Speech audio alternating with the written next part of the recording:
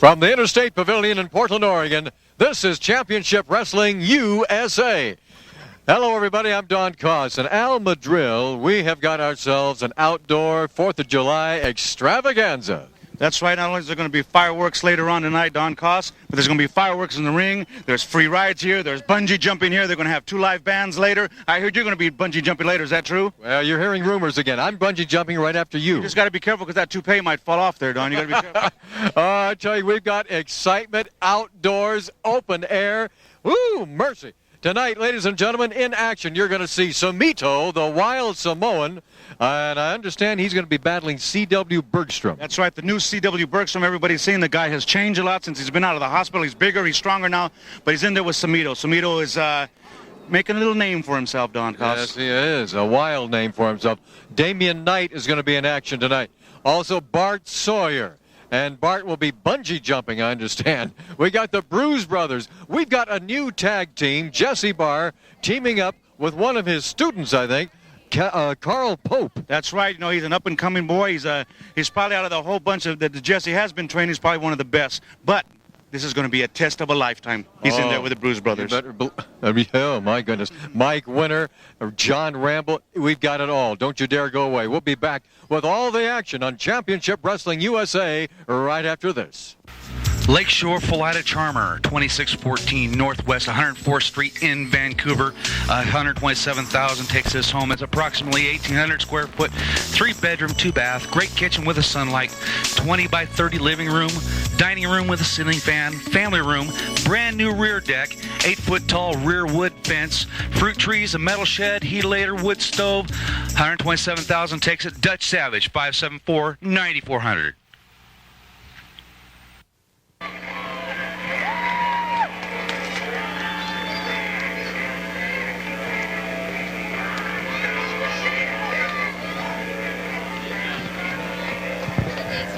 And we welcome you to Championship Wrestling USA. Al Madril, did you see what just happened here? A limousine from Elegant Escape Limousines just pulled up. By the way, that happens to be Championship Wrestling USA's own personal limousine service. And look who got out, C.W. Bergstrom. This guy arrived in class. Okay, now why, though, did they make Sumito walk to the ring, Koss? I have no idea. Let's find out what's going on here. Boy, he's getting the royal treatment here, Bergstrom is. Whoa! This is ridiculous, Koss. Ladies and gentlemen, welcome to Championship Wrestling USA. We've got fireworks, we've got bungee jumpers, we've got 2 bands here, and we've got lots of wrestlers. And most of all, we are back on TV. Eagle 32 is a new channel in Beaverton. We are at the Interstate Pavilion. Boy, what an outdoor extravaganza. C.W. Bergstrom just arrived by limousine from Elegant Escape Limousines, Championship Wrestling USA's own personal limousine service. And we want to welcome the audiences to Channel 32, right? Absolutely. Eagle 32, our debut show on a 4th of July. Now, when you see it, it's going to be the 11th of July. So think back last week. What a great time you had. Sandy Barr now making the announcements of our first match. C.W. Bergstrom, the limo man, and Sumito, the Wild Samoan. And they don't call him the Wild Samoan for nothing, Al Madril. That's right, Don Koss. He's probably one of the wildest they've seen here in a long time. Absolutely. And we've got a wild referee. At least he used to be a wild wrestler. But he's an excellent referee, and that's Ed Moretti. That's right. That's the Moondog. Hey. Well, we got it all out here tonight, Al Madril. We've got bungee jumping from International Bungee.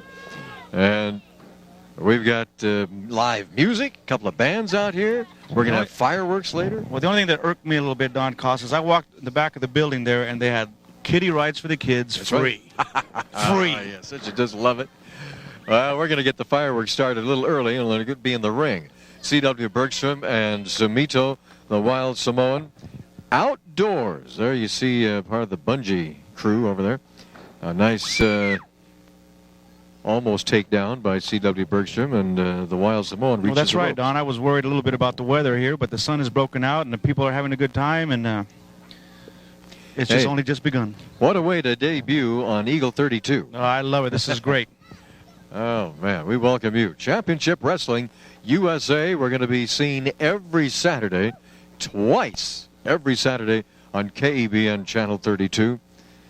And one of those twices is going to be 5 p.m. I just love that, Cost, because I'll be able to see myself twice on television. Isn't that great? and then the you'll people will be able to see me, too. And you'll be taping it, too. I tell Absolutely. You, you're going to be in ego heaven, Madrill. I'm already having a little chat with Sumito. Both men lock up. Armbar by Sumito.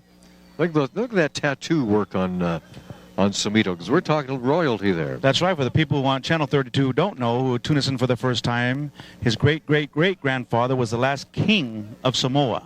And by him tattooing himself this way, Cost, this makes him a prince. So we True blood, yes. do have Samoan royalty. And that tattoo, that's not just fancy tattoo work. It actually has a meaning. It's of the tradition, the heritage of the Samoan royalty. That's very true, Cost, and it was done with a shark's tooth. Oh. Can you imagine that pain? But he's going to put some pain on Bergstrom in a minute. You watch this. Man, it'd be bad enough just from a tattoo artist, let alone Those headbutts, Cost. Yes. I'll tell you, Sumito, the wild Samoan, has some of the wildest headbutts, devastating headbutts. And he just nailed Bergstrom, about 3 of them, into the ropes goes. Oh, do you see that big headbutt there, Cost? Forearm smash, caught Bergie right in the forehead. Here comes a body slam. Big body slam there, Cost.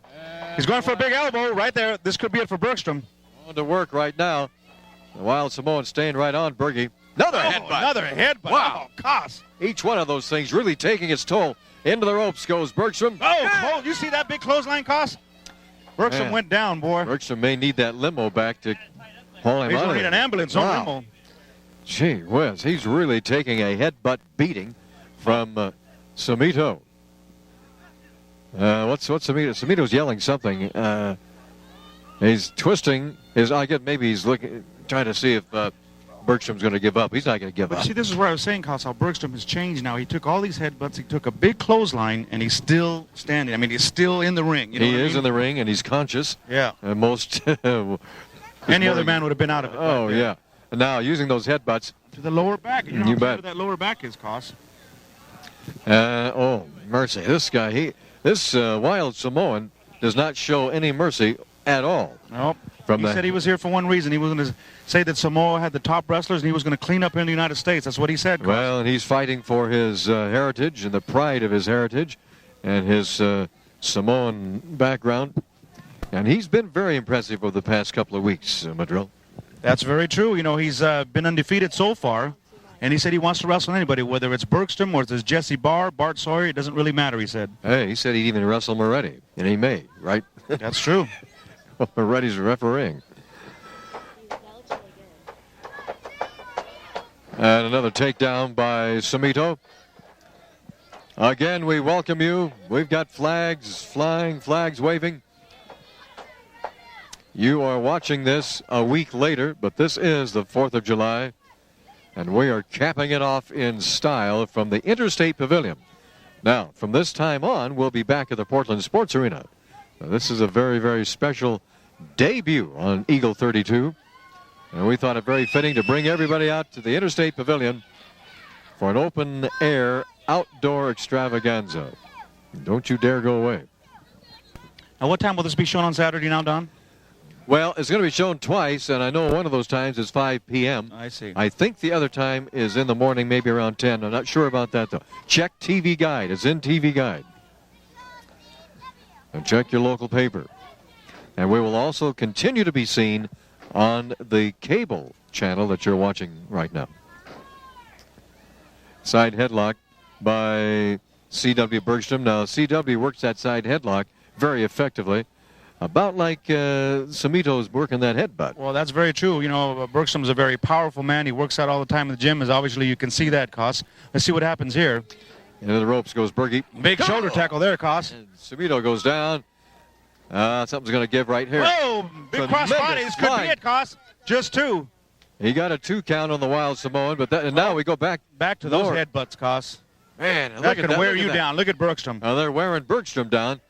And there goes a whip Into the ropes goes Berge, coming off, and back body drop. Berge almost landed on his feet. Yeah, I think he was trying to, but couldn't do it. And there he goes, that headbutt again. I haven't seen anybody use headbutts the way that Samito did, at least not in a long time. I know Coco Samoa used to use some devastating headbutts, but man, this guy really. He's got a powerful head there, Koss. I don't know what he works out on using it on, but it'll knock you down, believe me. He's got the abdominal stretch on C.W. Bergstrom, and that's a very, very painful hold, as I'm sure you can attest. Yeah, that's very true. You can pull your lower back out. You can pull your shoulder out, Koss. There's so many things. And then you add a headbutt to it, and you're even worse shape. He's got it back on again there, Koss. Wow. This is our first match on Championship Wrestling USA from the Interstate Pavilion in Portland, Oregon. And I hope that later on in the program you can see some of this bungee jumping that goes on under the auspices of International Bungee. Oh, he's climbing to the top rope. The second rope there, Koss. He's going to come off. There he goes. Oh, Berge, Koss. That'll knock the wind out of you. And it did. Not out of me, but right out of look at the Samoan. Samito. He's still trying to come back, Koss. He is. Here goes Bergstrom now. Big knee lift. And the Samoan is still, he's hanging in there. He's coming back for more. Big slam here, Koss. Whoa! Power body slam by C.W. Bergstrom. And just a 2 count. That was it. Out. He's going to take a little more than that to beat the Samoan, Koss. There goes a whip into the ropes. Whoa! Big shoulder. Hear that? Shoulder. Did you hear that? From here, Koss. You could hear it. I think they heard that over at Jansen Beach. 1, 2. No! Samito kicks out again. This guy just. That's what I'm saying, Koss. He's a tough customer right there. He really is. To the ropes goes Samito. Whoa. He tried for a power slam. Yeah. And Samito tried to block it. And he did. He did. Samito driving that shoulder into the solar plexus of C.W. Bergstrom. There he goes to the headbutts again. Yep. Look at that. One right after another. That's his most powerful weapon right there, and Don. Berge is down, and he is hurting. Bergstrom is definitely hurting. Oh, here, Side suplex here. Whoa! That was a swift, hard suplex. 1, 2, and Berge kicks out again. And the Samito questioning Moretti, the referee. So was that 2 counts or 3? I think it was two, yeah. Oh. That was a drop kick almost there by the Samoan, but I think Berge held the rope. Yeah, and big elbow. Berge got out of the way. Another elbow, Koss. Now Bergstrom going back to work on Samito. 1, 2. And he kicks out, Koss. Oh, wait. I'm sure you could hear that. 2 minutes to go in our first match tonight as Bergstrom comes back. And roll up into a small package. He's got the Samoan in a small package, and Samito powers out again. That's right. Only 2 count there. Forearm smashed by Samito. There's that headbutt again, Koss. Look at that. Believe me, tomorrow morning he's going to really be feeling this. Oh, it's going to be Aspirin City. Into the turnbuckle goes. Oh, Berge moved just in time. And CW just rolled out of the way, and Samito, like a raging Samoan freight train, piled into that turnbuckle. And there's an elbow smash across the back of the neck, and that headbutt again. Well, wouldn't you think that Samito's head was going to start getting worn out a little bit? I don't know. I think it's got a really hard head. Oh, did you hear that chop there, Koss? It's a hard slap. There's another one. Uh-oh. Berge reverses him here, Koss. Yeah, it says here. Whoa! Did you hear those that's even harder. Hard smashes. Into the turnbuckle goes Samito. And big clothesline. And we're down to 60 seconds to go in our match. He's in for the pin there, but 1, 2, and only 2, Koss. Samito powers out of that. Samito's getting worn down, too. Well, they both are. They've been going at it now, Koss.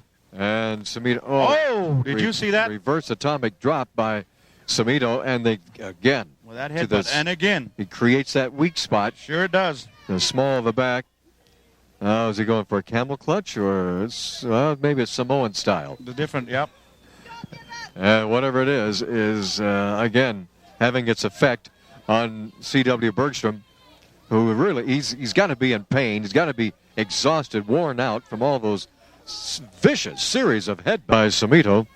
Into the ropes goes C.W. coming off. Oh, they double clothesline each other. Did you see that, Koss? Double clothesline. The referee might count them both out, Koss. He might. They're both hurting. They're both exhausted.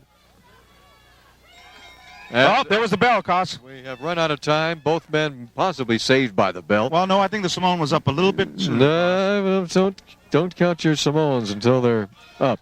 Okay. Well, Moondog Moretti declaring this match a draw. A draw. That's not the way either one of these guys wanted, but that's the way they got to accept it. C.W. Bergstrom, Samito, the Wild Samoan, battling to a draw in our first Championship Wrestling USA from the Interstate Pavilion. Channel 32. That's right. We'll be right back right after this. Sandy Bar's world-famous flea mart, 1225 North Marine Drive, every Saturday and Sunday, 8 a.m. till 3 p.m. Carnival rides. That's right, carnival rides at Sandy Bar Drive in Portland. Give us a call at 283-6993. That's Sandy Bar's Flea Mart, 1225 North Marine Drive. Come on out. We've got everything you might need for your home or for your hobby at Sandy Bar's world-famous flea mart. Announcing another fabulous edition, Interstate Pavilion. It's Sandy and Tito's Ringside Gym. This full-service facility is designed for the entire family and is open 6 a.m. to 9 p.m. The Ringside Gym is associated with Tito's Gym in Beaverton with affordable day, week, and monthly rates. The Interstate Pavilion features the area's only professional wrestling school. Stop by the Interstate Pavilion, 1225 North Marine Drive. The Branding Iron is now open under new management for good, dependable family dining.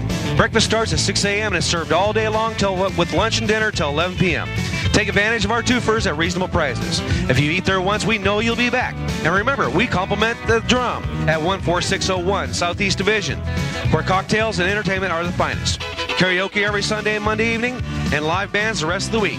And remember, we have free pool till 6 p.m. and live dance instruction. What a great tag team partnership. Here it is, an investor's delight. A home, a studio, apartment, and an apartment for $196,000. Has a nice Japanese-style garden in the back. It has a 1,802 square foot ranch home, a 520 square foot brand new studio apartment, plus a brand new 2-bedroom, 930 square foot studio apartment out back. Everything is handicap accessible.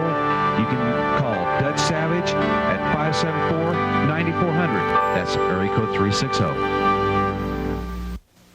The challenge has been issued and accepted tonight at the Portland Sports Arena. The Bruise Brothers have to answer to Jesse Barr and Carl Pope. You know, first of all, the Bruise Brothers don't answer to nobody. I can't believe this stupid little kid, after the beating we put on him last week, he gonna come out here and get back in the ring with us. Well, I'm gonna tell you, boy, we gonna take care of Jesse Barr, and then we gonna get a hold of your little young butt and finish what we wanted to finish last week. Tell him, baby. Yeah, let me add some of this.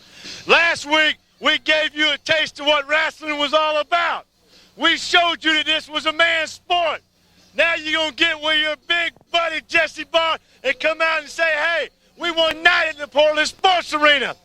Well, boy, it's like this. Bring all your friends, bring your family, bring everybody, and we're going to show you what it's all really about. Well, let's see what happens tonight at the Portland Sports Arena. Sandy Bar's world-famous flea mart, 1225 North Marine Drive, every Saturday and Sunday, 8 a.m. till 3 p.m. And we've got carnival rides. That's right, carnival rides at Sandy Bar's Flea Mart, 1225 North Marine Drive in Portland. Give us a call at 283-6993. That's Sandy Bar's Flea Mart, 1225 North Marine Drive. Come on out. We've got everything you might need for your home or for your hobby at Sandy Bar's world-famous Flea Mart.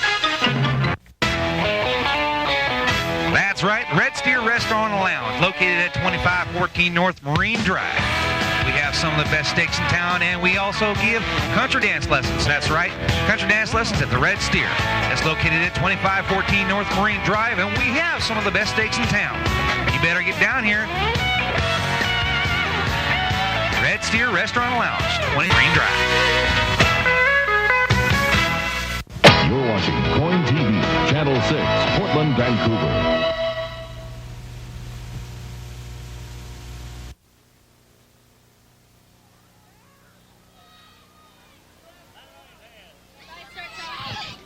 All right, we are back at the Interstate Pavilion outdoors. Championship Wrestling USA in the bungee jumping basket, 145 feet. That's Bart Sawyer. There he comes. Look out. There he goes. Wow. Woo. And there he goes back up again. Here he comes again. The Bart man is a crazy man. bungee jumped almost into the ring. And what's waiting for him in the ring? Damian Knight. Well, that's the grandest entrance into a wrestling ring I've ever seen. I'll tell you what, Cos, I thought them coming in a limousine was something, but look at this. Yeah. This is unbelievable. Yeah. CW comes in a limousine and arrives in a limousine, and Bart Sawyer arrives by bungee. I heard now that you're going to announce the next match when you jump out of the bungee. Is that true, Cos? Stop spreading those rumors. I told you I'm following you. Wow. Look. Well, come on. Let the man. Sandy Barr's trying to make the announcement. Man, forget it. Now, did I tell you how dumb he was, Cos? Look at the price he's paying now. Damian Knight. Well, Damian Knight's the one who. What's the matter with the guy? 232 pounds. I mean, for crying out loud, Bart. Ring mic sounds like crap, so you guys are gonna have to talk. Bart's got bungee lag right now, and Damian's all over him. Come on. Oh, now who asked Bart to do that? Well, Bart. No, who asked him? Case closed. Hey, Bart was doing it for the fans. The fans wanted to see him bungee jump. Well, now they're seeing him. There's a lot now of they're people seeing him that getting wanted to his see you-know-what you kick. bungee jump. I'll do it tomorrow. Yeah, without a cord. Well, Damian Knight from Hell's Kitchen, New York, all over Bart Sawyer. And the referee, of course, Ed Moretti. Sandy Barr, Damian Knight wouldn't even let Sandy Barr finish with the introductions, but you know who they are. There's Damian. Well, what a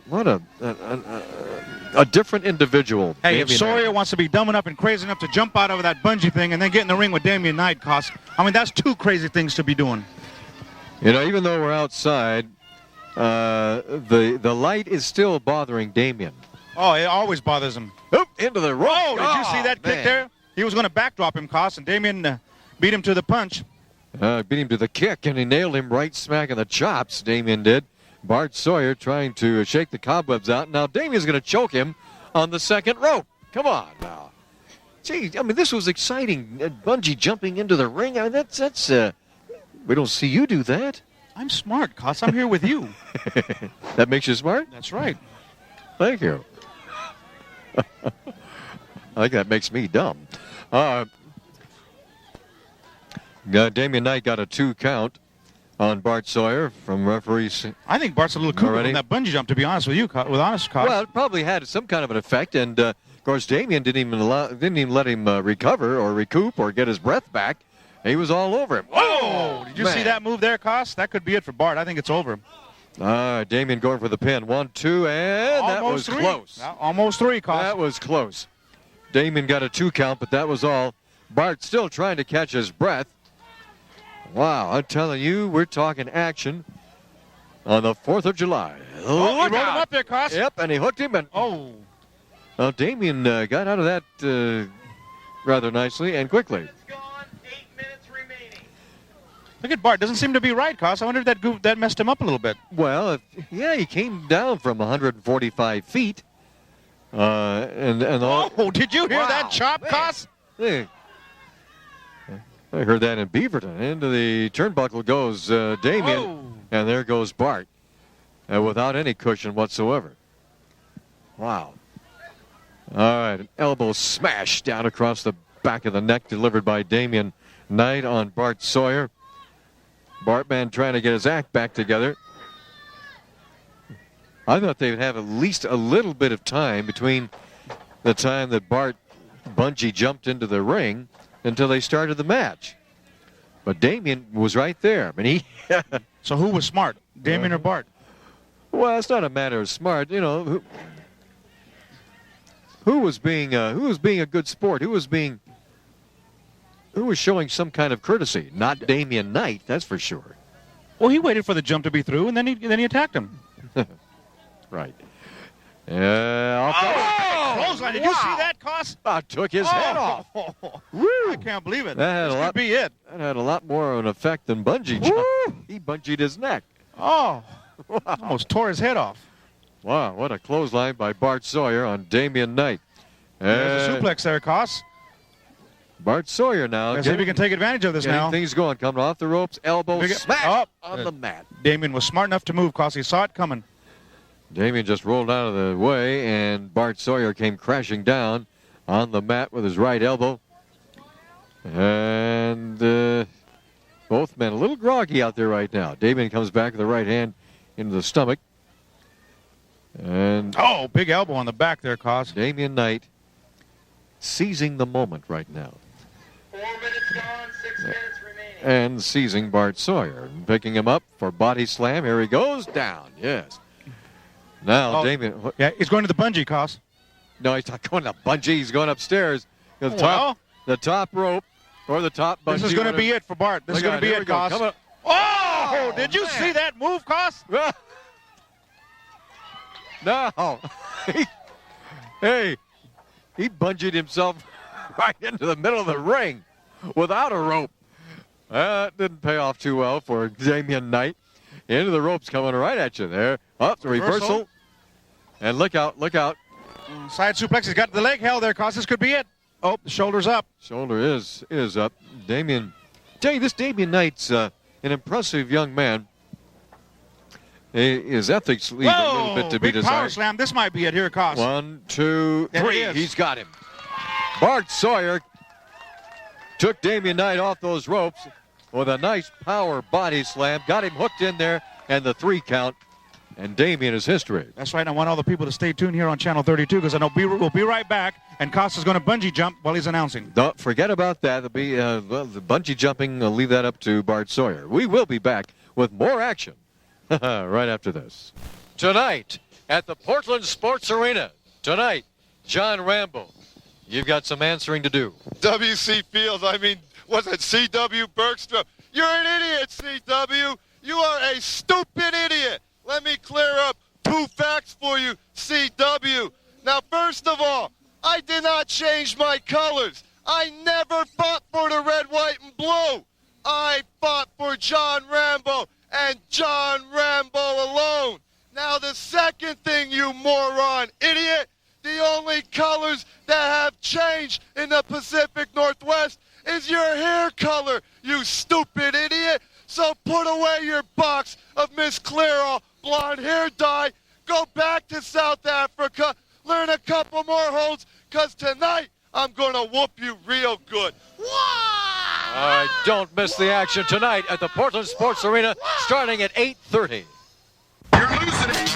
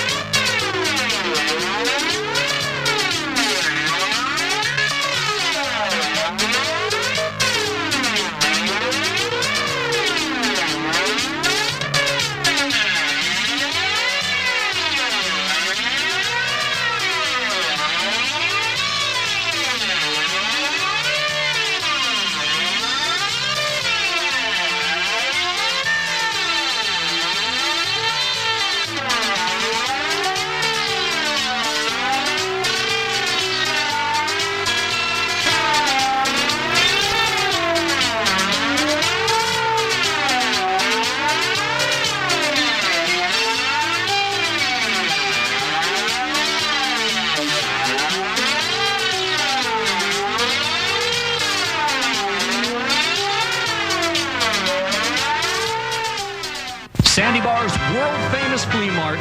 Well, tonight at the Portland Sports Arena, this man right here, Samito the Wild Samoan, you've got to meet up with Bart Sawyer. Bart Sawyer, You come out to wrestle me, fine. Ulamoyata, Fasioi, da. In Samoa, we take people like you, stuff an apple in your mouth, and roast you in the ground. That's what's going to happen to you if you see me in Portland. Well, that's tonight at the Portland Sports Arena. This man right here, no glasses. What happened? The lights are killing you, aren't they? You hit him. I know you hit my glasses, Don Costa. It was either you or Mike Winter, that punk. I'm taking him out now. That's it. You guys got my glasses, man. I know you took them. I didn't take your glasses, and I don't think Mike Winter did either. You just plain lost them on your own. But tonight, Mike Winter, maybe he'll shed a new light in your face. Oh, shut up, you punk. Give me my glasses back. You don't be calling me punk, not on the... Tonight, the Portland Sports Arena, both these men in action. Don't... Ken here at the Thirsty Eye Tavern, 60th and Powell.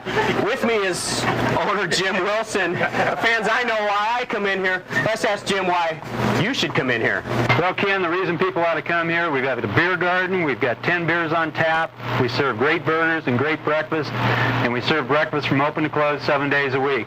So come on down and see us. You know, Brian, you could have had an omelet. Breakfast. Oh, boy! Coin TV, Channel 6, Portland, Vancouver. After he was shoulder tackled. Tagging Pope. Let's see what Pope can do if he can take advantage of this, Cost. All right. Well, Jesse's got Harris ready. He's got him worn down. Pope comes in. And did not take advantage. If you see, Cost, this is what I'm saying, how the guy is still learning. He's got a lot to learn yet. He could have took advantage of that move. He could have dropped a leg on that arm. He could have did a couple other things. But he was just too inexperienced to know what to do. Well, give the man a chance. Give him some time.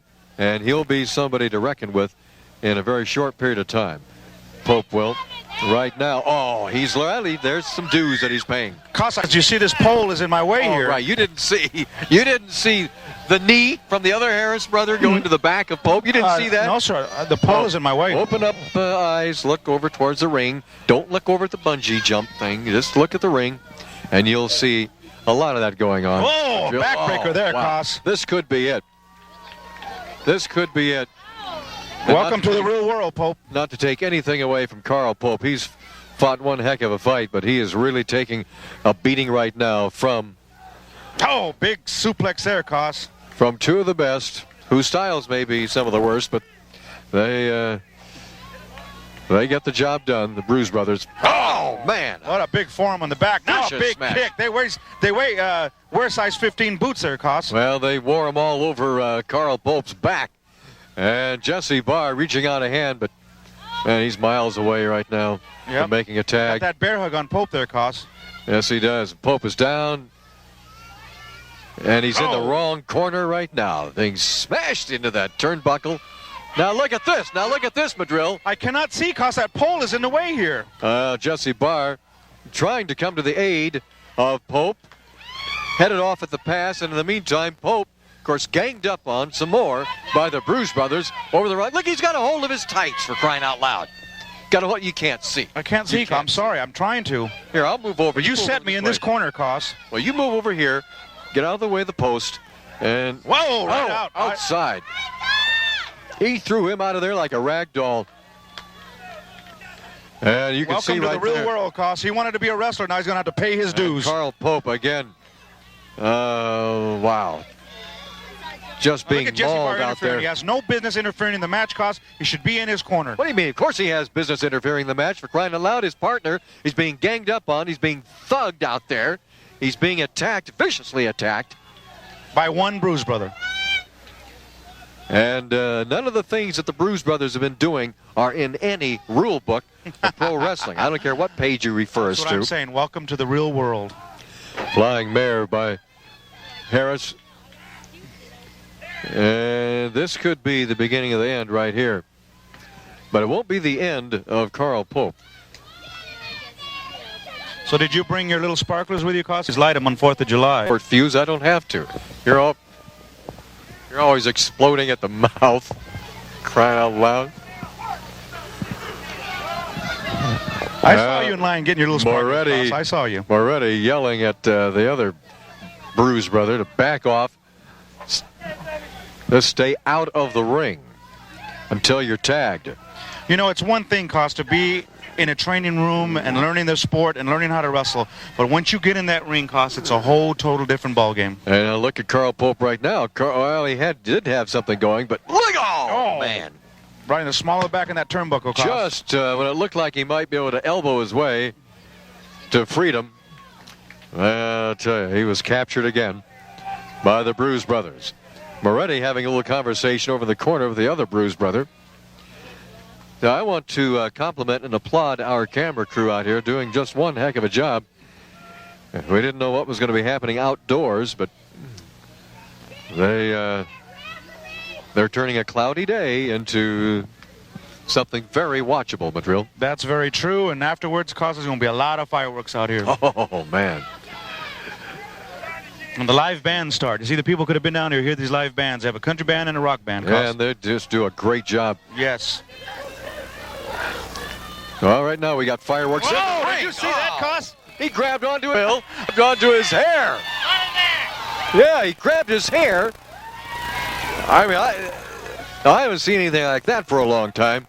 That other Bruise brother just grabbed Pope's hair and hung on to it.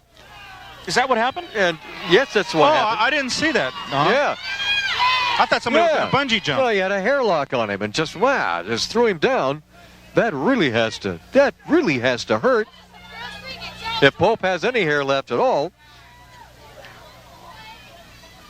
Well, I don't think Pope is feeling too good. You know, Cost, a lot of guys have got in this business, had a couple of matches, and then quit. It was too tough for them. So is Pope going to be a quitter, or is he going to keep going on? No, that's not the way. That's not the way they're trained by either Sandy or Jesse. They're not trained to quit. Pope is hanging in there. You got to hand it to the man. In a lot of pain and a lot of abuse, but he's hanging in there. Look at he tried for a sunset flip there. You see that, Cost? It's just the inexperience of this kid. Well, he's got the Bruise brother down. It took the other one to break it up. Look at that. He only came in because Jesse Barr came in, Cost. We got you see, look at Jesse in there. Now, tell the people that Jesse shouldn't be in there, Cost. Well, wait a minute. Let me tell the people that Harris should not have been in there. Well, he's got to wrestle him. The other Harris. Hey, behind you! And outside goes Pope again, and look at this. Look at this. Pope taking more of a beating outside the ring. There's Jesse. He's coming to the... I wonder what Jesse trained Pope at this time, what to do, Cost. Well, what can you train somebody to do? Hang in there and just stay tough? As you got to... I think Pope would rather be bungee jumping right now, Cost, than be in the ring with the Bruise brothers. It's a little bit tougher. Takes a heck of a man to get in the ring, Cost. Well, I'm sure that Pope has had a lot of thoughts have raced through Pope's head about a number of things, but when it comes right down to it, he's going to stay there. He's going to stay in there and try to get the job done. If it doesn't result in a win, hey, there's always a next time. Jesse and Sandy do not teach these guys to quit. Now, I don't know what school you went to, but they don't teach these guys to quit. Well, I had to teach Sandy and Jesse. Oh, oh, yeah. Well, thank goodness they forgot everything and did it the right way. All right, Moretti keeping a close eye, making sure that does not slip into a chokehold, which is very, very possible. Why are you saying that? Well, Harris wrestled. They wrestle by the book, Cost. Really? Does the book call for that hair pull? Does the book call for interfering out there? I didn't see any of that. I'm sorry. I'll tell you, it's nothing to sneeze at. That's for sure. The way they wrestle leaves a lot to be desired. But you look at that Pope. He's taking a beating, but I have to say that too. He's hanging in there. Heck of a job. Big body slam there. Now the other Harris brother is going onto that second rope. Let's see what Pope, if he's smart enough. Jesse taught him what to do here, Cost. Let's see if he did. All right, he did. Yes, and he tags Jesse. Here comes Jesse, Cost. He rolled over and made the tag. Big kick by Jesse here. Oh, Jesse. Shoots him off into the rope. Let's see what happens here, Cost. Jesse's doing some big clothesline down. Harris goes down. Another kick for the other Harris brother, Cost. He's taking both brothers on. Look at this. Uh-oh. Where's he going with him? Big atomic drop. Now here's one for the other brother now, Cost. Jesse. He's going to stop really fast, so wind it up, and I'll let you know. Just doing a little house cleaning on both of them, Cost. I can't believe it. He's taking care of both of them. He's putting some bruises on the brothers. That's it. Wow, Jesse Barr just exploding like a huge firecracker all over the Bruise Brothers. Now look at this. Bringing the other one in, Koss. The other Bruise Brother went over and grabbed Carl Pope. We've got everybody in there right now. This is a brawl. This is a street brawl. Let's see what happens here, Koss. Going to throw them together. Whoa! A head-on collision in the middle of the ring. The Bruise Brothers had a meeting of the minds. Yes, they sure did right there, Koss. And I'll tell you right now, the team of Carl Pope and Jesse Barr look pretty darn good. Uh-oh, there goes Pope, though, outside, where he has spent a lot of this match. They both got Jesse there. What are they going to do here, Koss? Oh, Pope's got to get back in there and help Jesse. Oh, they're going to try to double suplex him here, Koss. Oh, no.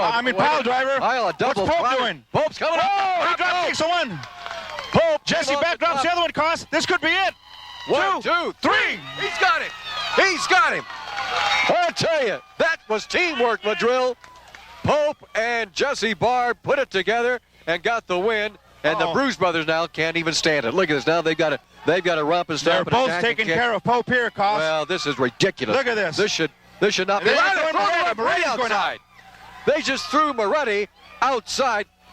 Now, you don't want to make these Bruise Brothers mad, and they're mad right now, Koss. I don't think you want to make Moretti mad. That too, but look at Pope is paying for it now. We got to get out of here. Let's get out of here. No, stay with us, Koss. I love this. I love Pope getting beat up. I love it. We'll be right back. No, don't go to commercial. What's the matter with you? Stay with us. Get us out. I can't believe that. Why? Stay with us. Peace and quiet. Ladies and gentlemen, don't miss this tonight at the Portland Sports Arena. These two men right here, teacher and student against the Bruise Brothers. You know, Bruise Brothers, last week you were out here talking about how good you were. You said that Carl Pope wasn't good enough to be in the ring with you. Well, you found out you was wrong. After he picked you up and threw you any which way he wanted to, you tried to hurt the man. And for trying to hurt the man, we're coming back, and you're going to pay for what you did. Carl, you learned something last week. You're going to learn something more tonight. Oh, yeah. I think things are going to be a little different next week. I know what to expect. I know what to expect from them. It's going to be a totally different game next week. Well, it's always totally different with the Bruise Brothers. You never know what to expect, other than you know it's not going to be good. Tonight at the Portland Sports Arena, questions will be answered. Make sure you're there. Here it is, an investor's delight. A home, a studio, apartment, and an apartment for $196,000. Has a nice Japanese-style garden in the back.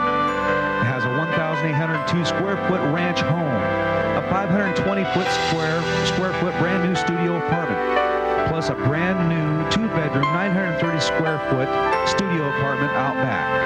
Everything is handicap accessible. You can call Dutch Savage at 574-9400. That's area code 360. Hi, folks. Sandy Barr here. Saturday night, and we're just getting ready for the flea market in the morning. And it's kind of ironic that you're seeing a wrestling card that took place on 92. We were actually paying taxes in the tickets that we sold.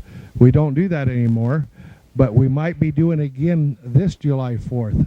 So right to the senator, Gary George, and tell him that you're backing him all the way. We get back into Oregon. But there's been a lot of controversy going on, and one of the things is the people that work for me. Well, I don't see anything wrong with the people that work for me, and so I'm going to answer that. Tom, have you got a minute? How long have you been working here? About a little over 2 years. What do? You help us set up on Saturday nights for the flea market, and then you help us tear down, and what else do you do? Well, I set up the ring, also do editing and whatever else I could do for wrestling. Do I make you do that, or is that something that you want to do? No, it's something I wanted to do.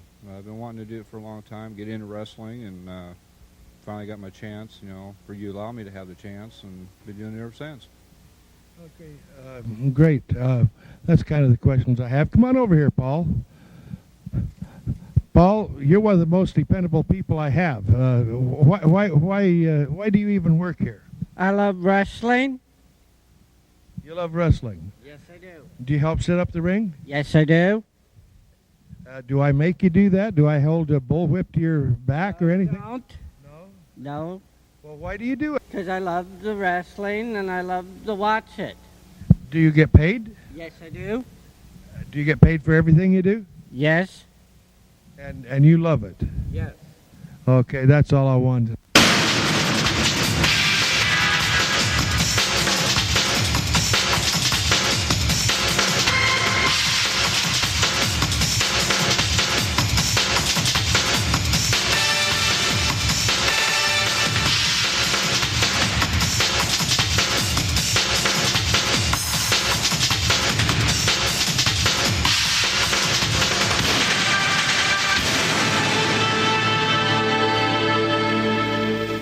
New.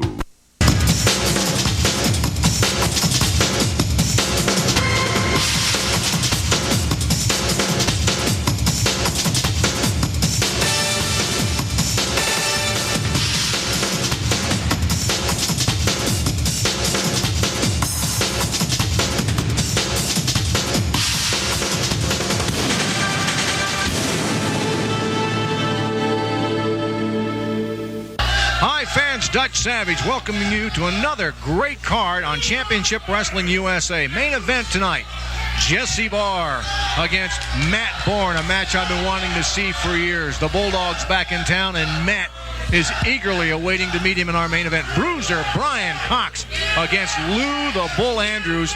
The Bruiser wanted a no disqualification match last week, and he got it. The television trophy match that we've been waiting for between Prince Samito and Buddy Wayne. That's just about to take place here on Championship Wrestling. So let's go up to the ring. Rambo. Oh, Rambo power kicked him. Turned around and power kicked him. Tried for an elbow. Sailor moved. Nobody home. Rambo jammed his rib cage. There's a tackle by Rambo coming off the rope. Jumps over his opponent. Sailor tries a weak right hand. Oh, he gets a super kick from behind. Hey, we have a winner. John Rambo has just defeated John Rambo. Bill Sawyer, Bill the Anchor Sawyer. John Rambo has just won his bout. That's another victory for Johnny Rambo since he's come here to the Pacific Northwest. Don't forget, fans, stay tuned for the big main event with Matt Bourne and Jesse Bulldog Barr here on Championship Wrestling USA. This is Dutch Savage. We're going to be right back. The Bills. Sandy Bar's world-famous flea mart, 12th Marine Drive, every Saturday and Sunday, 8 a.m. till 3 p.m. And we've got carnival rides. That's right, carnival rides at Sandy Bar's Flea Mart, 1225 North Marine Drive in Portland. Give us a call at 283-6993. That's Sandy Bar's Flea Mart, 1225 North Marine Drive. Come on out. We've got everything you might need for your home or for your hobby at Sandy Bar's world-famous flea mart. Let me tell you something, Dutch. It goes like this. Faster than a speeding bullet. More powerful than a locomotive. Look up in the sky. It's a bird. No, it's a plane. No, it's Rambo's foot going upside your head. If you're a bad guy, let me tell you something. If you're one of those that like to break the rules, cut corners, do a little cheating, keep your eye open for it, because it's coming to a wrestling ring near you. Take it away. Well, there you have it, John Rambo. Well put, well said. We're going to be right back with more Championship USA Wrestling right after this. You had to hear that one pop all over the arena. Right on the back of Samito's head. You'll notice Wayne didn't try. Oh, look out. Wayne's going across the top rope onto his opponent into the first row. He's slapping him now. Buddy Wayne manhandle him.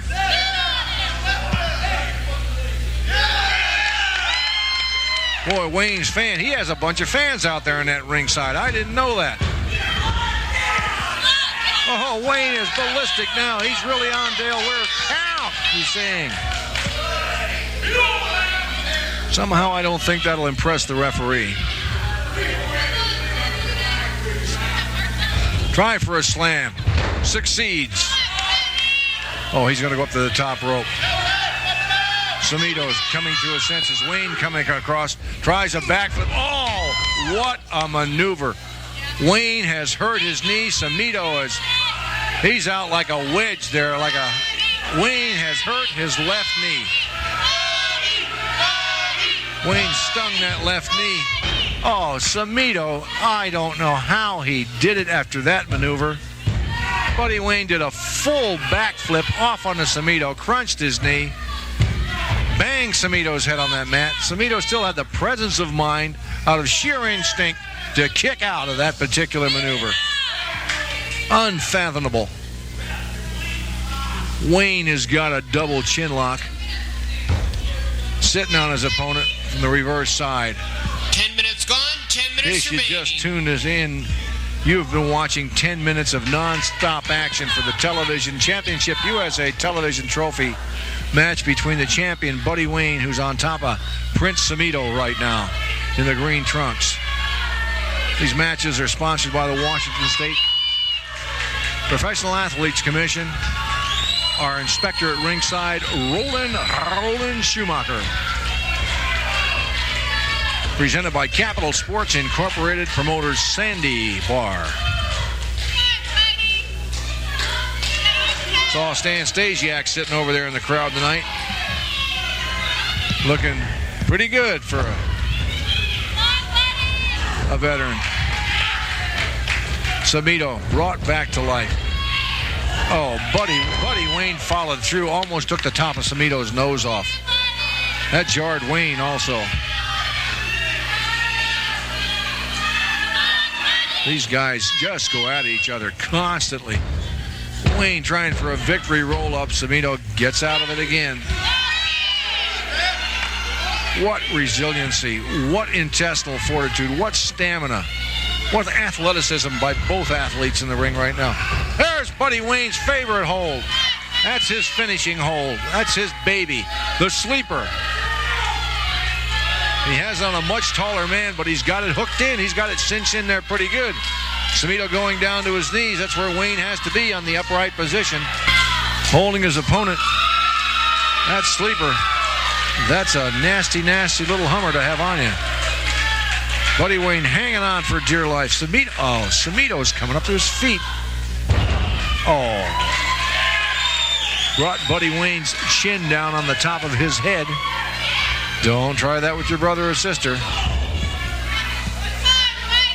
Wayne lets him, gets in close, gives him a foot. Arm whips him with all of his strength. Picks him up by the hair. Referee Dale saying, watch it. There's a body slam by Buddy Wayne. Oh, look at Wayne. He's telling the referee, get out of the way. He's going back up on the top rope again. He's going to come off of that backflip. Samito chopped it. Oh! Wayne just crotched himself on that top turnbuckle. Suplex from the top rope. Buddy Wayne is out colder than a wedge. Samito still fairly incoherent, looking for his opponent, trying to find him so he can pin him. Referee Dale Weir counting both men. Buddy Wayne, what a terrible, terrible maneuver. Remaining. The count is up to 5. Both men trying to get to their feet. Wayne's up first, followed by Samito. Arm whip Samito, reversal by Wayne. Coco headbutt, right smack dab between the horns. Right in the head. He's going into a Samoan war dance. Look out. Abavi, kamalea, tamuri tamuri, amuri marira. Chop! Big chop! Buddy Wayne kicks out. Oh, power slam by Samito. Power slam. Colonel De Beers has come out the ringside. Oh, we thought we had a winner. I thought we had a winner. It looked like a bit of a slow count to me. Samito still having his... Oh, he clotheslined him. Stationary target corner. Does it again. Samito tries it. Oh. Colonel De Beers pulled. Oh. Colonel De Beers pulled the tights of Buddy Wayne to hold him in the corner so Samito couldn't monkey flip him. But it didn't do any good. Samito got out. Bart Sawyer has just grabbed Colonel De Beers. He thumps him a good one. In the meantime, Cimito and Buddy Wayne are up in the ring. Buddy Wayne tries the power slam. Tries the super kick. Missed him. Cimito! Super kick of his own. Covers Buddy Wayne. Oh! We have a new television trophy champion.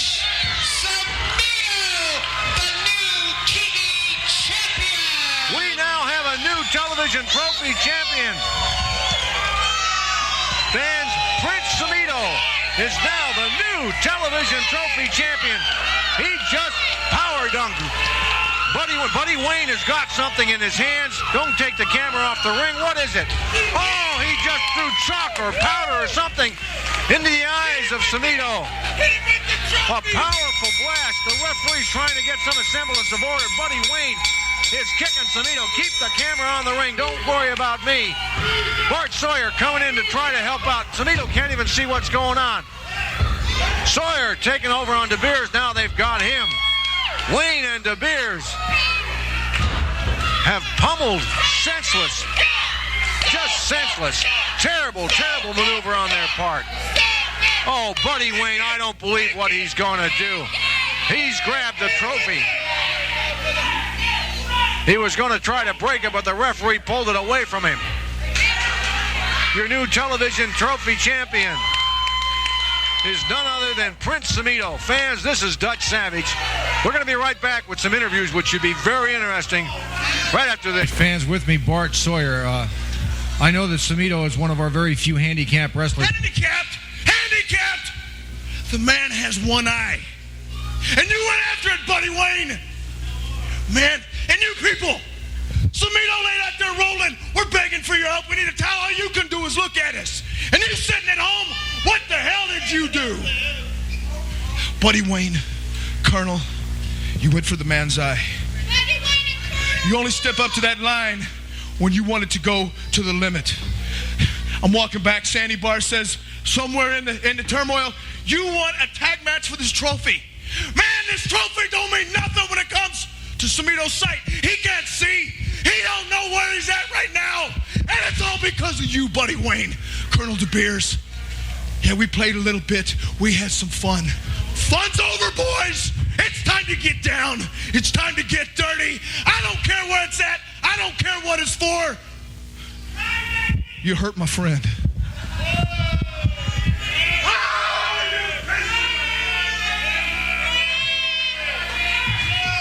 An irate Bart Sawyer because his friend has been damaged in that good eye of his. And fans, we wish him nothing but well. We're going to want find out what's happened to Cimito here.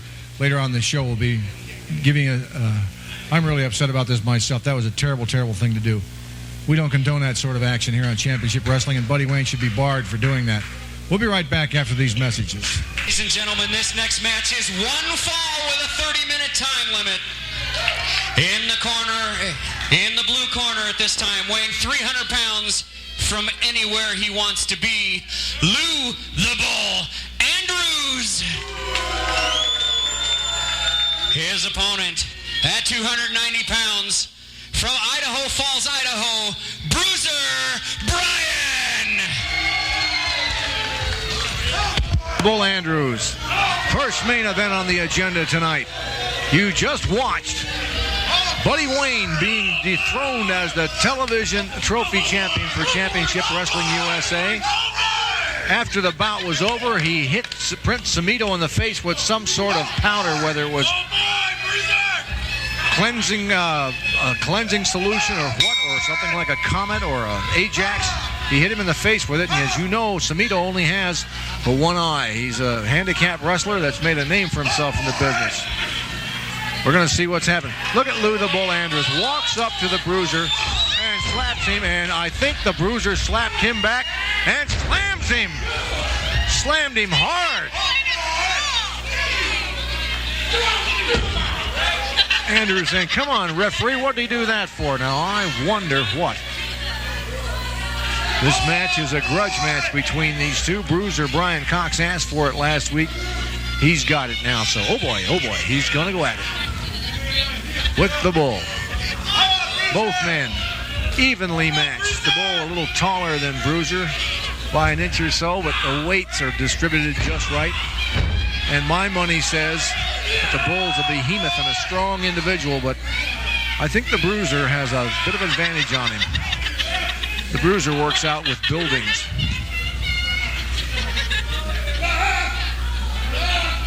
He's from the planet Jupiter, so we know that there's a fireman's carry, takes him over.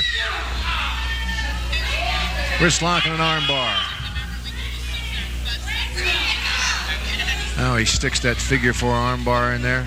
The Bull goes for the ropes immediately. We've had some great matches here this evening, folks. Or today, whenever you're watching this tape and wherever you're watching it, we've had some great matches here. The Bruiser. You never know what that young man is thinking. You never know where he's coming from. He's just exciting to be around and exciting to see him doing single leg takedown by the Bruiser. Step over. Step over toe hold. Got that ankle raked in there. That'll put some pressure on your ligaments.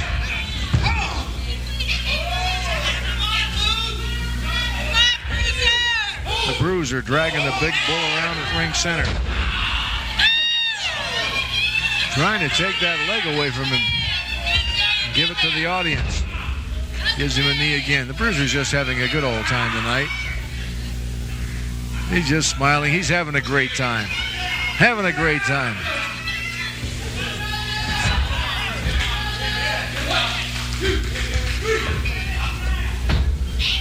Bruiser playing games with referee Dale Weir.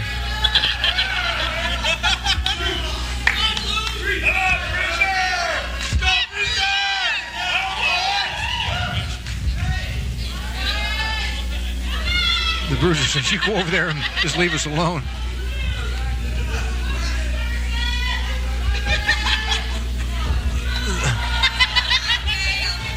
The Bruiser just, I think he's having a bit of fun. He's really keyed up. Fans, you ought to have to try to announce a match that he's involved in. There's a single leg takedown. Got that leg again. Oh boy, he says. Oh, he crotched him. Now look at this. There he goes. You never know what he's going to do. He's having a good time. He loves the sport he's involved with. He's having a great time. The Bruiser smiling for the camera while he takes Lou the Bull Andrews' head off of his body. I'm sorry, fans. Oh, me, oh, my. Sometimes you got to have some fun on this program. I do this constantly, and it's a joy to watch a young man that loves the sport so much. He's having fun with everybody. He's just happy to be alive, this young man. Oh, he yanked the Bull's. I'm sorry. He yanked the Bull's hair. I know I'm not supposed to root for one wrestler or the other, but I just like this young man. I like his ability. I like his stamina and his vitality. He brings a lot to the ring. He's got charismatic qualities. His charisma is phenomenal. Fans just adore him. And he's so very, very, very strong. I don't think the kid really understands how really big and how powerful he is. And he was a great football player when he was in college. Great football player. He's a nose tackle.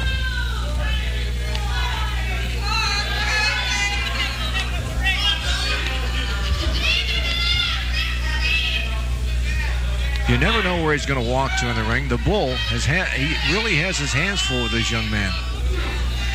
Bull's going to have to do something to stop him, because if the Bruiser gets an advantage, the bout is over. Side headlock by the Bruiser.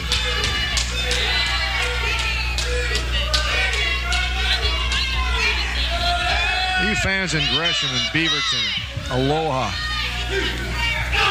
Out in the Sunset Highway area. You folks down in Tualatin and Woodland, come on over to the Bagley Center and show up. Not going to hurt you to come up here. It's an easy jaunt for you, just across the river in Vancouver.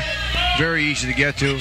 Guess who just walked out of the dressing room as the Bruiser deposits an elbow onto Lou the Bull Andrews. Dane Rush has just come out here, and he sat down at ringside.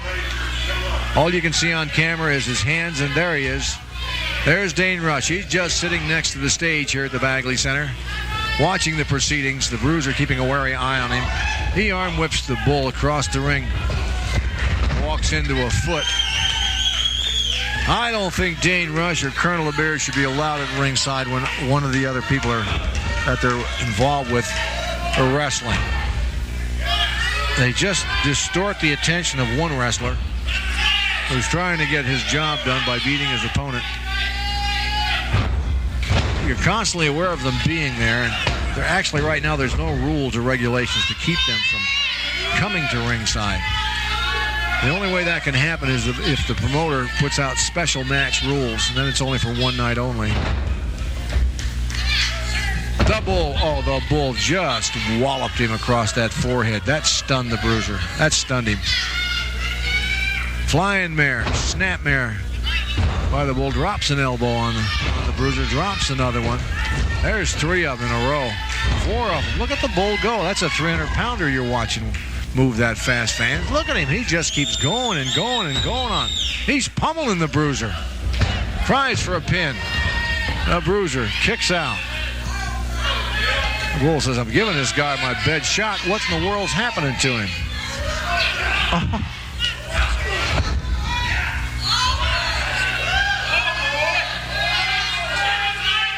The Bull and the Bruiser rakes his face.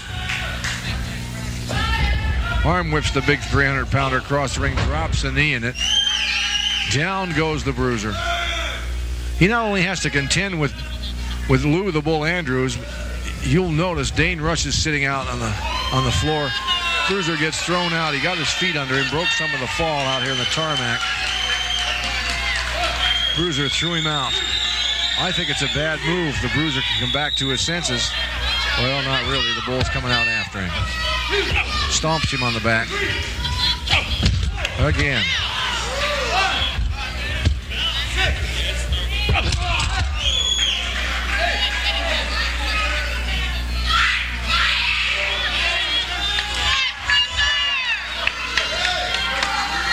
Lou the Bull Andrews, ring center. On the floor here at the Bagley Center, Bruiser Brian Cox. Bruiser trying ringing the bell, saying to the timekeeper, the guy just rung my bell. I'm having a little trouble seeing where I am. Lou the Bull takes a right hand to the top of the head of the Bruiser. The Bull throwing those big knees in there.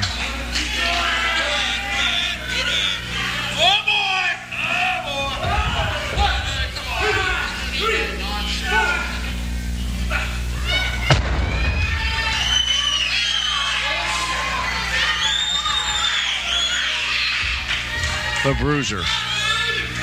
He is really hurting right now. This match is taking a turn for the worse in favor of the Bull. The Bull likes it.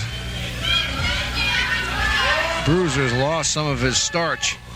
Keeps looking over at Dane Rush, who's just sitting there. Not making any moves towards the ring, just sitting there. The Bull, one leg on the rope. Looking for more leverage on the Bruiser.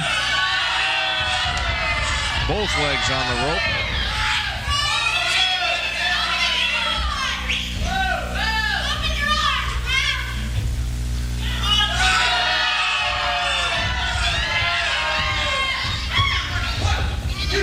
Referee Dale Weir catches the Bull on that one. Breaks him up. Bruiser staggering over the other end of the ring. Towards the bleacher section. Hey, look at this. He just picked up 295 pounds and deposited it like you would a rag doll. Bruiser just barely got out of the way in time. Bruiser smacked that elbow on the boards here in the ring. Bruiser tries to throw a shoulder. He manages to get another one in there on the Bull, backing the Bull up, backing him up a little more. Hard right hand, staggers the Bull. He's going to arm whip him. He does. The Bull hits that far turnbuckle. Oh, my! Bruiser just about cut him in half. Bruiser still staggering around. He just really gave the Bull a shot. The Bull having trouble getting out of that corner. He's going to arm whip him right straight at you. Throws that big elbow into him. Dane Rush sitting nervously at ringside now. Bull stands up. Bruiser throws the right hand, staggers him. Coco butts him. Down he goes. Goes in for the pin maneuver. The Bull, enough athleticism, enough stamina to kick out. And these are 300-pounders, folks. These aren't your 250-pound. These are 300-pounders. 10 minutes gone, 20 minutes remaining. Who are in phenomenal condition. Bruiser just got raked across the face by the Bull. Forearm. Left-handed into the stomach area of the Bruiser. The Bull's going to whip him. Whips him across the ring. Now the Bull trying a stationary clothesline of his own. Bruiser reverses it, throws the Bull in. Oh, he tries to come in with that patented shoulder tackle of his. The Bull brought up both knees. Boy, these guys have been at it. I mean at it. The Bull motioned. He just motioned to the Bruiser. Oh, the Bruiser blocked the maneuver. Caught Lou the Bull Andrews in the midsection. They're arguing and what happened. Look at the Bruiser. He knocked Dane Rush off with the Bull. Look at small package team upside down. Oh my. Oh my. Oh my.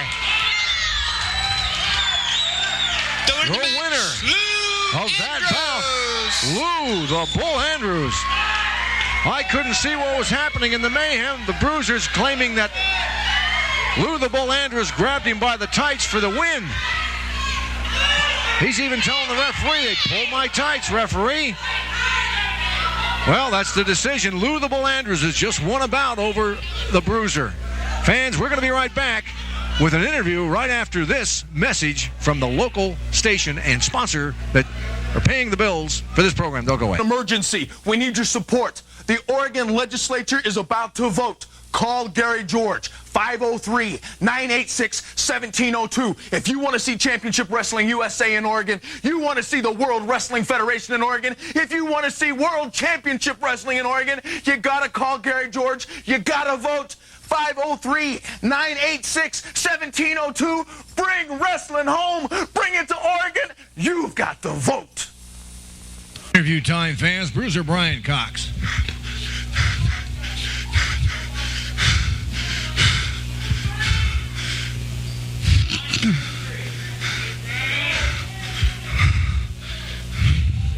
Hey, what can I say? Every time. Lou, I'll tell you what. Okay. Just a second. Lou! You stuck one over on me. But that's okay. I can't win them all. I know the way. You gotta win. He ripped my underwear. He ripped my Boo! I'm telling you, baby. Oh boy, he's gonna come to town. Oh boy is what things give me fun. You know what I want. Dang! You threw me off. You knew what you were doing. Sitting in that stinking chair with your bald head. Now, I got something for them if they got the guts. What's that? Just a second, and I'll tell you. Okay. All right. I want Lou again. I don't think that you can beat me fair and square. Big Bull Andrews.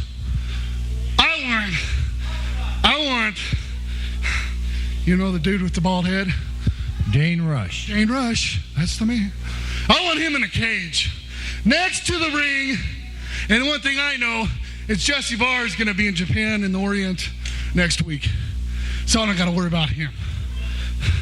I want a match with Lou Andrews, no DQ, Dane in the cage, with his bald head. He's got an ugly head. Ugly head.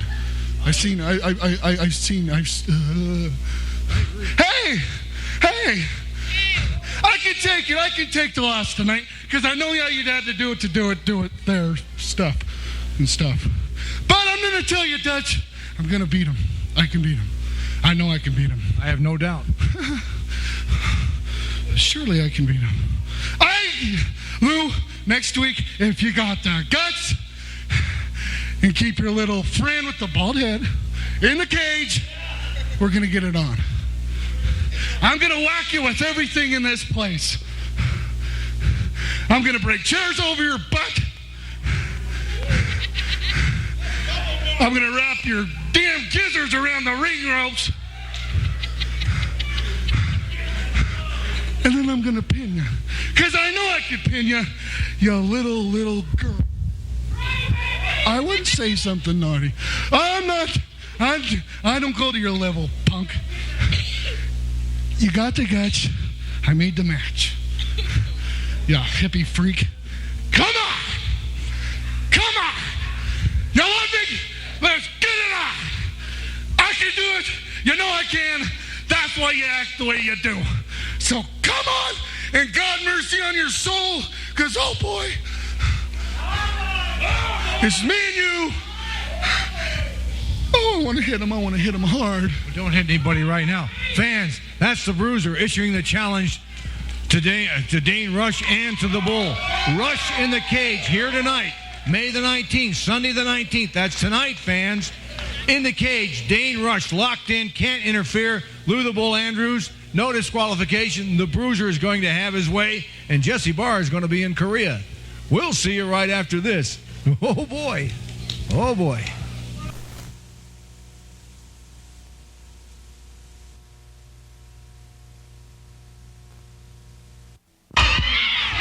Jesse's going to power, but he's got him in a power bomb position.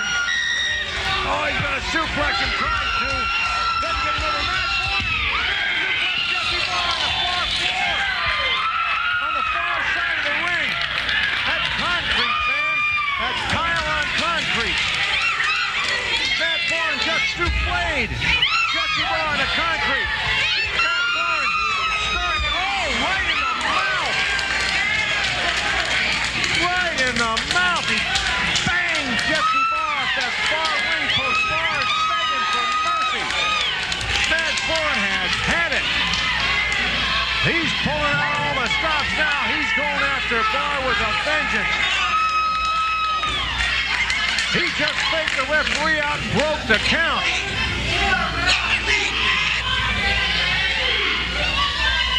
Matt Bourne has really taken it back to Jesse Barr.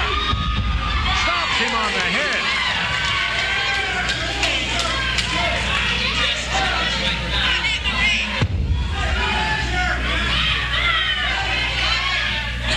Matt Bourne, what's he going to do with him now? He stack and swivels him back up into the center of the ring, breaks the count. Now he says, no, I won't repeat the superlatives after that. He says, I got you where I want, I've had it. As you pummeled me around, now it's my turn. What's this begging stuff? He said, what's this? Get up. Get up. He's gonna go right up. Oh, he's standing on him. Now he's using the ropes for leverage. Oh, he jumps on his chest. Bourne pulling out all the stops. You want to wrestle dirty? Matt Bourne will wrestle dirty with you. You want to wrestle clean? He'll take you downtown. Left hand, right smack dab on the forehead. Boy, oh boy, oh boy. Barr begging for mercy. Matt 20 minutes gone, 25 minutes remaining. Short right hand, short left hand, another short left hand. He's dragging Barr, he's out of it. Barr's got strawberries all over him. Matt Bourne, left hand right between the eyes. Look at Jesse Barr. He's out on his feet.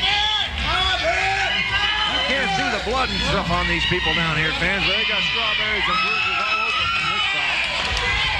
Oh, look ring center. My, oh my.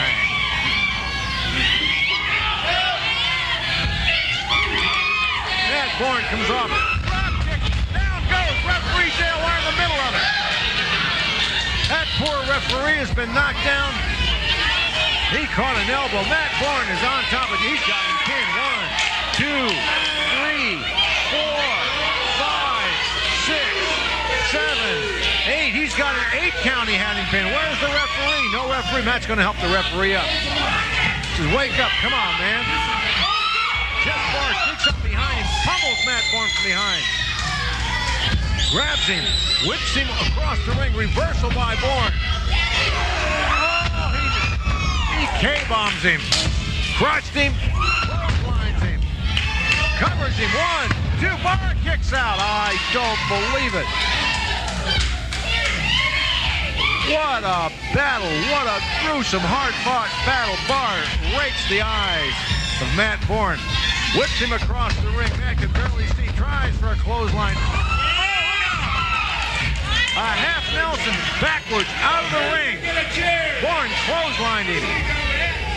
The referee was down. Matt had him pinned for at least 8 or 10 counts. The referee couldn't get up. Bourne, he's on the stage. We're back to this again. Bourne's going to give him payback time. He's taking it. He gives him a shot. Pays him back for the one on the other side of the ring. Tit for tat. Matt watching the check. He's checking out. He says, I got in. You got to break the count. Those are the rules. He's taking Jesse Barr back into the ring again. Here he remembers the chair. He says 2 can play this game. He's got that chair up in the ring. Referee Dale Wire tries to take a chair away from Matt Bourne.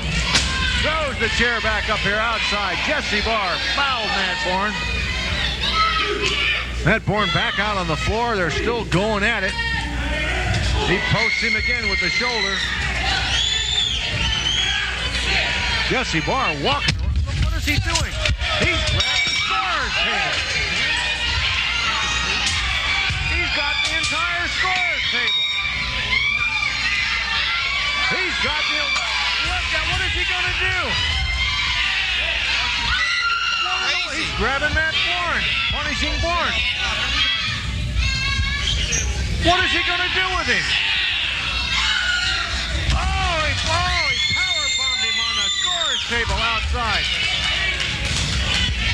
19.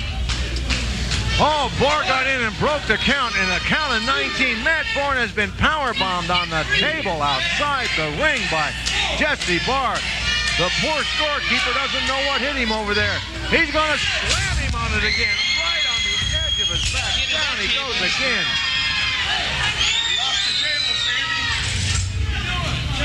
What a bout. I've never seen vicious. They're using everything in here but the bathroom sink. And Matt Bourne's still able to roll around after almost having his back broke. What an exciting wrestling bout. You won't see any better in the country anywhere. And these people are right close up on it. Matt Bourne, he is hurt. He is injured. He's on the floor. And the count is up to 12. Jess Barr walking around ring center. He's got marks and scratches and bruises all over him. Matt Bourne. Jesse Barr waiting for the count. We're up to 18. Matt Bourne trying to get up. He's not going to make it. This bout is over. Matt Bourne has been the winner of the match by count out, Jesse Barr. Matt Bourne has been counted out on the floor, fans.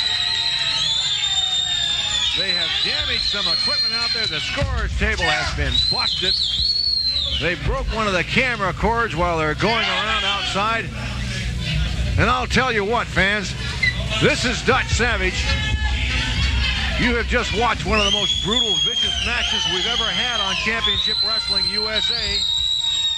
We're going to be right back with an interview with Big Jess Bulldog Barr right after these messages. Emergency. We need your support. The Oregon legislature is about to vote. call Gary George, 503-986-1702. If you want to see Championship Wrestling USA in Oregon, you want to see the World Wrestling Federation in Oregon, if you want to see World Championship Wrestling in Oregon, you got to call Gary George. You got to vote 503-986-1702. Bring wrestling home. Bring it to Oregon. You've got the vote.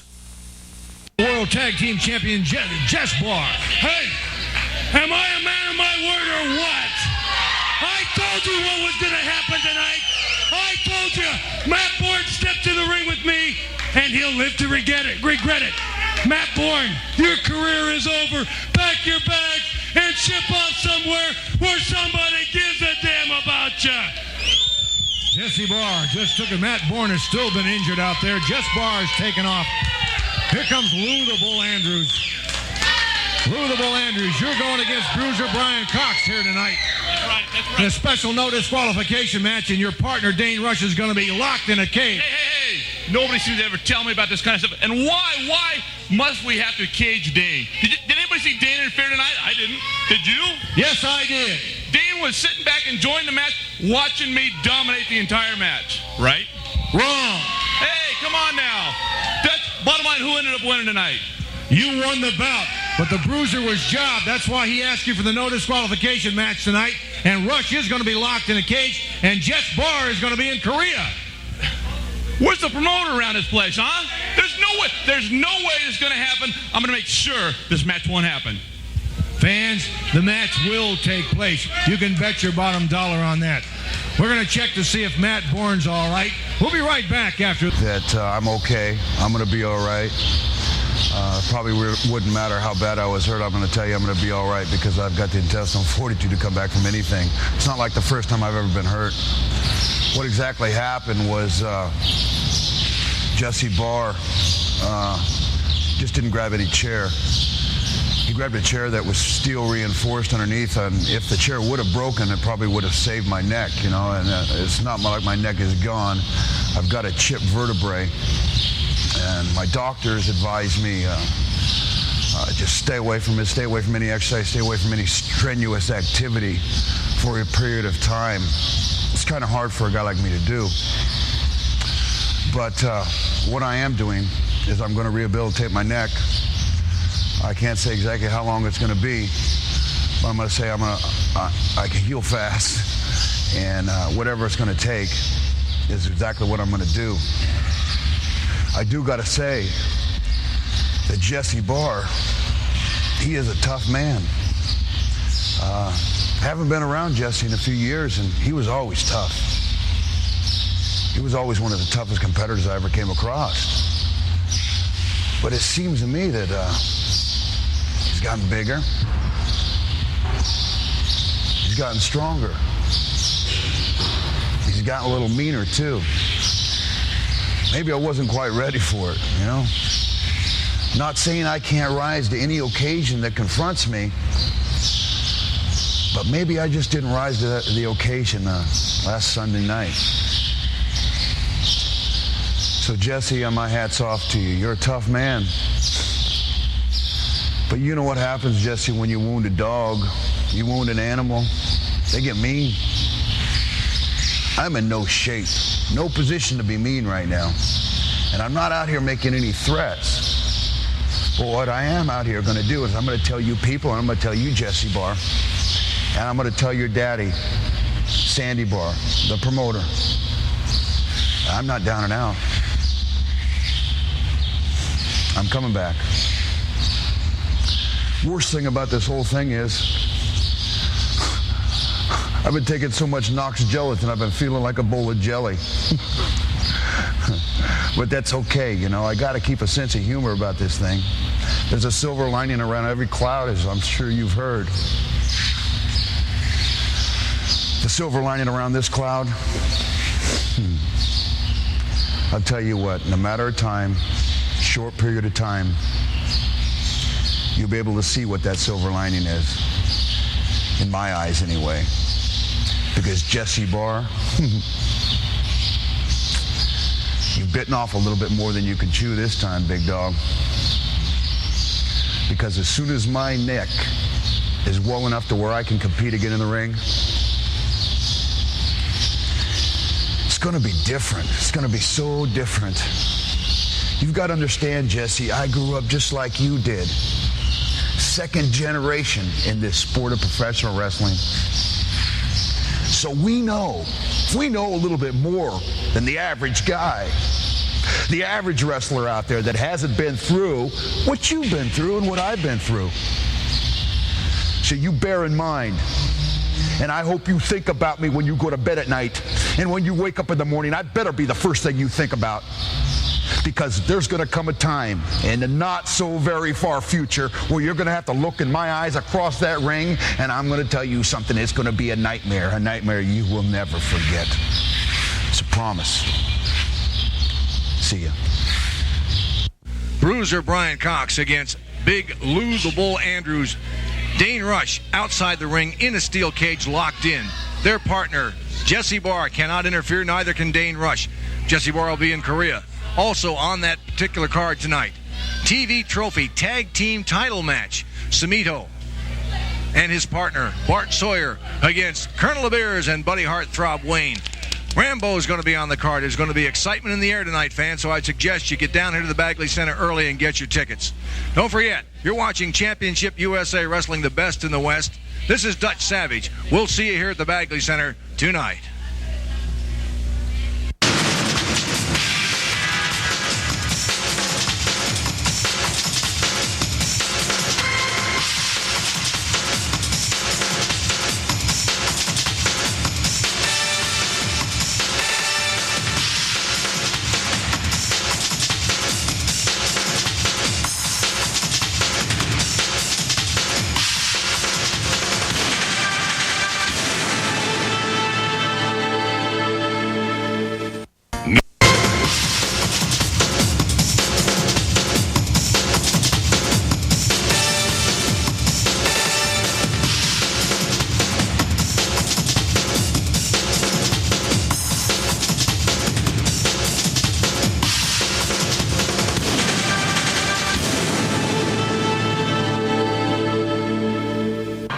From the Portland Sports Arena in Portland, Oregon, this is Championship Wrestling USA.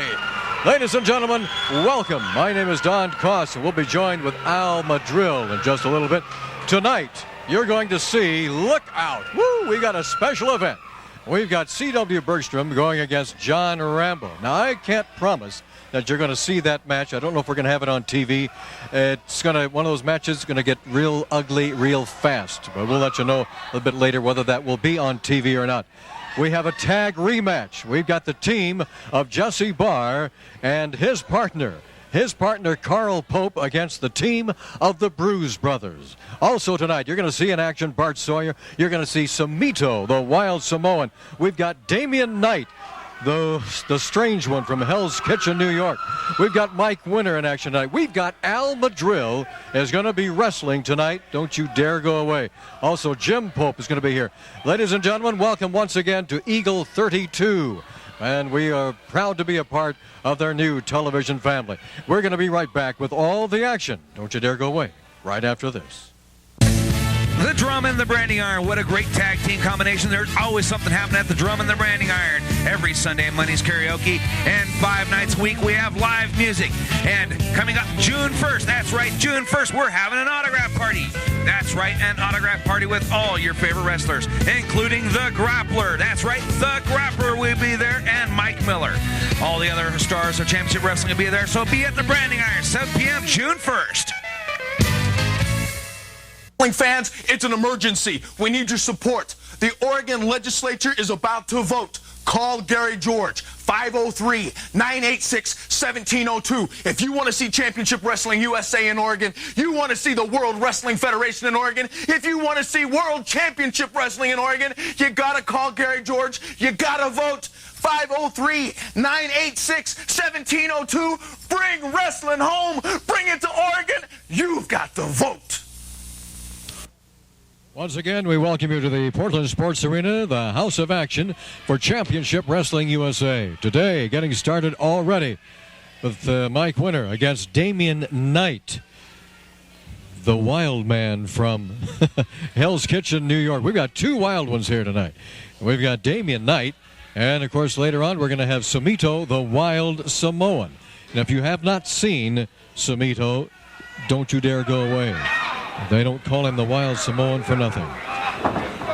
Damian Knight and Mike Winter have been having their battles of late, and each one gets a little more furious, a little more out of control. Our referee tonight, Moondog Ed Moretti, is going to try to keep things somewhat in control. Well, I've got some great news for you. Big news about next Saturday's card. So you might want to get a pencil and paper, get ready to take down some information, because we are getting ready for a summer spectacular. As we say before, if you are in the area, or even if you're not, make plans to get to the Portland Sports Arena Saturday night. See the action live starting at 8:30.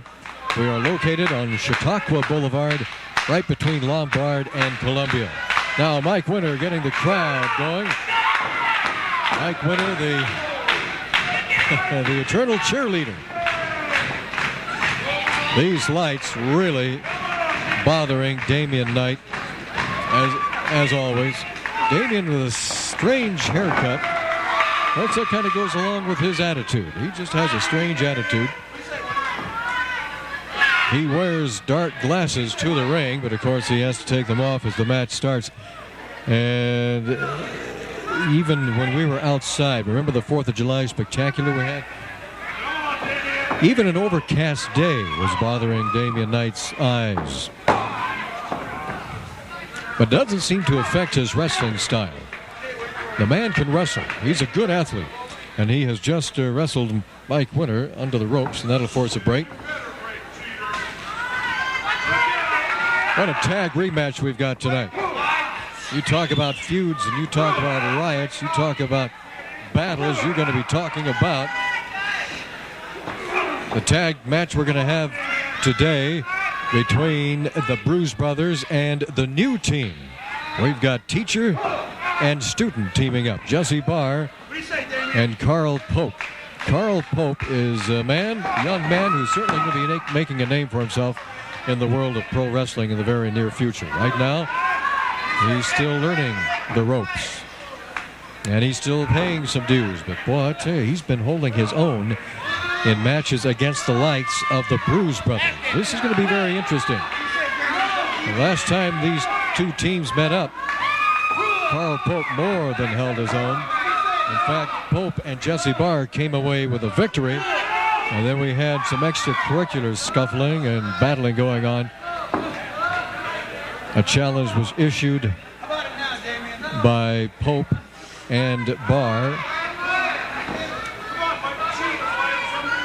to meet again, and the Bruise Brothers accepted the challenge. And here we are today, once again, these teams meeting head on. And when I say head on, I mean head on. Damian Knight backing Mike Winter into the turnbuckle. Another knee right into the solar plexus. Takes the wind right out of Winter. Grabs him by the scruff of the neck. Brings him out in the center of the ring. Going for a body slam. He's got him up and coming down. Look, yes. And that takes the wind out of Mike Winter some more. Mike Winter laying breathless, but he rolls out of the way, and Damian Knight crashes head first into the mat. Also caught his elbow. And so does Mike Winter. Catches the elbow and the wrist of Damian Knight, twisting it back, exerting a certain amount of pain that Damian Knight is feeling throughout his entire body right now, especially the left arm, wrist, and hand. And Mike Winter, whoa, almost separating left arm from body. Tremendous smashes into the armpit. And now some more grinding on that arm bar. Rolls him up into a small package. 1, 2, and Damian Knight kicks out at the count of 2. Have I told you it's good to be home at the Portland Sports Arena? It certainly is. We look for you down here too. Come on home. Watch pro wrestling in person with us every Saturday night. We've got the finest action pro wrestlers you're going to find anywhere. And we got the best prices. This is the best This is the best sports action you're going to find anywhere at any price, and we got the best price for you. Thanks to Sandy Barr and Championship Wrestling USA Promotions. Damian Knight once again in control of this match with Mike Winter. Picks a ball rope. Who's got who in a small package? Well, that small package came undone. And Mike Winter goes right back to work. A forearm smash into the chest of Damian Knight. Throws Damian Knight into the turnbuckle, and there goes Mike Winter into the turnbuckle. Damian Knight still trying to shake those cobwebs out of his head. Maybe those are cobwebs that he's got on his head there. It's hard to tell. Oh, Mike Winter trying to get to his feet, and Damian Knight doing a little romping and stomping. And catches him again with that boot. And Mike Winter coming back. Well, we're having a battle of feet. And that was close. Damian Knight just barely got out of escape from a 3 count. Mike Winter, forearm smash, another forearm smash, another one across the chest of Damian Knight, and now hurdles Damian across the ring into the turnbuckle and drives him in there like a tackling dummy into the turnbuckle. One smash after another, trying to tie him up, then whips him into the other turnbuckle, and Damian Knight puts his knee up and catches Mike Winter once again, right smack dab in the stomach, forces got him rolled over and hooked, and that's it. Damian Knight rolled Mike Winter over, hooked him, but the crowd saw something. Now maybe you saw it too. He had a hold of the tights of Mike Winter. I don't know if you saw that. Damian Knight got away with one. He had a hold of Mike Winter's tights, which obviously kept Mike Winter in a position to be counted out, and that's exactly what happened. And it's going down into the books as a victory for Damian Knight over Mike Winter. We will be back with more right after this. Announcing another fabulous addition to the Interstate Pavilion. It's Sandy and Tito's Ringside Gym. This full-service facility is designed for the entire family and is open 6 a.m. to 9 p.m. The Ringside Gym is associated with Tito's Gym in Beaverton with affordable day, week, and monthly rates. The Interstate Pavilion features the area's only professional wrestling school. Learn all aspects of professional wrestling from the pros. Call or stop by the Interstate Pavilion, 1225 North Marine Drive. If you need to get to the airport, dinner, shopping, shows, meetings, or just across town, Bill's Town Car Service will get you there in style. We offer late model Lincoln Town Cars for all occasions. Bill's Town Car Service, 237-5941, or find us in the yellow pages under Limousine Service. That's Bill's Town Car Service, 237-5941. Luxury transportation without the luxury price. 132 Cougar Loop Road, bed and breakfast right next to Yale Lake. Here it is, the bed and breakfast you've always dreamed of in a majestic Cascade scenery. This 2,400-foot, possible 3,000 square foot beauty offers peace and quiet to its guests next to Yale Lake. Menace from the 8 Caves and other wonders of nature. You weigh 285 pounds, but it doesn't make any difference to me because when it comes to right here, Mike Winter is going to be the one to take you down in front of all these people. You're big, you're tough, you're strong. I'm going to put those moves on you, keep you on the ground, and in the end, it's going to be me. 1, 2, 3. Oh, and CW, you got the man with the mouth and the attitude, Al Madrill. That's right. And I bet you he wishes he had as much hair, huh, Don? I tell you, he's been around a lot. He knows a lot of moves. And I tell you what, Madrill, we're no strangers to one another. And it's going to be some good old times when we get back in the ring together, I'll tell you that. And it's going to be a great summer special for Bergie. Oh, the summer spectacular tonight at the Portland Sports Arena. It all gets underway at 8:30. These are just 2 of the 7 matches on the card tonight. Make sure you're there. Sandy Bar's world-famous flea mart, 1225 North Marine Drive, every Saturday and Sunday, 8 a.m. till 3 p.m. And we've got carnival rides. That's right, carnival rides at Sandy Bar's Flea Mart, 1225 North Marine Drive in Portland. Give us a call at 283-6993. That's Sandy Bar's Flea Mart, 1225 North Marine Drive. Come on out. We've got everything you might need for your home or for your hobby at Sandy Bar's world-famous Flea Mart. The Drum and the Branding Iron. What a great tag team combination. There's always something happening at the Drum and the Branding Iron. Every Sunday, Money's Karaoke. And 5 nights a week, we have live music. And coming up June 1st, that's right, June 1st, we're having an autograph party. That's right, an autograph party with all your favorite wrestlers, including The Grappler. That's right, The Grappler will be there, and Mike Miller. All the other stars of Championship Wrestling will be there, so be at the Branding Iron, 7 p.m. June 1st.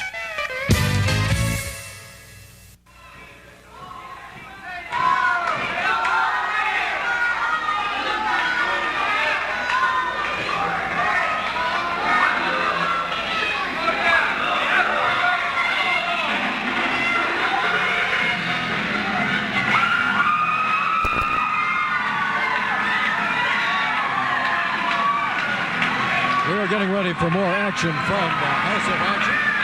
Championship Wrestling USA, and look who's in the ring, Al Madril. He's going to have to face one of these young men you just saw up here, Jim Pope. There he is. Here's Sandy Barr.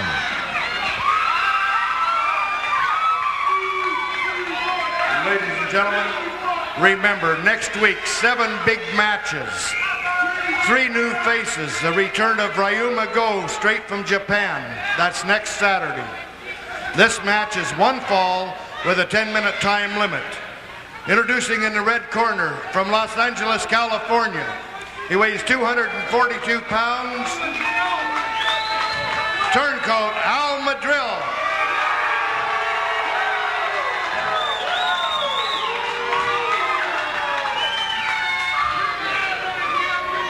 And his opponent in the blue corner, certainly not a newcomer to Portland, but this is his professional wrestling debut, his very first professional match tonight.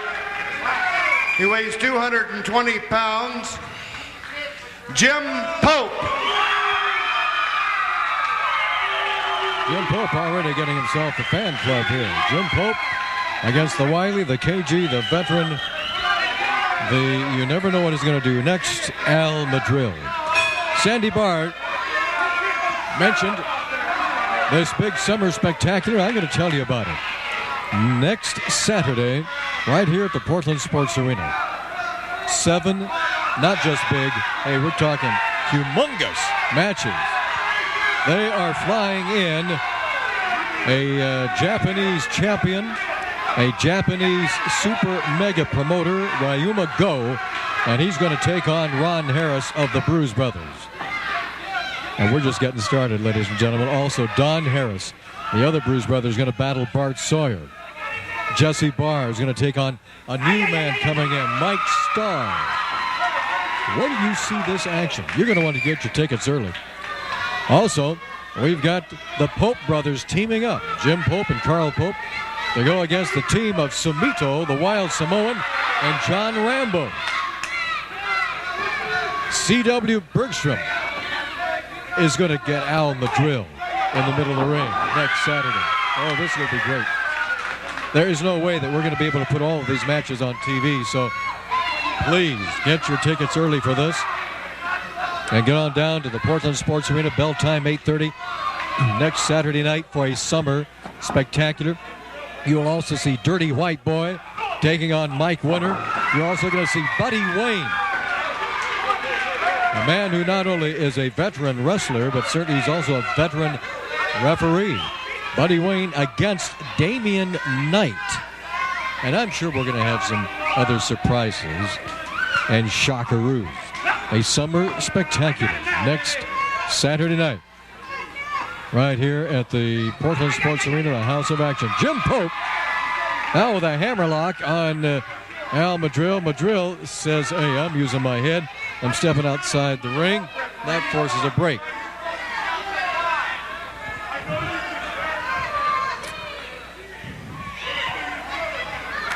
Both men lock up, and Jim Pope against the ropes. And that'll force a break, and that's Al Madril's kind of break. Leapfrog by Pope. Madril, where'd he go? There he is, a drop kick, an arm drag. Now, what's Madril going to be saying when he comes back up here to the announcing booth in the Crow's Nest? He was pulling my hair? No. No way, Madril. We were watching that one all the way on camera. And in person, no hair pull. So quit trying to pull our legs. Jim Pope with a kneeling arm bar on Al Madril. Got those pressure points at the shoulder and the elbow. And Madril very rapidly goes over, wraps his leg over that bottom rope, and that forces another break. Don't you dare miss that summer spectacular. Things are heating up in the Northwest. Once again, we're back on TV. Eagle 32, KEBN, Channel 32 in the Salem-Portland area. And we're also on the cable channel that you're watching right now. And things are just going to keep getting bigger, and they're just going to keep getting better. You don't want to miss out on it. Make your plans to either be here in person or certainly catch the action. Saturdays on Eagle 32. Well, Jim Pope going for a maneuver that didn't quite work out. He may have pulled a muscle there. He may have pulled a muscle in the rib cage. Yeah, he falls victim to a top wrist lock and a hair pull from Al Madril. As I was saying, on Eagle 32, you can catch us at 1 p.m. and 5 p.m.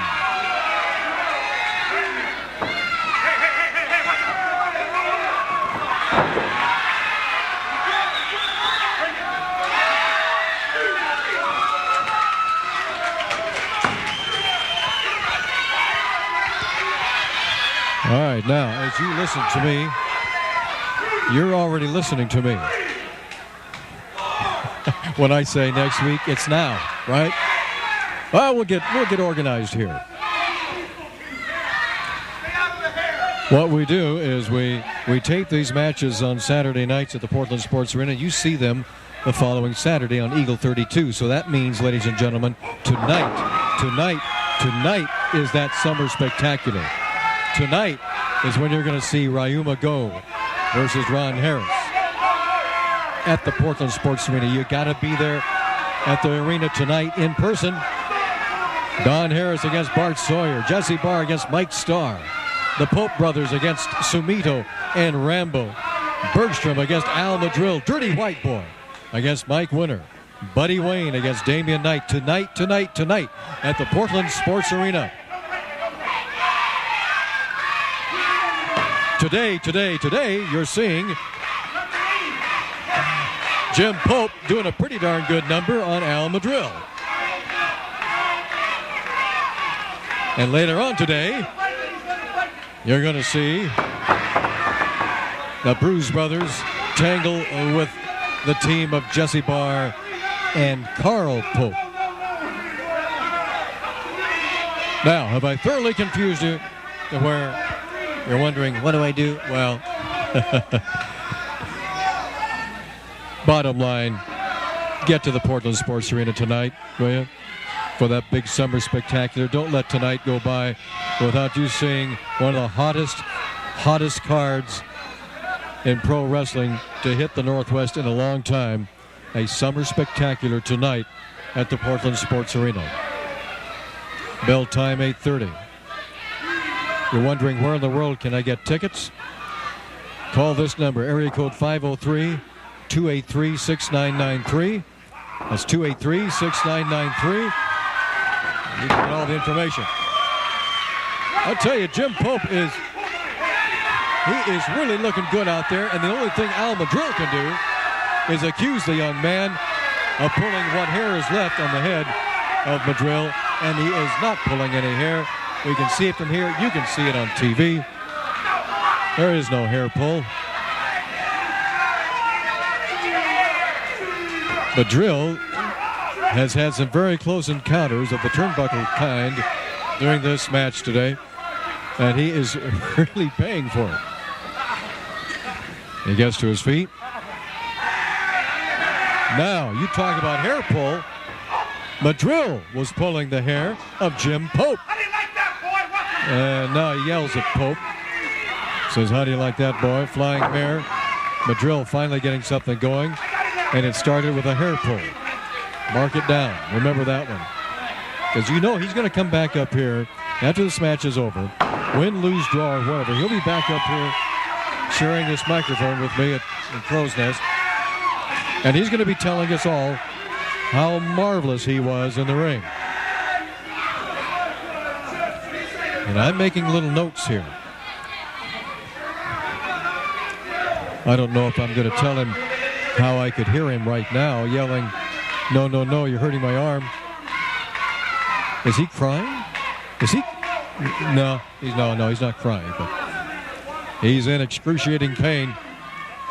Jim Pope has learned very, very well from Jesse Barr and Sandy Barr. Continues to learn. And Al Madrill, now don't let somebody like Madrill sucker you into thinking that you've got him down and you got him out of control and out of commission. Because you don't. Not somebody like Madrill.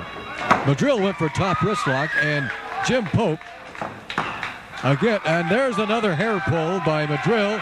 Madrill's got Pope in the head scissors, but it was the hair pull that did it for him.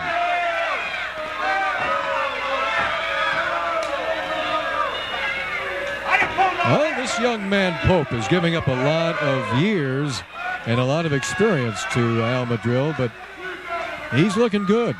We're going to hear a lot about Jim Pope and his brother Carl in the next few weeks, months, and years. And again, a hair pull by Al Madrill into a head scissors. Referee Moondog Moretti suspects what happened, but he did not see it, so he's got to let it go. And Madrill hanging on to that head scissors on Jim Pope. Pope trying to get into position, and he does. Do you see the look on Madrill's face? I don't know if you can see that or not, but Madrill, the look on Madrill's face, how did he do that? So far, the only weapon that Madrill has had in this match has been a hair pull to get himself in position for head scissors or for this right here. Remind me, will you, to suggest to Al Madrill maybe he should sign up for Jesse and Sandy Barr's wrestling school, because Jim Pope has just battled the mighty Al Madrill, the experienced Al Madrill, the veteran Al Madrill, to a draw in this match. A draw. That's right. We have battled to a TV time limit. Madrill wants 5 more minutes. Madrill thinks he's got something going now. He's asking the timekeeper. He's asking the referee for 5 more minutes. The referee says, no, that's it. That's it. You battled. Wait a minute now. Well, you want to keep it right here, see what happens. I think Madrill better get out of there. He better quit while he's behind. Yeah, he fell down outside. That's it. It's over. We will be back with more action from the House of Action right after this. Oh, poor baby. Wrestling fans, it's an emergency. We need your support. The Oregon legislature is about to vote. Call Gary George, 503-986-1702. If you want to see Championship Wrestling USA in Oregon, you want to see the World Wrestling Federation in Oregon, if you want to see World Championship Wrestling in Oregon, you got to call Gary George. You got to vote. 503-986-1702. Bring wrestling home. Bring it to Oregon. You've got the vote. Hi, wrestling fans. Ken here at the Thirsty Eye Tavern, 60th and Powell. With me is owner Jim Wilson. The fans, I know why I come in here. Let's ask Jim why you should come in here. Well, Ken, the reason people ought to come here, we've got a beer garden. We've got 10 beers on tap. We serve great burgers and great breakfast. And we serve breakfast from open to close 7 days a week. So come on down and see us. You know, Brian, you could have had an omelet. Breakfast. Oh, boy! Tonight at the Portland Sports Arena, a summer spectacular. The Pope brothers are going to be a big part of it because Jim Pope and Carl Pope, tell you the two of you got to take on a couple of wild guys, Sumito, the wild Samoan, and John Rambo.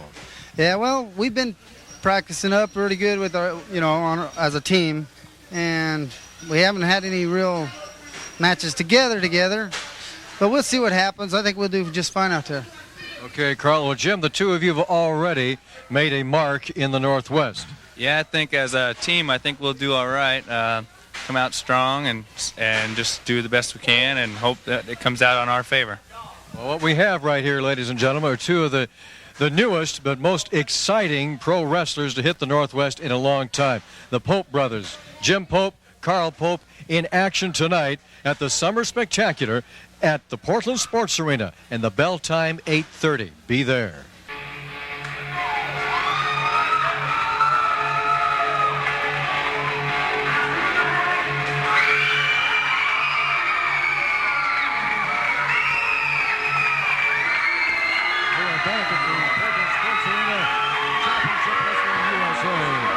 Get ready for more explosive action in the ring.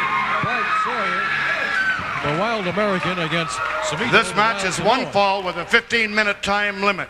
Introducing in the blue corner, he comes from Samoa. He weighs 286 pounds. The Mad Samoan Samuto. His opponent in the red corner makes his home in Kansas City, Missouri. He weighs 232 pounds, Bart Sawyer. Well, now, wait just a second here. I'm kind of surprised that Al Madril is back up here in the Crow's Nest with us right now. What do you mean by that, Koss? Well, after the showing that Jim Pope made out there in his match with you, I was reminded to ask you if maybe you should sign up for Sandy and Jesse Barr's School of Wrestling. They asked me to remind you. Well, let me say one thing, Koss, and this irks me to say this. I took the guy for granted. You know what I mean? Because, I am a veteran. I've been in this ring wars a long, long time. But I'm going to have to tip my hat, and like I said, this irks me to Jesse Barr and Sandy Barr and whoever else has been training this kid, because he did do one heck of a job. I took him too lightly, Koss. I'm going to admit that. And I'd like to challenge him again anytime, any place, anywhere. And this time Al Madril is going to be ready. Well, I'll tell you, Madril, my hat's off to you for the words that you just said, because that's really something coming from you. Well, Koss, I figured this was going to be nothing to me. I've wrestled the best and the greatest wrestlers in the world today. I took this kid too lightly. I didn't realize how well he has been trained, just like his brother's been trained. But every dog has his day, and there'll be another time, Koss. And believe me, the people will see the old Al Madril. Well, and I don't mean age-wise, Koss. I know you were going to say something about that, but I'm talking about the veteran that I am. You were bargaining for another 5 minutes out there, and who knows what would have happened if you'd gotten it. But I'll tell you, this kid does look good. And I'll tell you, that looks good too. Bart Sawyer. Oh, a couple of drop kicks on Samito, taking a little bit of the wild out of the Samoan, don't you think? Well, that's very true, Koss. Bart Sawyer is a kid to be reckoned with. He's been all over the world. He's been in ring wars. He's had numerous belts. So I can't call him a veteran yet. He hasn't been in the business that long. But at the time that he has been in the business, Koss, he has won some big, big matches. And last Saturday, he made one of the most grandiose entrances into a ring that I've ever seen when he bungee jumped from 145 feet. And you know how crazy that is, Koss. Well, I said Sawyer was a good wrestler. I didn't say he was intelligent, Koss. Well, he's crazy in a very effective way. Yeah, but he's also in there with Samito, who hasn't lost a match since he's been here, Koss. Yes, absolutely right. So we all know that Samito can take it from anybody. This is an excellent match. There he goes with these headbutts again. Boy, the last couple of weeks we have seen so many headbutts from Samito, the Wild Samoan. I'm surprised that he's got a head left in there. Well, he has a hard head, Koss, believe me. Kind of like you. Well, now, come on now. You've been doing just real fine. Now, don't start, don't lose it now. You didn't even shower before you came back, did you? Whoa. Head scissors, Samito, the Wild Samoan, on Bart Sawyer. Referee Moretti keeping a close eye on that.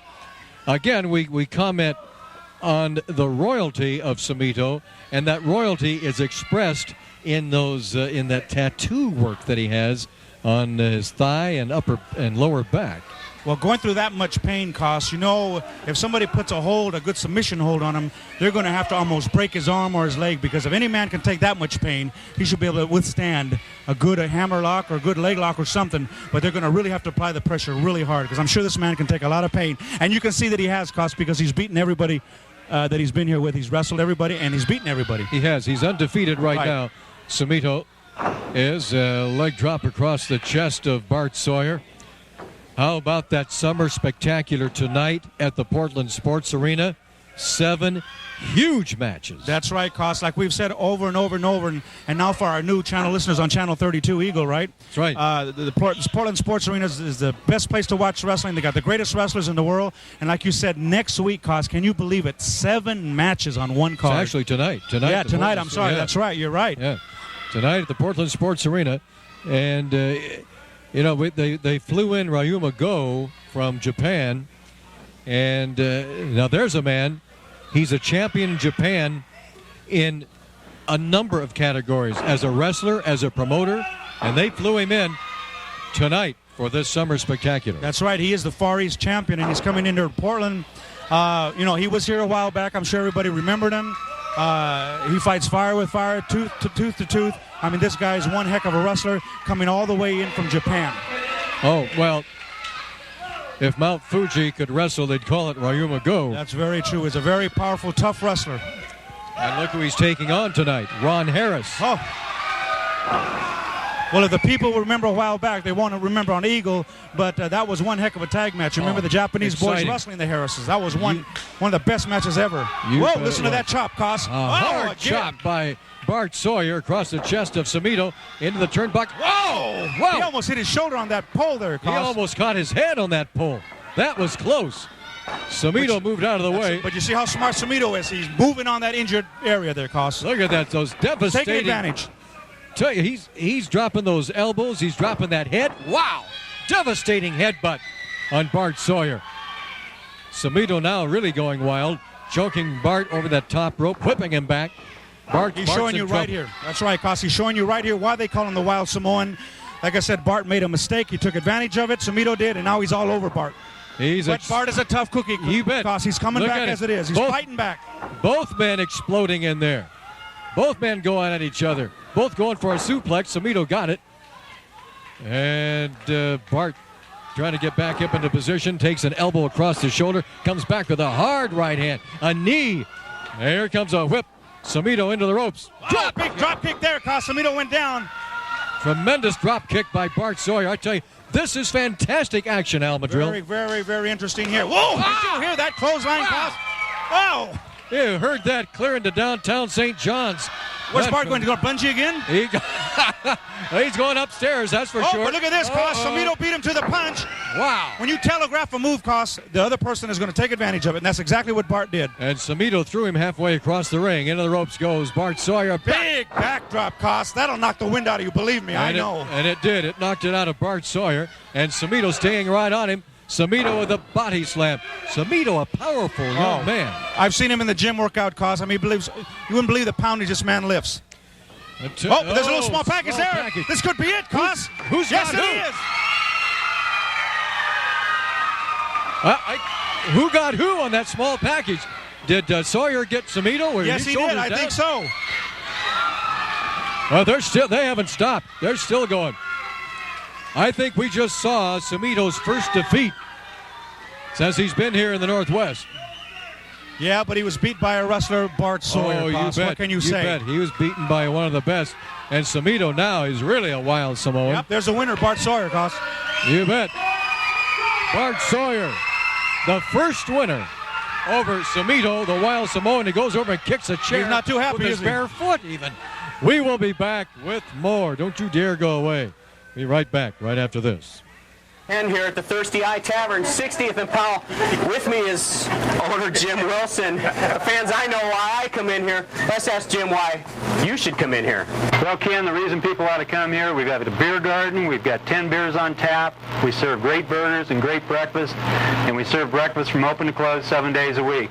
So come on down and see us. You know, Brian, you could have had an omelet. Breakfast.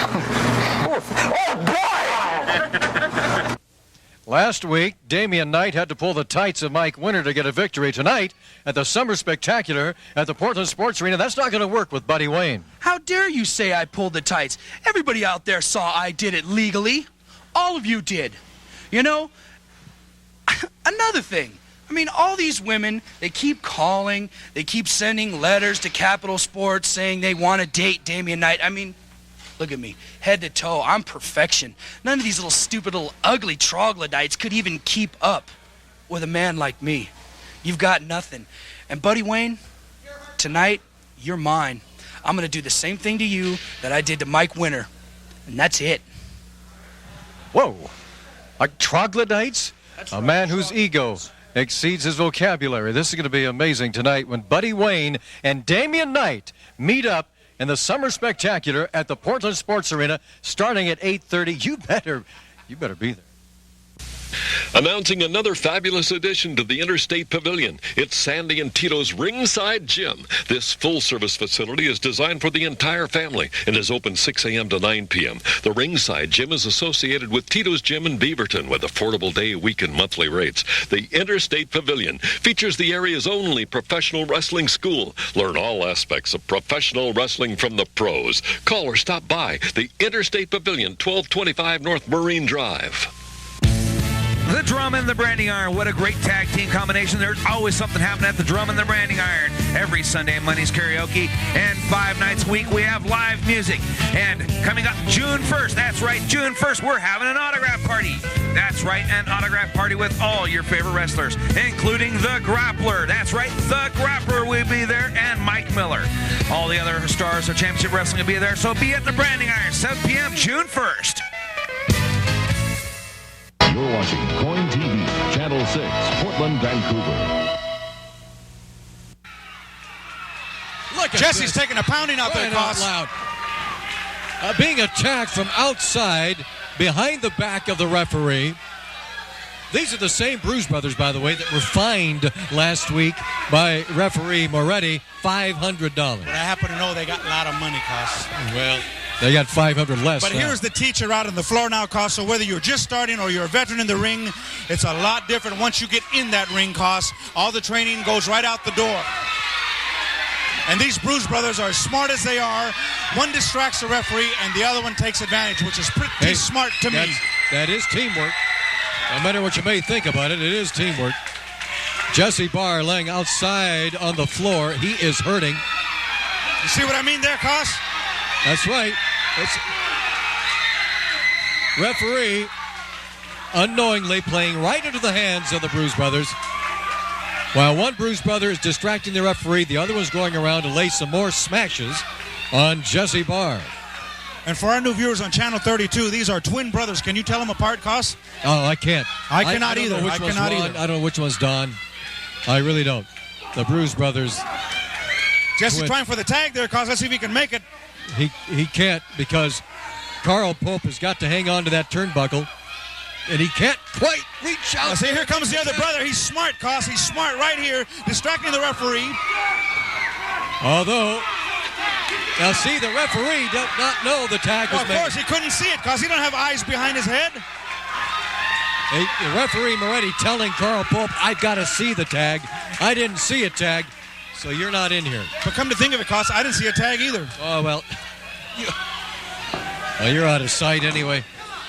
On two count, Jesse Barr gets that shoulder up. What else we got on next Saturday, Koss?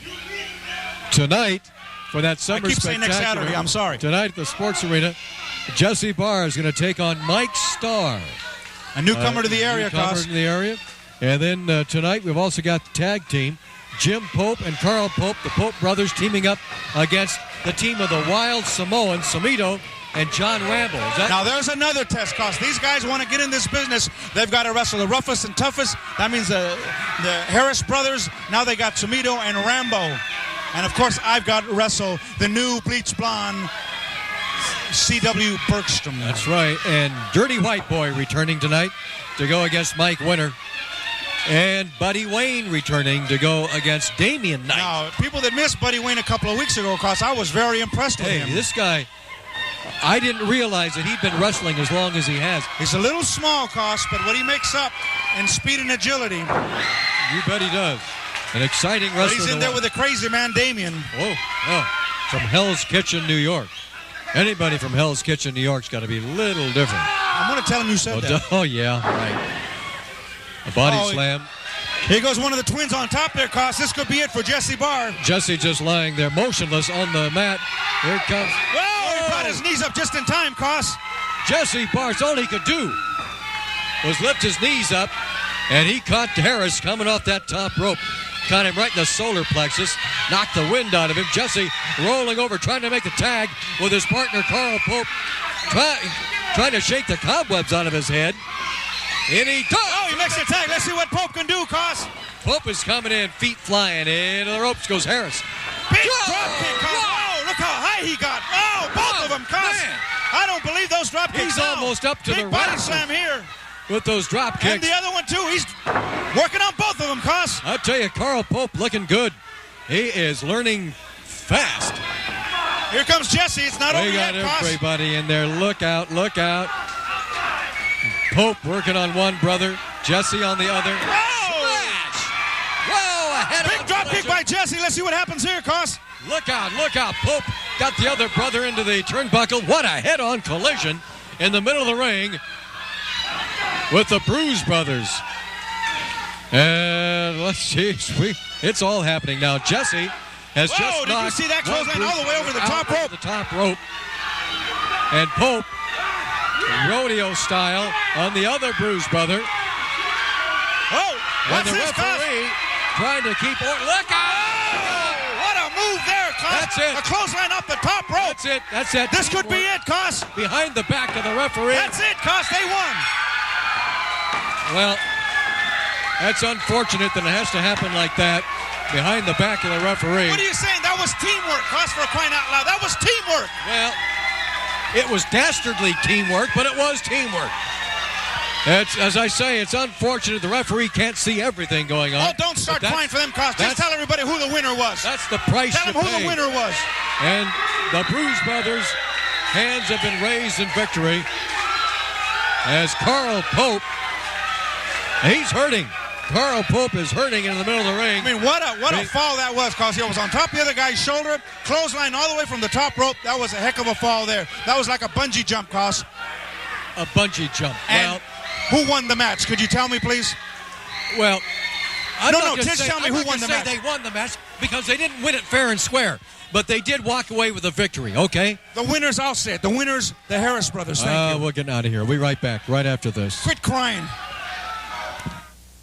Wrestling fans, it's an emergency. We need your support. The Oregon legislature is about to vote. Call Gary George, 503-986-1702. If you want to see Championship Wrestling USA in Oregon, you want to see the World Wrestling Federation in Oregon, if you want to see World Championship Wrestling in Oregon, you got to call Gary George. You got to vote.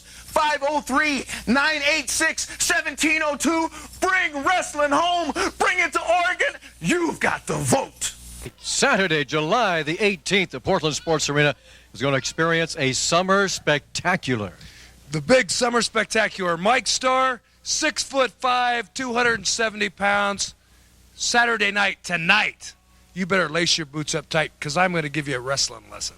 Oh, till you talk about action, you got Don Harris. I got to tell you what, talk about big. What are you, Don Harris? You 6'8", close to 300 pounds. You one of the biggest trees in the forest. But I got to tell you what, I'm the Burt man. I'm just like one of them steel chainsaws, and I'm going to come through you, Big Daddy. I'm going to cut you down at the knees. I'm going to bring you down to my height. I'm going to put you on that mat. I'm going to keep you on the mat because all the people of the Pacific Northwest of Championship Wrestling USA are going to be here, and I'm going to beat you, Don, and ain't nothing you can do about it because the people are going to be here. Get your tickets early for this one, a summer spectacular tonight at the Portland Sports Arena starting at 8:30.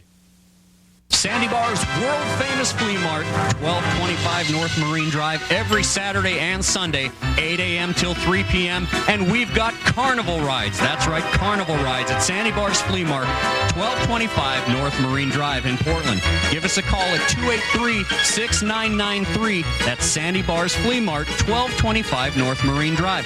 Come on out. We've got everything you might need for your home or for your hobby at Sandy Bar's world-famous Flea Mart.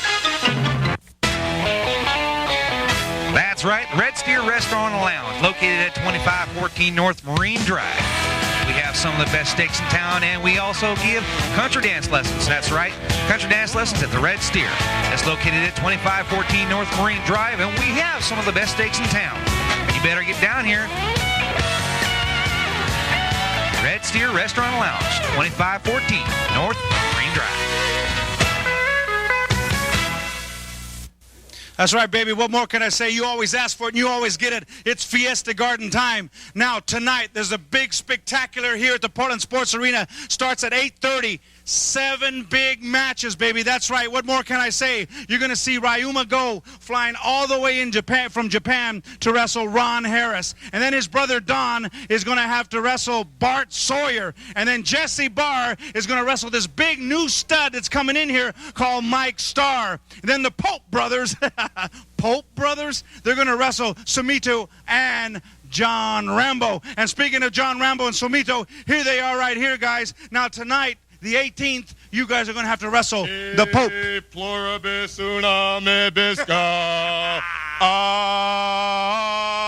Amen. Pope brothers, this world is only big enough for one Pope, and he's back in the Vatican City. The only thing you have in common with the Pope is when you meet the Samoan and Rambo, you're going to be talking to God. That's right, brother. I know you don't speak that much English, but you got to wrestle the Pope brothers. I'm not Catholic, and I don't believe in the Pope, and I won't believe in these two cussy Valeas. They are done with Mr. USA, Rambo, and I. You better say your prayers and pray to the Pope. That's right, brother. And then the twins, you Harris brothers, this Japanese boy's flying all the way back to meet one of you. It's like this, boy. We met one time. Ryan, me go. You come all the way back here and meet a good old Southern boy, and that way you can find out what a good old Florida cracker's all about. You flying a long way for nothing. And you got Bart, boss. Boy, I'm going to beat you like I did many times before, Bart, man. You're going down. That's right. Tonight, July 18th, we'll see you there. Adios, gringos. A very special country place, 19914 419th Street. What a beautiful double A-frame. It has its own indoor swimming pool and jacuzzi. A great secluded view of the mountains. You must see this place to appreciate it. 4.3 acres along Cedar Creek. Great schools, close to Battleground and Amboy, in a great part of Clark County. Has 3 possible 5 bedrooms and possible 3,000 square foot of living space, air conditioned and heat pump. Call Dutch Savage, 574-9400. The Drum and the Branding Iron. What a great tag team combination. There's always something happening at the Drum and the Branding Iron. Every Sunday, Mondays karaoke, and 5 nights a week we have live music. And coming up June 1st, that's right, June 1st, we're having an autograph party. That's right, an autograph party with all your favorite wrestlers, including The Grappler. That's right, The Grappler will be there, and Mike Miller. All the other stars of Championship Wrestling will be there, so be at the Branding Iron, 7 p.m. June 1st. Tonight at the Portland Sports Arena, a summer spectacular. Ryuma Go flying in from Tokyo to take on Ron Harris. Also, we've got Don Harris battling Bart Sawyer. Jesse Barr taking on newcomer Mike Starr. And there's more, a tag match. The Pope brothers, Jim Pope and Carl Pope, to do battle with the wild Samoan Sumito and John Rambo. C.W. Bergstrom battles Al Madrill right in the middle of the ring. Also, Dirty White Boy returning to take on Mike Winter. And Buddy Wayne will meet Damian Knight from Hell's Kitchen, New York. All part of the Summer Spectacular tonight at the Portland Sports Arena. I want to thank Mr. Formal for helping me make to look and feel better than I should. Ladies and gentlemen, from the Portland Sports Arena in Portland, Oregon, this has been Championship Wrestling USA. Be sure to get your tickets for tonight's Summer Spectacular at Tito's Gym in Beaverton and at Sandy Bar's Flea Markets right here at the Sports Arena and at the Interstate Pavilion on North Marine Drive. We'll see you next week on TV, and we'll see you tonight at the Portland Sports Arena. So long.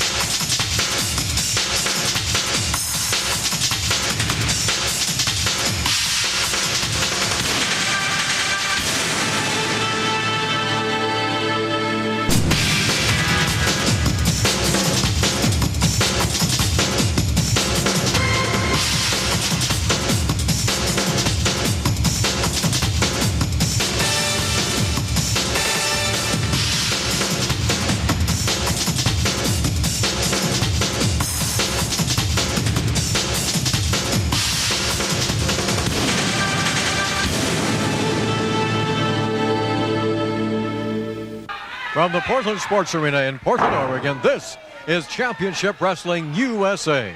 Hello, everybody. I'm Don Koss, along with Al Madril. We have got today a Summer Spectacular.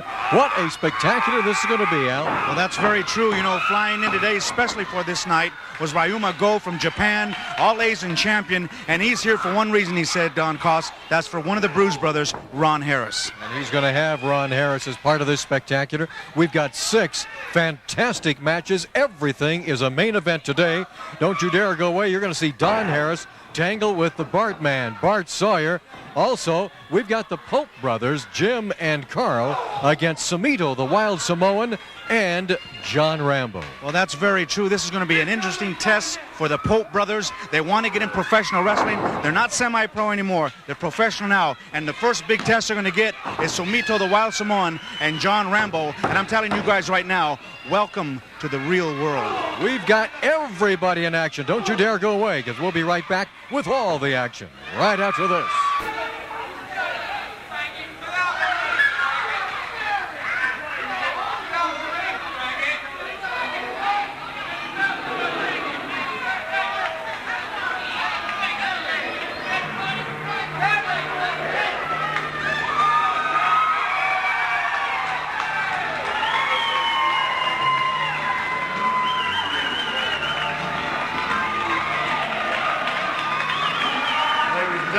This match is one fall with a 10-minute time limit. Introducing in the blue corner, a newcomer from San Francisco, California. He weighs in at 267 pounds, Mike Sharp.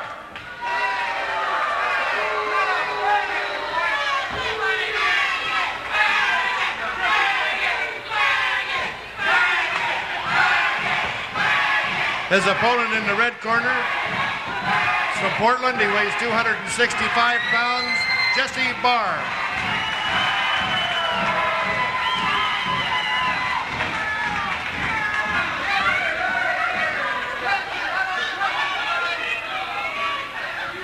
And once again, we welcome you to the House of Action, the Portland Sports Arena, for this Summer Spectacular.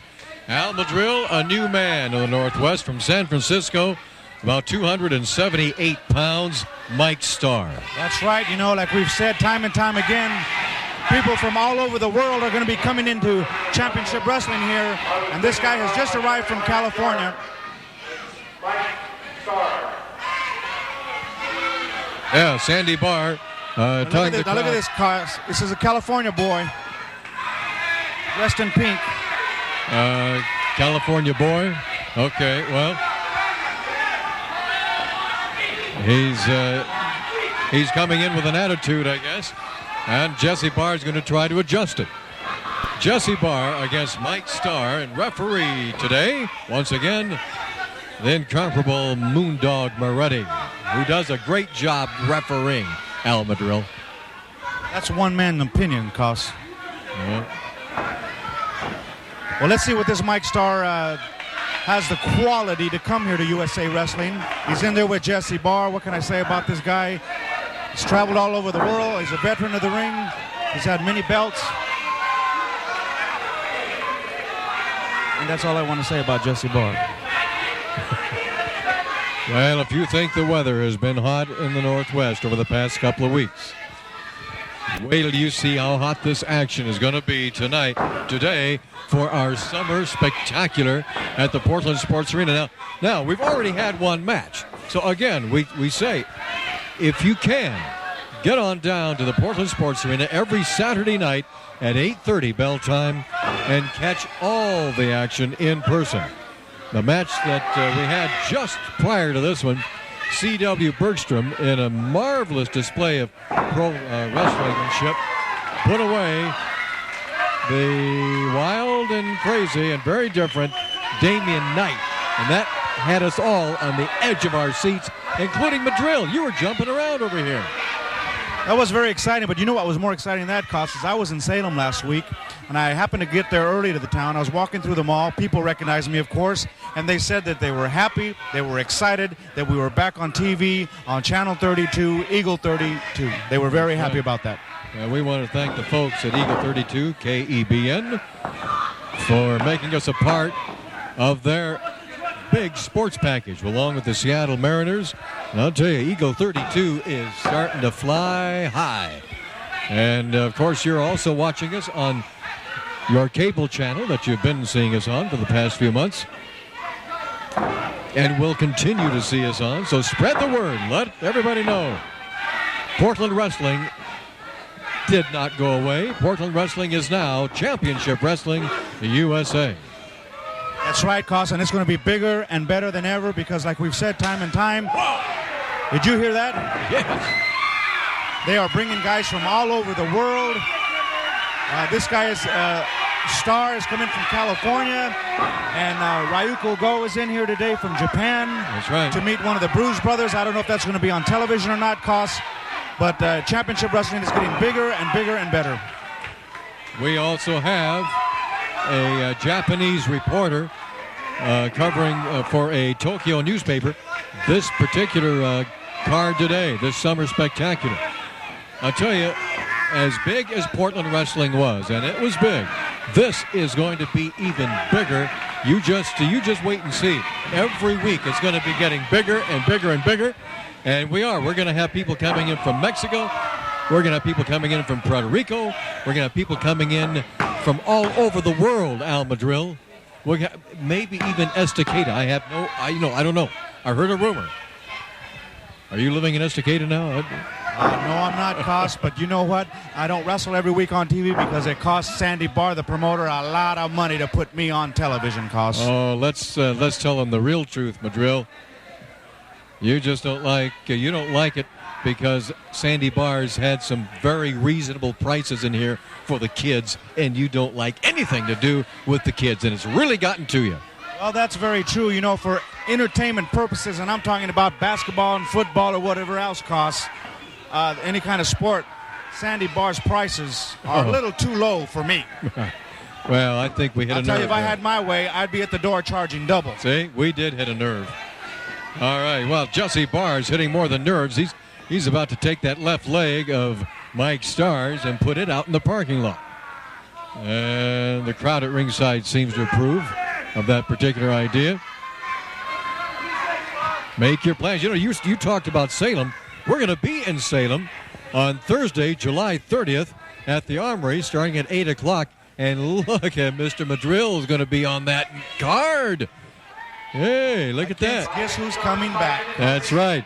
Brick House Brown. Oh, yeah. Whoopie-doo. I say whoopie-doo because I don't care for the man, but at the same time, Cost, he's probably one of the best black athletes ever to come in professional wrestling, and he's making his return. He's been traveling around the world, and he's coming back. Hey, black, white, green, or purple, he is a fantastic athlete, Brickhouse Brown, and you're going to have to tangle with that dude come Thursday, the 30th in Salem. Also, Bart Sawyer has got John Rambo, and I understand he asked for that match. Well, that's very true. That's kind of a grudge match there. They wrestled last time, Cost. They wrestled all over the place, and people wanted a rematch, so they're going to get it right back in Salem at the Armory, 8:30. or 8 p.m. I'm sorry. Yep. That's Bart Sawyer against John Rambo. Believe me, you said I was excited a minute ago. That was one of the best matches I've seen in a long time. People were going crazy cheering for Rambo. Well, you might want to mark this down and get your tickets early. Now, this same Mike Starr that you see out here with Jesse is going to go against another newcomer coming in, Amos Moses. Amos Moses. Now, you haven't seen this man yet, but apparently his reputation is preceding him because some of the guys have already said they really don't want any part of Amos Moses. Well, like we said earlier, Koss, they're bringing the best, the greatest, and the toughest wrestlers. There was a suplex there by Starr, bringing them in here from all over the world. I mean, the crowds are getting bigger and bigger here, Koss. People are asking about it. Like you said, it's new again. It's starting all over again on Channel 32 or on the cable channels. It's going to be bigger and better than ever. Hey, look at this guy, Starr. He's very impressive.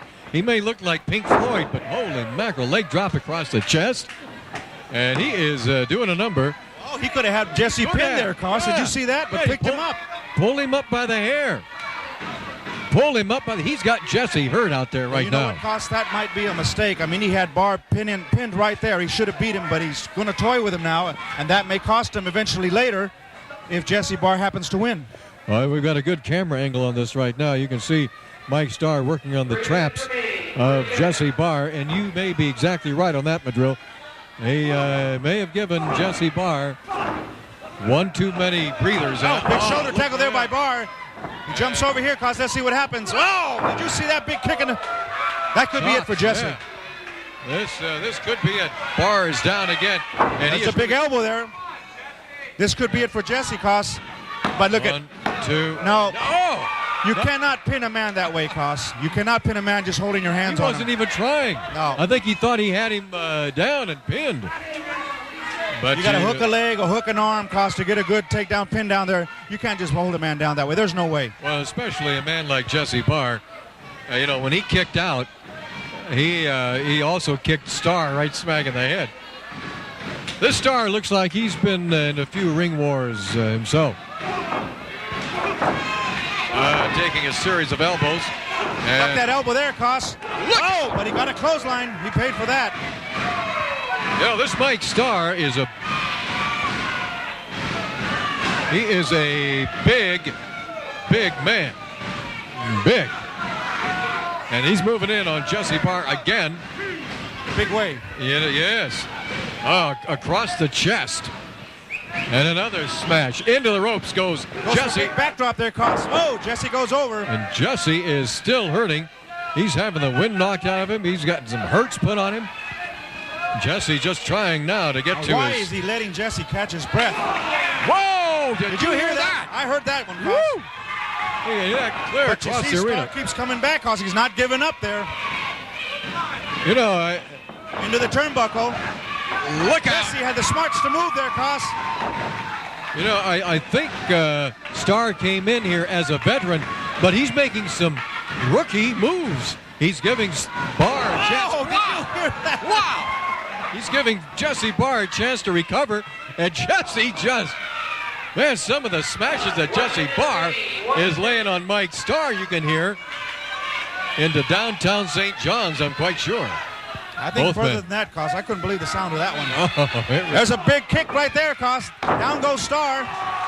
And now Jesse Barr getting the adrenaline flowing and responding to the crowd with that fan power. Into the ropes goes Starr. Big drop kick there, Koss.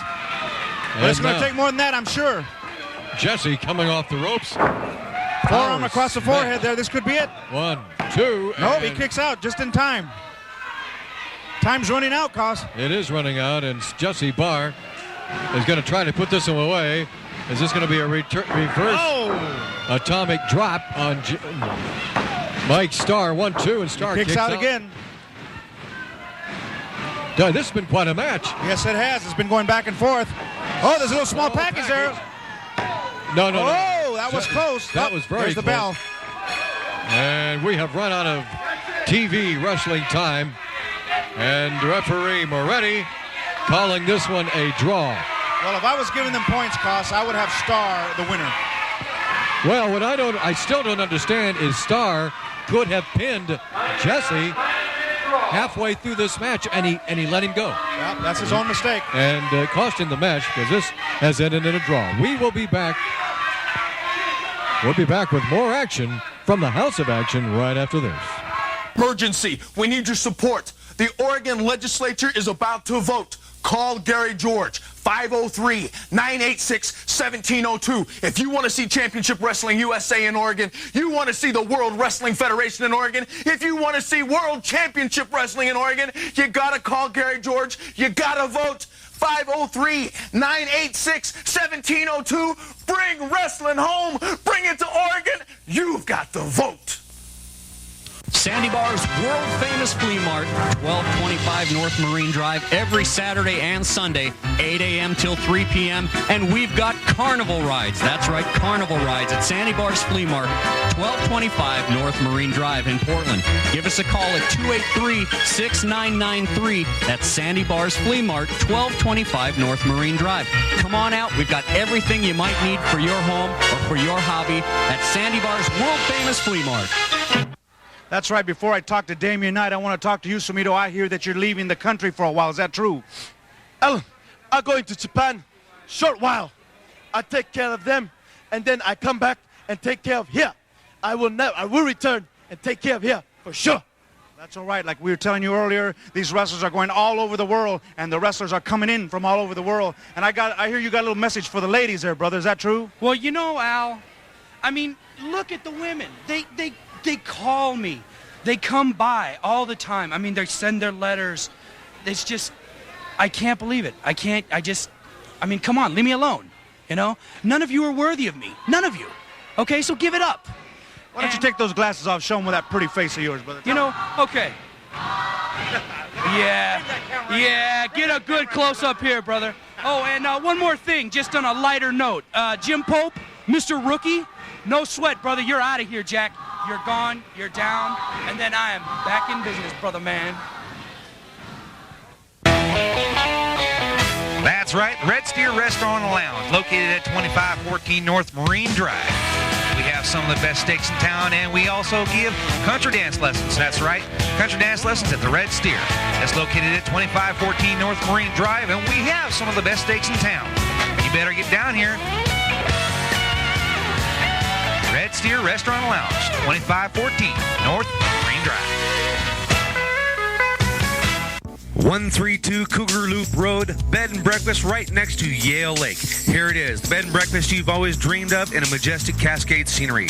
This 2,400-foot, possible 3,000 square foot beauty offers peace and quiet to its guests next to Yale Lake, menace from the 8 caves and other wonders of nature. You have an investment that will make you secure for decades to come. Call Dutch Savage at 574-9400. This place is just absolutely beautiful.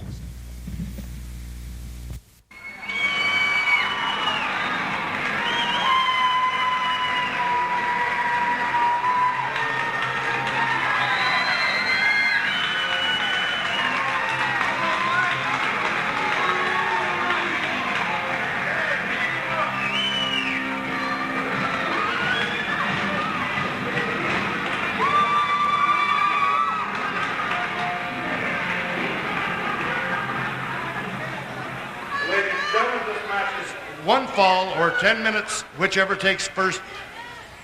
And introducing in the blue corner from Culpeper, Virginia, he weighs 243 pounds, Mike Winner. His opponent in a red corner makes his home in Seattle. He weighs 219 pounds, White Lightning, Buddy Wayne.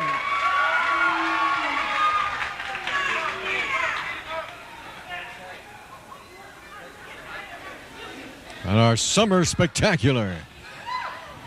That's very true, Kosh. You know, last time that Wayne was here, he wrestled Colonel De Beers. Colonel De Beers that night got a pulled and torn bicep, and he's going to be out of wrestling for a long time. So I wonder if the same thing could happen to Mike Winner tonight. Well, you never know. Mike Winner, been wrestling professionally for a couple of years. Buddy Wayne has been wrestling professionally a good time longer than that. Well, that's very true. You know, he gives up weight and height to a lot of the wrestlers' costs, but he has lightning speed, and he does a lot of flying moves. Agility's there. Just a great wrestler. By the way, here's a special announcement for our fine wrestling fans who are watching us on cable. On Saturday, the 25th of July, radio station KWBY is going to be broadcasting live from Taylordale Hardware in McMinnville from noon to 3. We're going to have in-person pro wrestler Bart Sawyer. So I hope you have a chance to be there. For more details, you can listen to 9:40 a.m. KWBY. Now, while we're talking about this and watching the match out there, beginning in August, wait, watch this. Look at this. Oh, he almost had it. I thought he had it. Beginning in August, we're going to be featuring on KWBY a number of pro wrestlers, including Al Madrill right here. He doesn't even know this yet. But I want you to listen to the station and find out where we're going to be every Saturday. We're going to be broadcasting live from a participating BP retail outlet throughout the Willamette Valley. We're going to be giving away an automobile that is packed full of groceries. And the person who can guess the dollar amount of the groceries in the car wins the groceries and the car. And that contest will be, we'll have more information on that, but you can find out all about that contest by listening to KWBY 940 AM. And Al, yeah, I've got a special location for you later on in the month of August. And we'll be talking about that later. Is it cold there? Or is it hot there, Cos? Yeah, well, speaking of hot, it'll be a gas because it's BP. Okay. Yes. Speaking of what? Speaking of that, Cos, this match has been up and down, up and down. What a great match this is. Winner showed me a few moves that it's been spectacular, and Buddy Wayne has been right there with him, though. Mike Winter is a man, and you've got to admit this, he's a man who has been improving week after week after week. Why do I have to admit that? Because you've been part of his improvement. Well, I don't especially care for him. But he is getting better, yes. And both of these men very, very evenly matched, and certainly are providing a very exciting professional wrestling match right here during our Summer Spectacular today at the Portland Sports Arena. Boy, I hope you have a chance to get your tickets and get down here tonight for more action at the House of Action. 8:30 bell time. You can get your tickets at Tito's Gym in Beaverton and at Sandy Bar's Flea Markets right here at the arena and at his Interstate Pavilion Flea Market, 1225 North Marine Drive in Portland. Oh, Winter with another nice move. 1-2, and he almost got him. Almost got the pin on Buddy Wayne. But another nice move by Mike Winter. Another leg trip takedown. Oh. I'll tell you what, Cos, this Buddy Wayne knows his stuff. He knows all the holds, all the in and outs, the counters. He's one heck of a little wrestler there. Yes, he does. And look at the pain. He's got a good shot of it right here on the face of Mike Winter, because Buddy Wayne has got that left leg and knee and ankle of Mike Winter's in a bad way. But Winter almost reversed the thing on him. Well, that's very true. These guys have obviously been trained by somebody that knows what they're doing, Cos, because they both are very, very fine wrestlers. Well, Buddy Wayne continuing to work on that left leg of Mike Winter. And there's a kickoff by Winter. And we're back to square one. And the crowd at ringside now, they're kind of split between Buddy Wayne and Mike Winter. But I think it's weighted towards Winter, wouldn't you say? No, you wouldn't say. You'd say it's weighted towards you.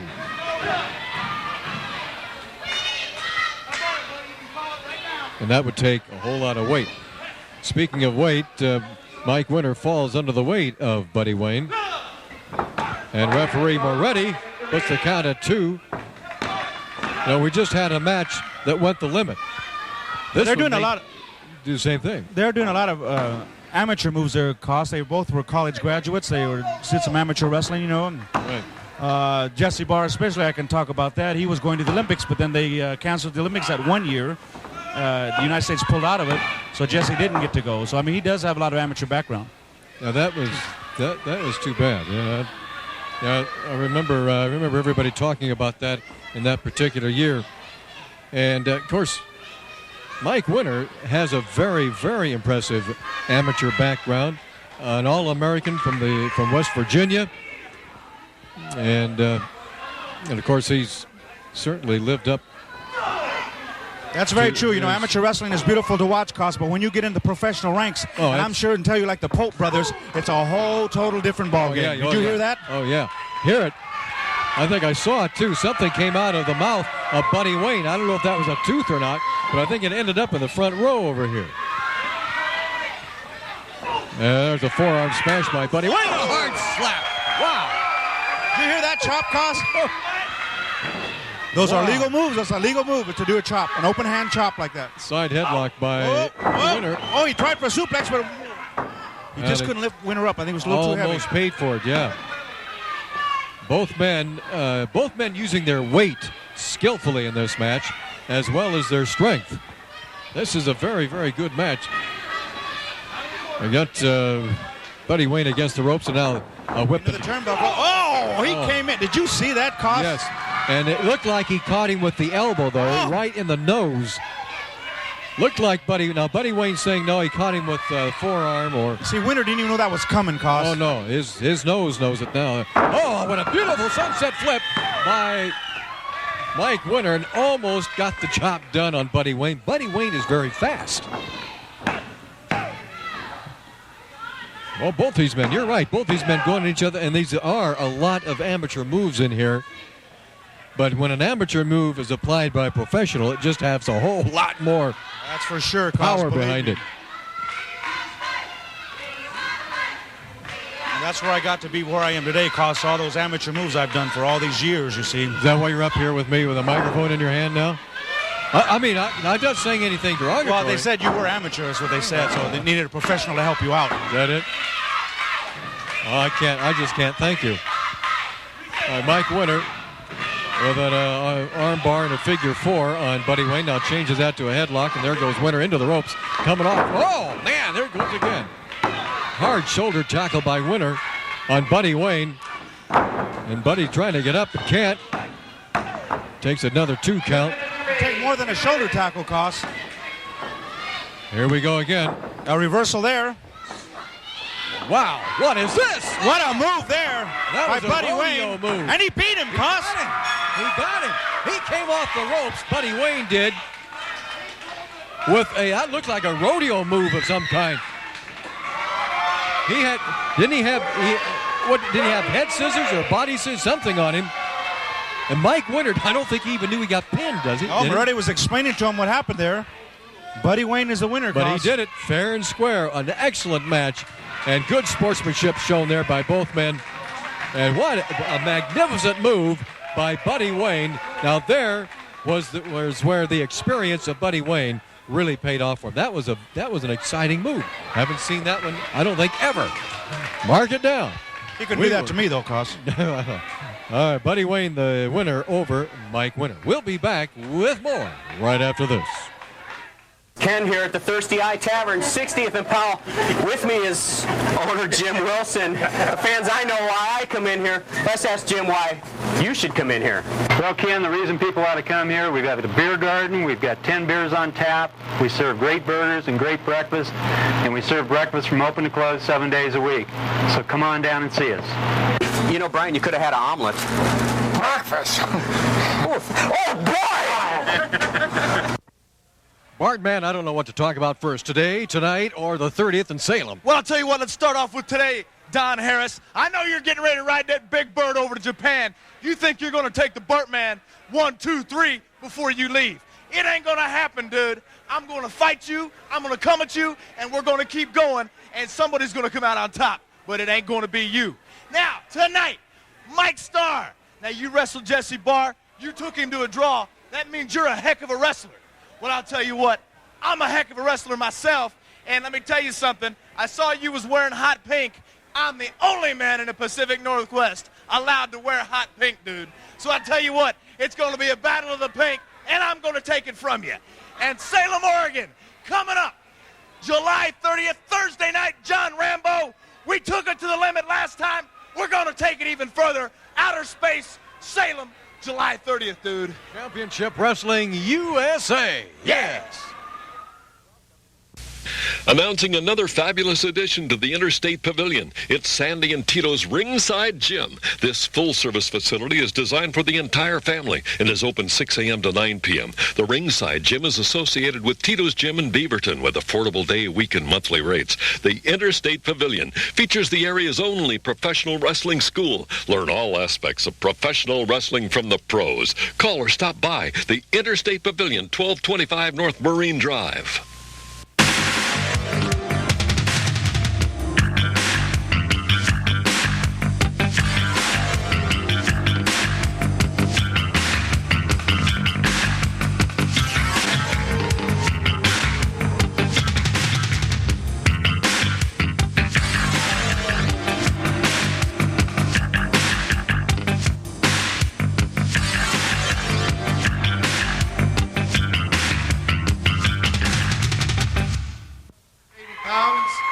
One of the Bruise Brothers, Ron Harris. And his opponent in the red corner, I'm happy to announce the return from Japan, weighing in at 256 pounds, Ryuma Go.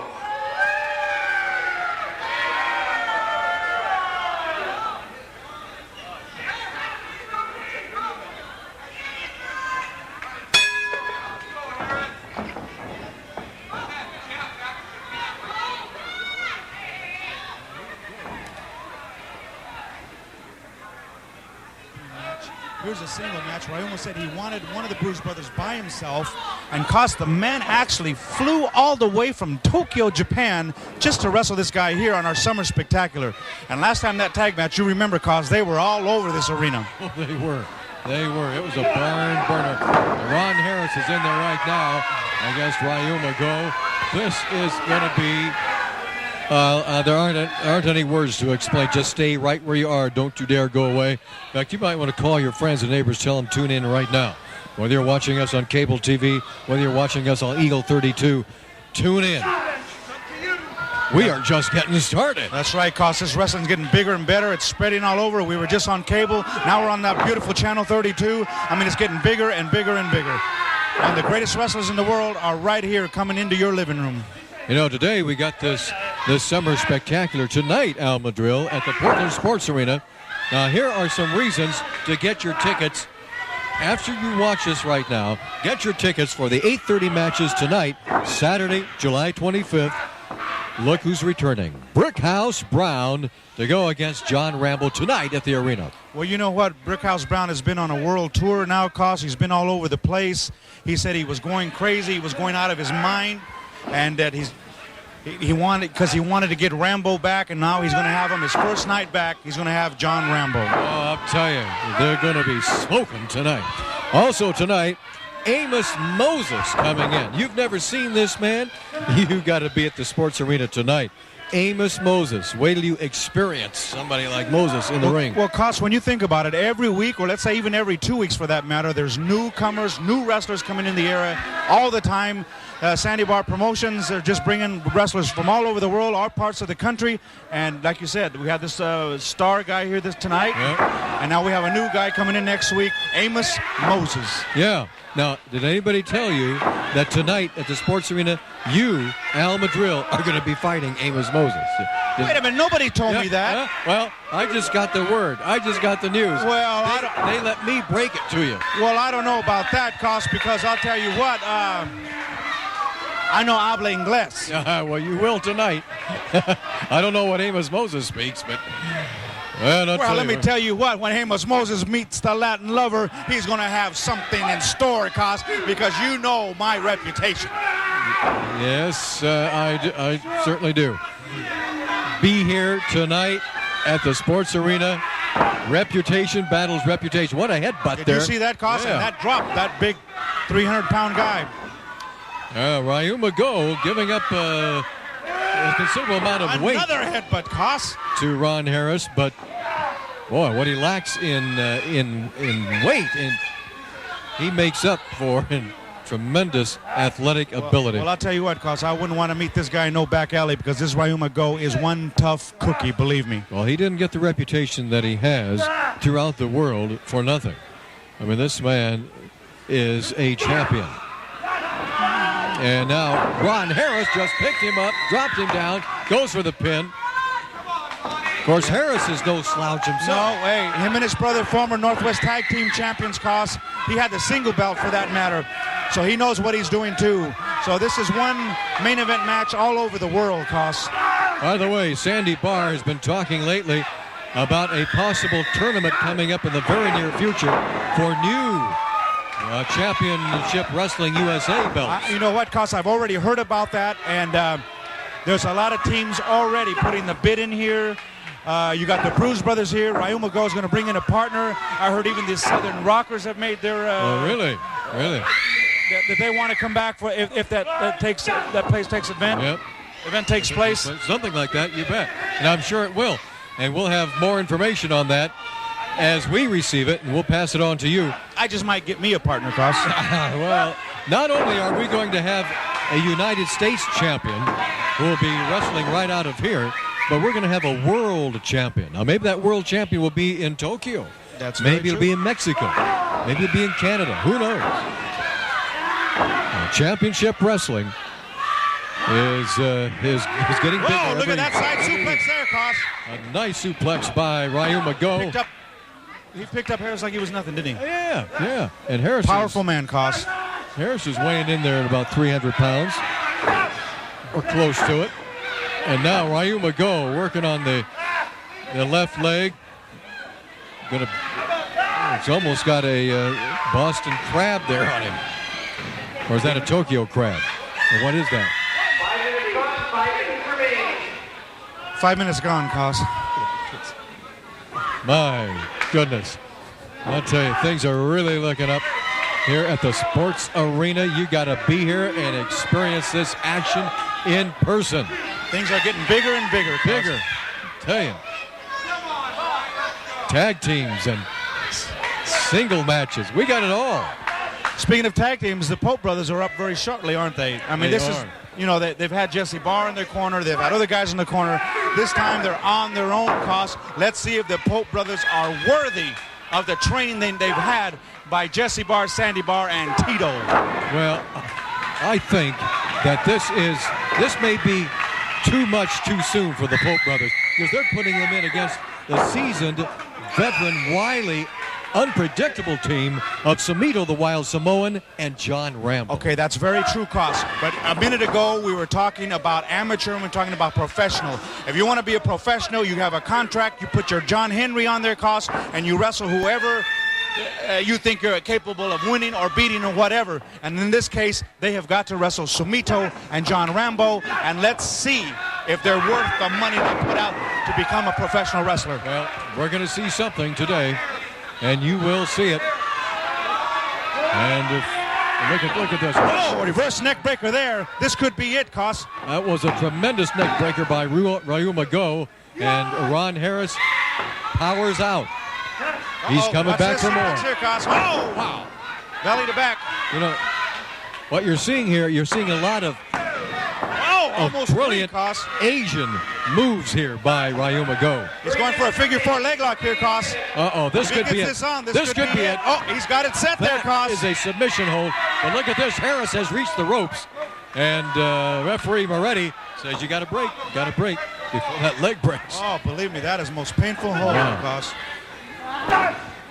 Tonight, he's going for it again, He's going to go for it again. This time he's got him away from the ropes. But, wait a minute. Hold it. Here comes Don Harris. And this is interference. This is also a disqualification. They just couldn't take it. Here comes Jesse Barr, Cos. Oh, here Jesse Barr. The referee's been thrown outside the ring. But they stopped him, Cos. They stopped him. They're trying to hurt Ryuma Go. In the career of Ryuma Go. They're trying to put Ryuma. Jesse picks up a chair, Cos. And there goes the Harris brothers. Oh, Jesse Barr came in with that metal folding chair and tried to fold it over Ron Harris, the Bruise Brothers. The Bruise Brothers coming to the aid of each other in this particular Well, they situation. stick together, Koss. Oh, they do. Two brothers, two twins. They live and breathe as one. There's no question that Ryu Mago could have had that match right there. He had Ron Harris out in the middle of the ring to where Harris couldn't reach over and create a break by reaching the ropes. He had him out there with a submission hold. Figure four. What would you do, though, if that was your brother? Would you help him? Hey. Answer the question, yes or no. In that particular case, no. You wouldn't help your own It's family? my brother's match, and instead of creating a disqualification, I'd have to let my brother fight his fight. Well, Koss, I'll tell you what. I thought you were a heck of a man, but I'd do exactly the same thing they did. I would expect my brother to let me fight my fight. If I'm going to win it, I'm going to win it on my own. If I'm going to lose it, I'll lose it on my own. All right? Can you understand that? No. You can't understand. No habla inglés. Yeah. Well, I would have helped my brother. That's all I know. Ryu Mago, obviously, in a lot of pain. He is the victor by disqualification over the Bruise Brothers. He's not happy about this. This will not be the last we've heard about this from Ryu Mago. We'll be right back. We're going to go right now. We'll be right back. What you see here is Championship Wrestling Japan. Championship Wrestling USA, Championship Wrestling the World. Sandy Barr, you have now struck agreements with, I don't know, there must be about 15 different countries now. Well, we've struck agreements with 7 countries, and we're negotiating with 8 more. So we'll have a true world champion that will wrestle any reasonable challenge. As you can see here, we are already exchanging wrestlers from Japan and the United States. Yes, there's 6 of them going over, and what was so strikingly to me was the fact that they called in Carl Pope to go over to Japan, and he wasn't even a professional yet, but that's how much faith they've got in this wrestler. Hey, yeah, boy, you know, the first tour starts next week, so I won't be here next Saturday, but I'm going to team up with Go. After what the Bruise Brothers did tonight, he wants to wrestle them. Yeah. I saw the match in Japan next month, so make sure I want to challenge Bruise Brothers in Japan. Make sure, crush them in Japan. All right, Championship Wrestling USA and the world. Hi, wrestling fans. Ken here at the Thirsty Eye Tavern, 60th and Powell. With me is owner Jim Wilson. The fans, I know why I come in here. Let's ask Jim why you should come in here. Well, Ken, the reason people ought to come here, we've got a beer garden, we've got 10 beers on tap, we serve great burgers and great breakfast, and we serve breakfast from open to close 7 days a week. So come on down and see us. You know, Brian, you could have had an omelet. Breakfast. Oh, boy! Announcing another fabulous addition to the Interstate Pavilion. It's Sandy and Tito's Ringside Gym. This full-service facility is designed for the entire family and is open 6 a.m. to 9 p.m. The Ringside Gym is associated with Tito's Gym in Beaverton with affordable day, week, and monthly rates. The Interstate Pavilion features the area's only professional wrestling school. Learn all aspects of professional wrestling from the pros. Call or stop by the Interstate Pavilion, 1225 North Marine Drive. Nobody at all, Koss. I fought and scraped for everything I got today, and that's what I am. Well, where I am. maybe it was your attitude then that kept people from feeling for you. Well, that's fine and dandy, but I was no dang crybaby, Koss, and you're crybaby for this guy right now. I'm not crybaby for him. To be a professional wrestler, then suffer and pay the price. Well, he'll tell you, he just got a professional wrestling kick in on John Rambo right there. He's got Rambo against the ropes, into the ropes. There's a clothesline there, Koss. With his only one good Now, see, arm if he he's had got any left. smarts, he'd have tagged his brother, Koss. Well, His he brother's should. nice and fresh, just sitting out there. He should get over and make a tag with Carl. He should reach over. He does. He does, finally. Carl Pope in there against Samito. Taking a little wild out of that Samoan. Into the ropes he goes. A hard clothesline. Samito is down. Rambo is outside once again, looking in. A body slam. Look at this Carl Pope going to work, Madrill. Well, that's right. Right now, he's trying to pick up where his brother left off.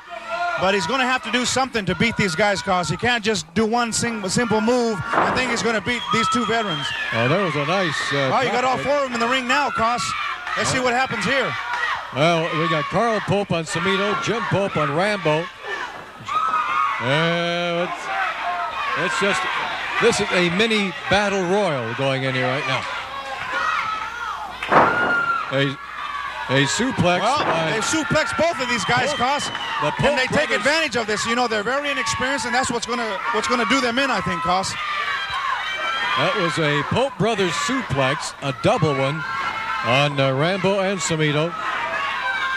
Jim Pope's got Rambo in the corner there, as you can see, and in the other corner, Carl Pope. Together, that was smart. Now what? Drop kick by Jim Pope on Rambo. And look out, look out. Well, I'll tell you, Samito's eyes are glassy as he comes into the ropes. A back body drop by Carl Pope on Samito. And Jim Pope and the referee Moretti having a few words. Moretti, of course, is telling Jim Pope, you are outside. This is just their inexperience, Cos, that's going to cost them the match. That's right. Moretti did not see.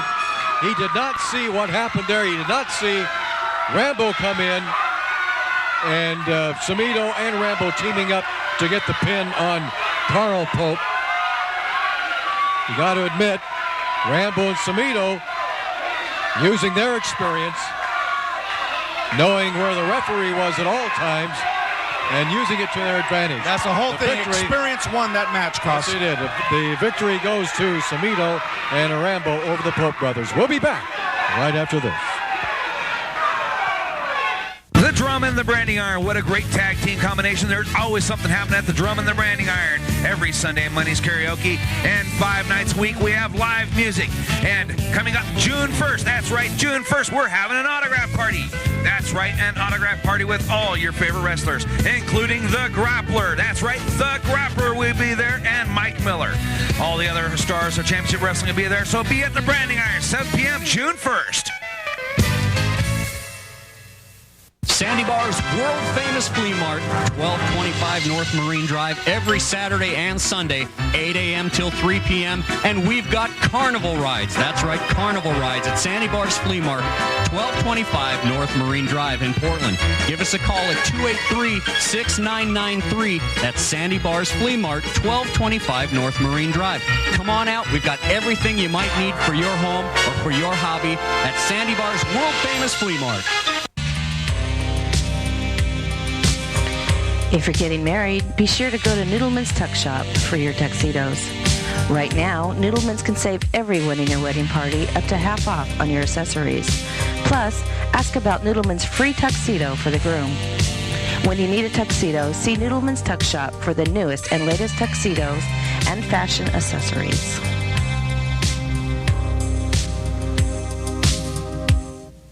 If you need to get to the airport, dinner, shopping, shows, meetings, or just across town, Bill's Town Car Service will get you there in style.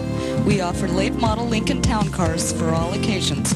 Bill's Town Car Service, 237-5941, or find us in the Yellow Pages under Limousine Service. That's Bill's Town Car Service, 237-5941. Luxury transportation without the luxury price. Jim Pope, if Samito and Rambo had not reached into their bag of tricks today, you and your brother could have had that match. Yeah, I believe we could have, but they had to come in and cheat when the ref's back was turned. The ref just didn't happen to see what he did, and they came out on top. But tonight, you've got another chance. Yeah, tonight I wrestled Damian Knight. I haven't seen him wrestle too much, but I have a feeling it's going to be a good match, and hopefully I come out on top. Buddy Wayne, what a match that was you had with Mike Winter today. Well, thank you, Don Cost. And I'd like to say something right now to Mike Winter. I know you're out there watching, and my hat goes off to you. You're a true professional, Mike Winter. And thanks for keeping it clean. That's the way wrestling should be. Tonight, C.W. Bergstrom, it's me and you, and I hope the match goes the same way. But this Thursday, Milton Freewater, I have the privilege of wrestling Jim Pope, an up-and-coming star right here in the Pacific Northwest. And Jim, I wish you the best, but I'm going to be out there looking to get my hand raised. All right, here are two of your stars on Championship Wrestling USA.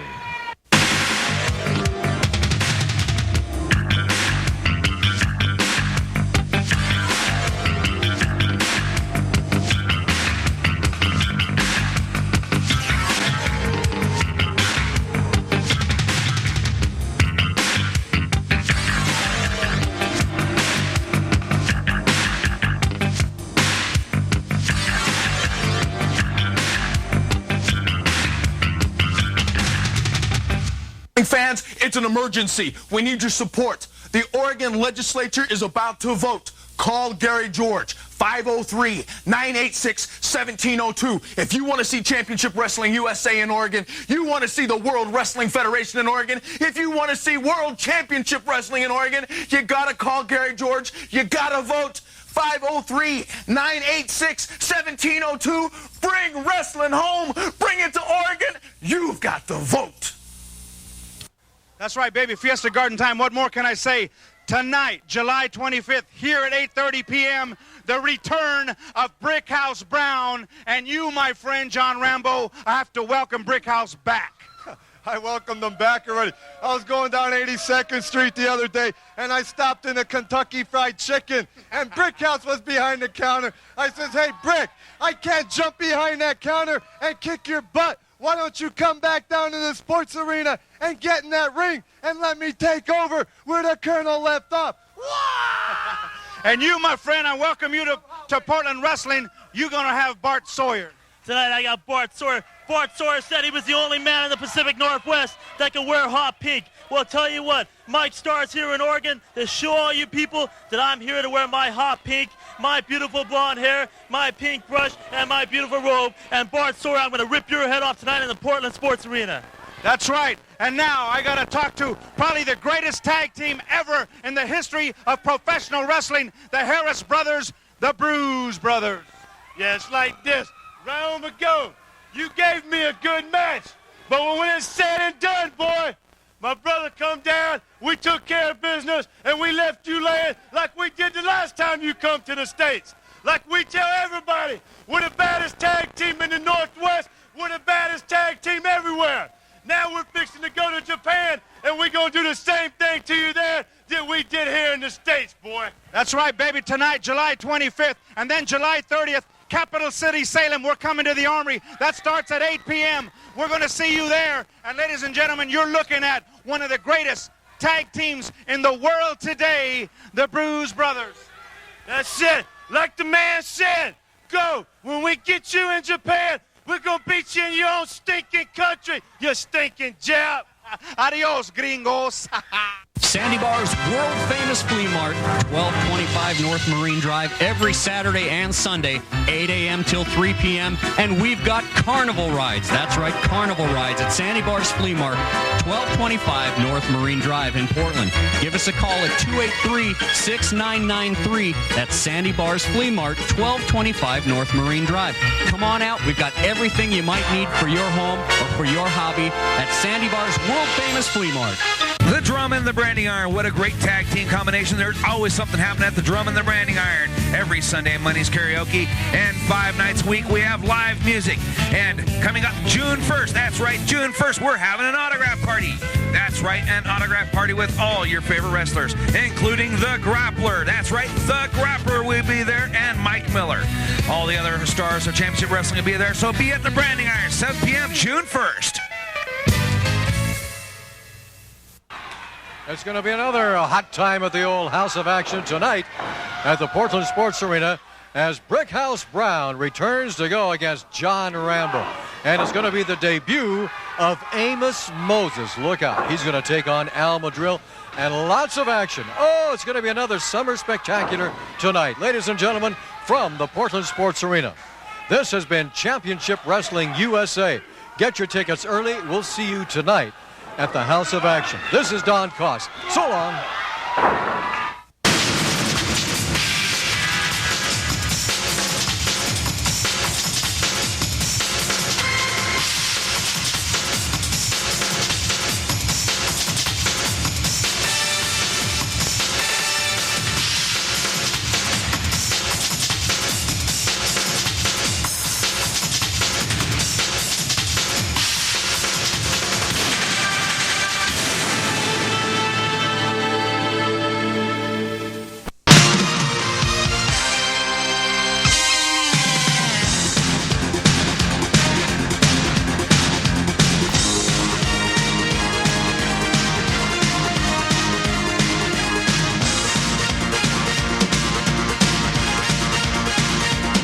Don't miss Portland Vancouver Championship Wrestling USA. Sundays at 1:30 a.m.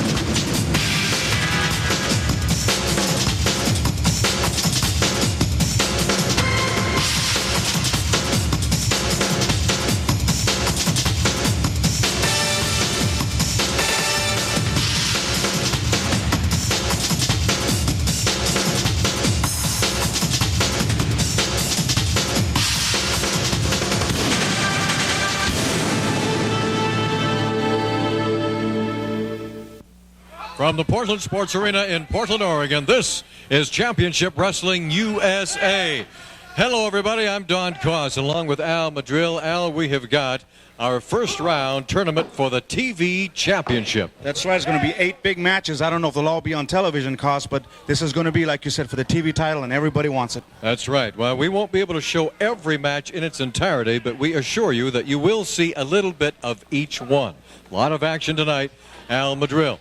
Also, in this tournament, this is an elimination tournament. You must be beaten to be eliminated. Isn't that right? That's very true. So disqualification or any other thing like that doesn't really count, because you got to be beat right in the middle of the ring. If it's a draw, then nobody's eliminated, because you're still in the. That's right. All right. Now, we've got some of our wrestlers back from Japan. They're going to be a part of our tournament. Tonight, you're going to see Mike Winter against Sumito, the Wild Samoan. Bart Sawyer against John Rambo. I mean, my word, every match, Al, is going to be a main event. That's right, and I got one of the Pope brothers, so you know I'm going to go on to the next phase. That's right. You're right in the middle of all this, and the Bruise Brothers are back. Now, we want to welcome to Championship Wrestling 2 brand new sponsors. One of those happens to be Newburgh Ford on 99W in Newburgh. That's right, and I want to say hello to my good buddies Dennis and Steve there at Tire Liquidators. That's right, Tire Liquidators on Portland Road Northeast in Salem. Now, let's go to the ring and catch some of this action of our first match for our tournament tonight. All right. The Branding Iron is now open under new management. You only saw a very, very small part of our first match between Mike Winter and Sumito, the Wild Samoan. Our first match in our tournament.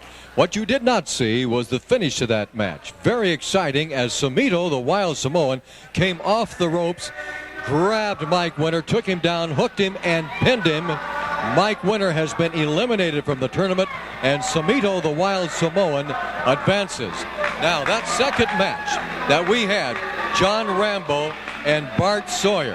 What heart the Bart man showed in that match. One of the most exciting matches that we've ever had here at the Portland Sports Arena.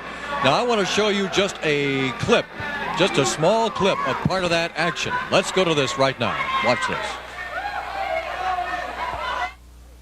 Whatever it can take to possibly help him advance in the tournament. A hard suplex by Bart Sawyer on John Rambo. Bart trying to stay right on him, limping over, going for the pin. And Rambo's got his hand out. He's grabbed the bottom rope. That'll force a break.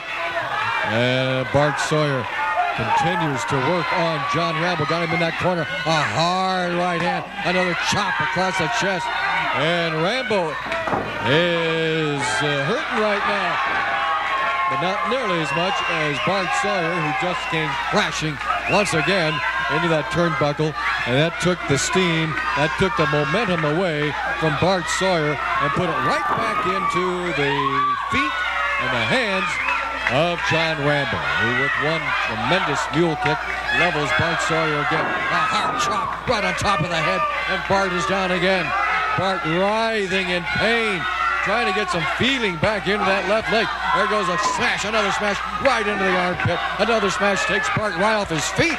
There goes a whip into the turnbuckle, goes Bart Sawyer. Here comes, John Rambo with a vicious mule kick, and Bart Sawyer is down once again in the corner. And John Rambo, is he moving in for the kill? Raises his hands, goes down for the pin, just sits on the chest of Bart Sawyer. 1, 2, and no! Bart Sawyer gets that right shoulder up once again. How much more can this young man from Kansas City take? How much more can the Bart man take? And John Rambo again delivering those hard chops, those hard smashes. And Bart Sawyer is in deep, deep trouble right now. He's against the turnbuckle. He's in the corner. Another forearm smash across the back. There's a smash into the chest delivered by John Rambo. Rambo now moving in for what may be the final few shots. Oh, wait a minute. Bart Sawyer comes off with a flying body press, and he's got it. Bart Sawyer with one final move of courage and power came off that top rope with a flying body press. He just, I'll tell you, he cross-checked John Rambo, had him down, hooked him, got the pin, 1, 2, 3, and that was it. John Rambo has been eliminated from the tournament, and Bart Sawyer, look at this. Bart Sawyer, what a heart. What a man. The Bart man advances in our elimination tournament for the TV championship. Woo! It says too much. We'll be right back with more after this timeout. Wow. 132 Cougar Loop Road, bed and breakfast right next to Yale Lake. Here it is, the bed and breakfast you've always dreamed of in a majestic Cascade scenery. This 2,400-foot, possible 3,000-square-foot beauty offers peace and quiet to its guests next to Yale Lake, menace from the 8 caves and other wonders of nature. You have an investment that will make you secure for decades to come. Call Dutch Savage at 5... Brothers, Carl and Jim, have only been wrestling professionally now for about a month. But they've been so impressive, Sandy Barr has made them a part of our TV Elimination Tournament Championship. Now, Jim Pope, you've got your hands full today with Al Madril. That's right. I got Al Madril tonight, and we're going to go out there and we're going to kick some butt. Hopefully I'll come out on top. And we got this tournament going on. It's going to be a killer tournament, and hopefully we'll be there at the end. All right, you know with a man like Al Madril, you've got to have eyes in front and in back of your head. And it's not going to be any easier for you, Carl, because you're going up against Damian Knight. Yeah, Damian Knight, he's pretty nasty, and he does things, but as Jim showed me, or told me from the last few nights of wrestling, that it can be done, and I'm gonna show him that I can do it too. All right, well, you just got back from Japan. I'm sure you picked up a few more tricks. Oh yeah, they learn a lot from the guys over there, and it's exciting. I'm ready. All right, Carl and Jim Pope, two of the youngest and certainly rookies, but destined to be two of the most exciting pro wrestlers in the future. We'll be right back with more of our tournament right after this. Ringside, the Northwest's only pro gym, offers the best of free weights and machine weights, featuring boxing facilities and the Northwest's only pro wrestling school. Free tanning with Ringside Pro Gym membership, and personal trainers cap off this Pro Power package. So join the pros and call us today at 283-6993. For $20 a month or $150 for a year, you too can train with the pros at Ringside, the Pro Power. A draw.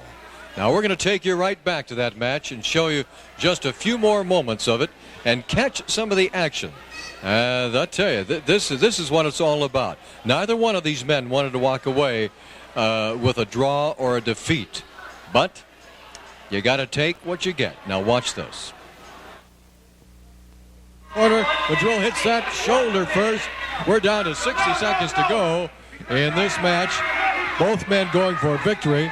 Neither man wants a draw now, because although a draw does not eliminate you, it just slows you down.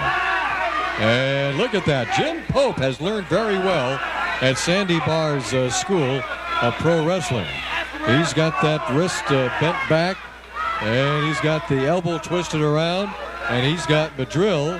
I don't think Madril is crying, but he's wincing, and he's yelling something. I don't know if it's English or Spanish, but it came out in pain. And now Madril. See there again. See how quickly he turns those tables on you. And there's a hard smash of Jim Pope's face. And there goes Pope across the ring. And there goes Madril into the same turnbuckle. And there goes Pope for the pin. 1, 2, and Madril just nonchalantly puts that foot over the bottom rope. We are about out of time.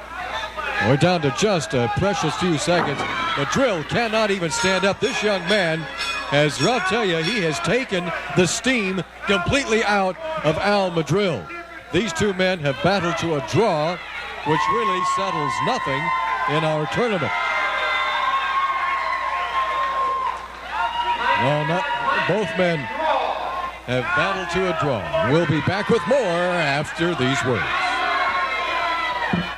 Sandy Barr's world-famous flea mart, 1225 1225 North Marine Drive every Saturday and Sunday, 8 a.m. till 3 p.m. And we've got carnival rides. That's right, carnival rides at Sandy Bar's Flea Market, 1225 North Marine Drive in Portland. Give us a call at 283-6993. That's Sandy Bar's Flea Mart, 1225 North Marine Drive. Come on out. We've got everything you might need for your home or for your hobby at Sandy Bar's world-famous Flea Mart. That's right, Red Steer Restaurant and Lounge, located at 2514 North Marine Drive. We have some of the best steaks in town, and we also give country dance lessons. That's right, country dance lessons at the Red Steer. It's located at 2514 North Marine Drive, and we have some of the best steaks in town. You better get down here. Red Steer Restaurant and Lounge, 2514 North Marine Drive. Hi, wrestling fans. Ken here at the Thirsty Eye Tavern, 60th and Powell. With me is owner Jim Wilson. The fans, I know why I come in here. Let's ask Jim why you should come in here. Well, Ken, the reason people ought to come here, we've got the beer garden, we've got 10 beers on tap, we serve great burgers and great breakfast, and we serve breakfast from open to close 7 days a week. So come on down and see us. You know, Brian, you could have had an omelet. Breakfast. Oh, boy! Wrestling fans, it's an emergency. We need your support. The Oregon legislature is about to vote. Call Gary George, 503-986-1702. If you want to see Championship Wrestling USA in Oregon, you want to see the World Wrestling Federation in Oregon, if you want to see World Championship Wrestling in Oregon, you got to call Gary George. You got to vote. 503-986-1702. Bring wrestling home. Bring it to Oregon. You've got the vote.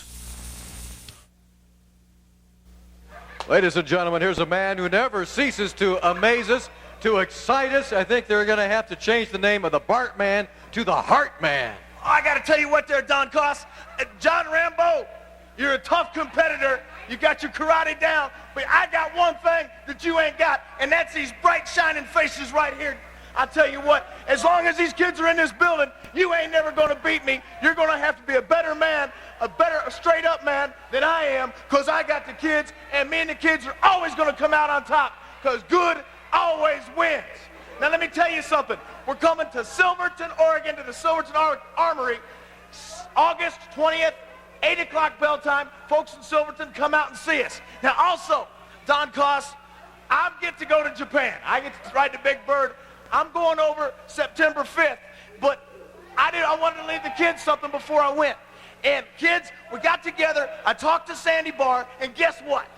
Coming up on the 5th of September, that's the 5th of September, all the kids get in free.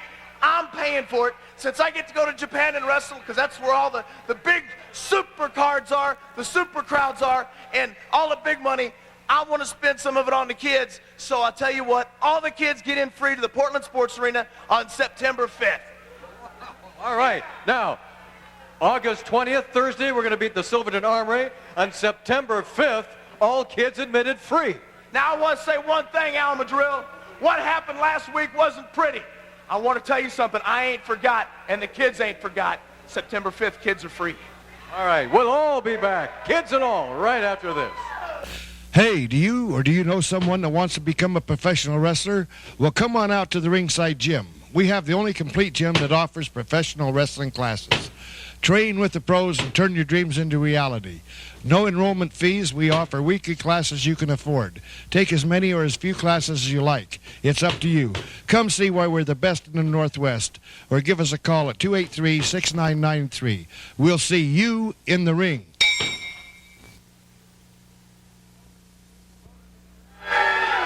His opponent in the red corner, accompanied by one of his trainers, Tito Carrion, makes his home in Portland. He weighs 232 pounds. Carl Pope.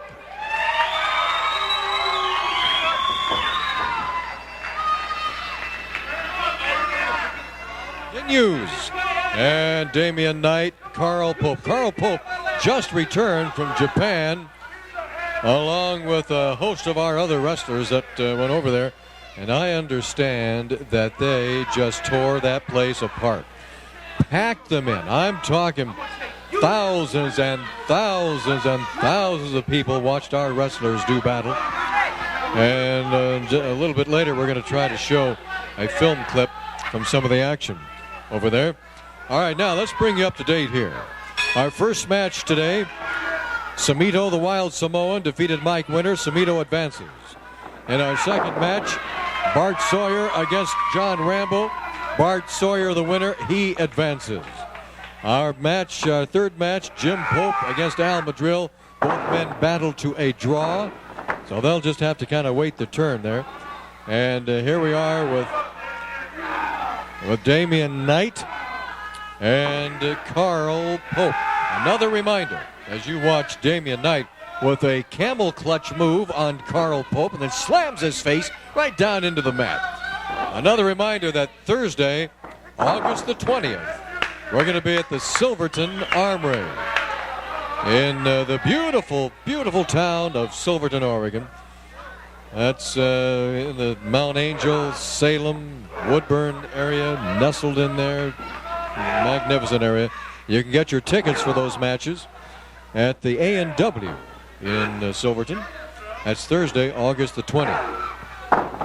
And as you heard Bart Sawyer announce that on Saturday, September the 5th, all kids would be admitted free when accompanied by a paying adult to the Portland Sports Arena. Carl Pope with a magnificent arm drag on Damian Knight, the man, the strange man from Hell's Kitchen.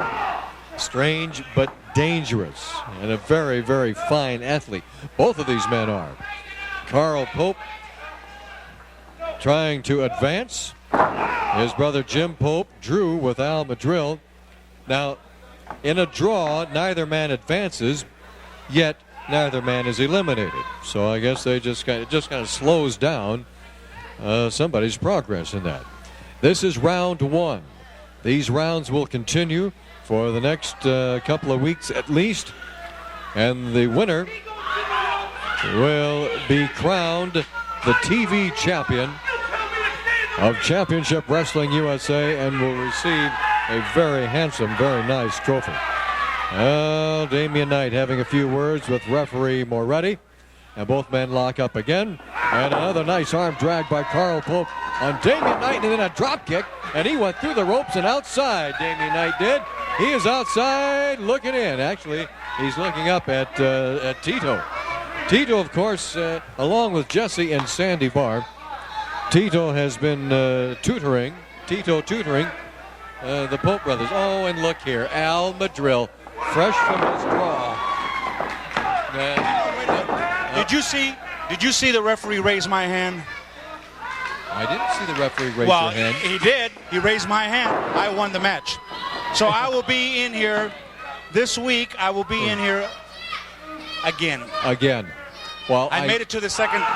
No, Madril, you made it to the crow's nest. That's all you made it to. You, at the very top of the program, were explaining to everybody, hey, in a draw, you don't advance. Think about that one, Al. No, I said, no, you misunderstood me there, Cos, because if you're in a draw, that means neither person has lost a fall. So right. I get to continue and he doesn't. Oh, I see. The Madril rules. There you go. Kind of like the Jordan rules. These are the Madril rules. That's it. I see. All right, man. Well, Carl Pope, things well in hand so far over Damian Knight. Well, first of all, I want to protest this, Cos, because Tito Carrion has no business being down there in the first place. You don't see my father down there. You don't see my great-grandfather down there. So I don't know why he has to have his in his corner. So this is under protest. I want you to know that, and I want the Alliance to know that right now. All right. Have you filed a formal protest? Yes, I did. Alliance? I have the papers in the back. My lawyer got them out for me, and there will be a suit filed. Well, I don't think it's going to do you much good because Tito happens to be Carl and Jim are the proteges of Tito. Yeah, but I don't know whether you saw it or not because I know you don't see everything, but he grabbed my leg. He didn't grab. Oh, you're pulling ours. You're pulling my leg. Tito has not interfered with anything at all. See, look at he's trying to pull Damian's leg right there. See his hand? See his hand, Cos? Get the camera right on that. I want them to see that. He's right there. Look at he almost tripped him, Cos. He didn't touch him. I saw that with my own eyes. Well, your eyes are on the blink then, Madril, because he didn't touch anything. Oh, great. Now Madril's carrying on a yelling conversation with some of the fans down here below us. Oh, this is going to be just great.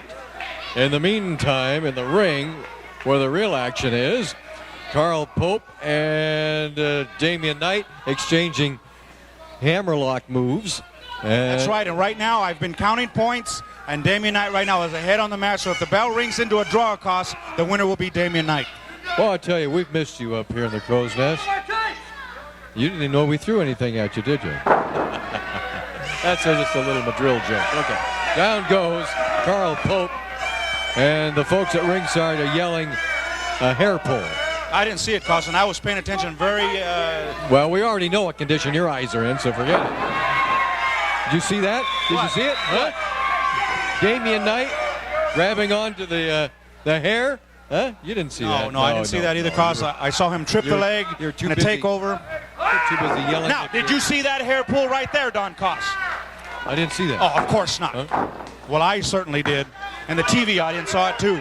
You know, I tell you, Championship Wrestling USA, very exciting.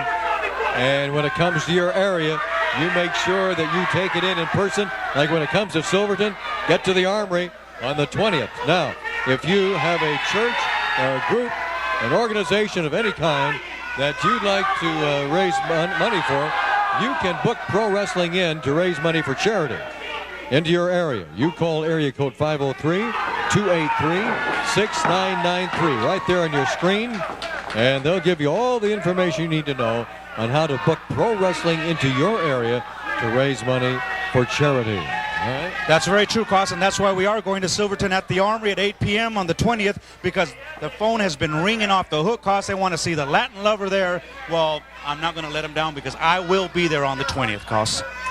Okay, I don't know if that's a promise or if that's a threat, but whichever way you want to take it, be at the Silverton Armory on Thursday, August the 20th. And you get your tickets at the A&W. That's right. I mean, I don't lie to you, Cos, because I'll tell you what, the girls have told me there's nothing but ugly men in Silverton. They want to see the true Latin, the hot-blooded Latin lover, so I will be there.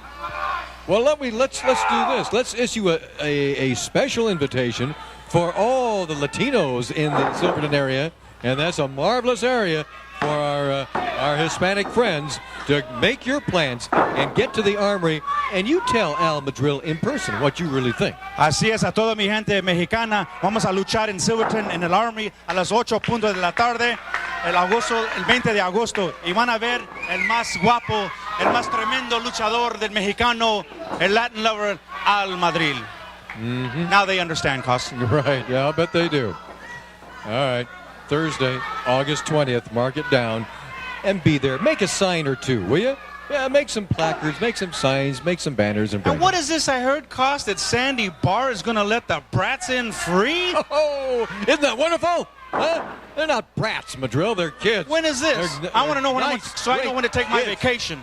Okay, you can take your vacation starting now. What? I've started to speak that language too.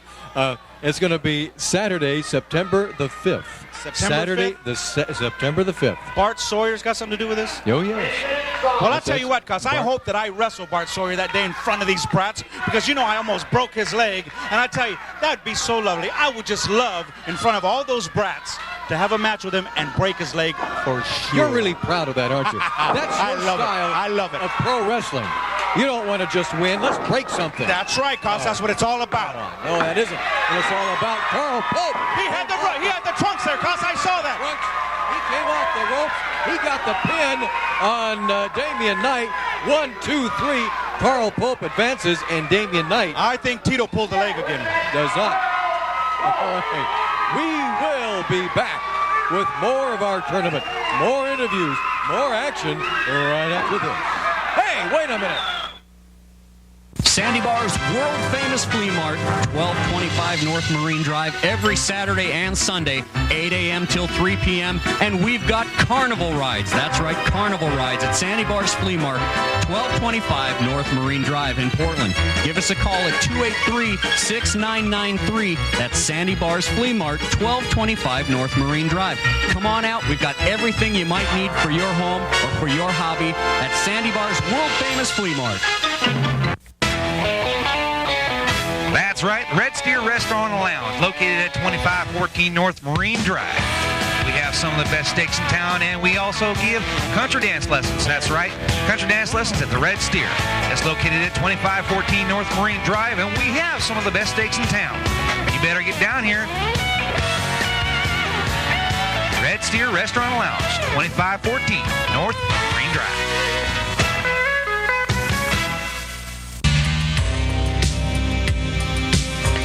If you're getting married, be sure to go to Noodleman's Tuck Shop for your tuxedos.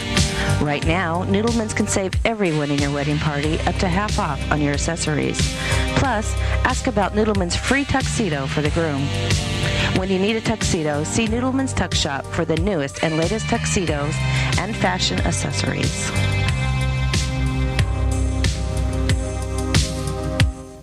Wrestling fans, it's an emergency. We need your support. The Oregon legislature is about to vote. Call Gary George, 503-986-1702. If you want to see Championship Wrestling USA in Oregon, you want to see the World Wrestling Federation in Oregon, if you want to see World Championship Wrestling in Oregon, you got to call Gary George. You got to vote. 503-986-1702. Bring wrestling home. Bring it to Oregon. You've got the vote. You're watching Coin TV, Channel 6, Portland, Vancouver.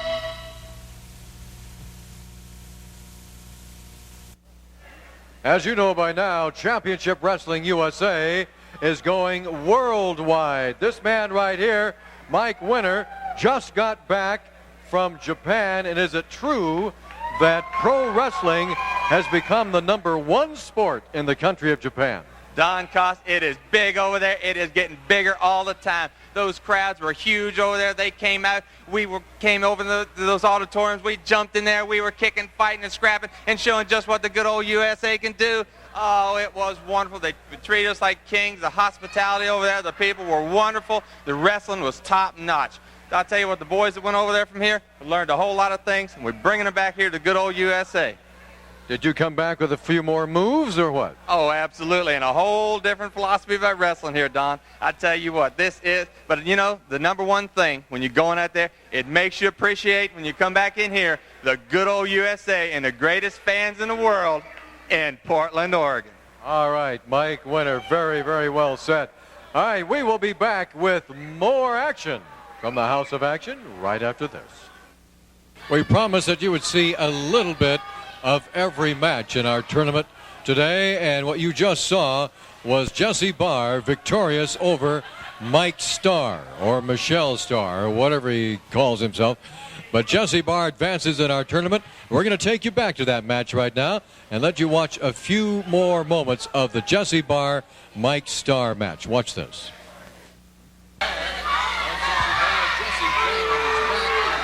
That's right, and Cost, it's not Mike Starr, it's Michelle. It is Michelle. Yes. He told me he wants to be known as Michelle. Yes. There's a suplex there, Cost.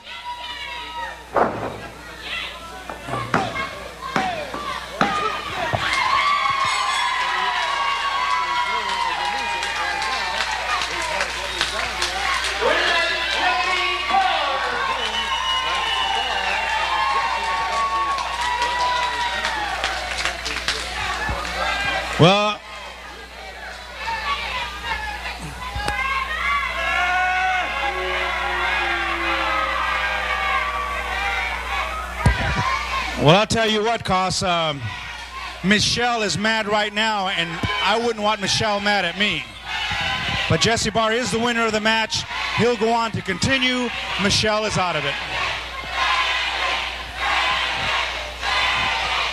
Why are they calling him names, Cost? He's a real man. Really? Then why does he call himself Michelle Starr? He's from France. Jeez. Yeah, he's from the funny part of France. All right, this match is history, and it's Jesse Barr who advances in our TV Tournament Championship. We'll be back with more right after this. Sandy Bar's world-famous flea mart, 1225 North Marine Drive, every Saturday and Sunday, 8 a.m. till 3 p.m. And we've got carnival rides. That's right, carnival rides at Sandy Bar's Flea Mart, 1225 North Marine Drive in Portland.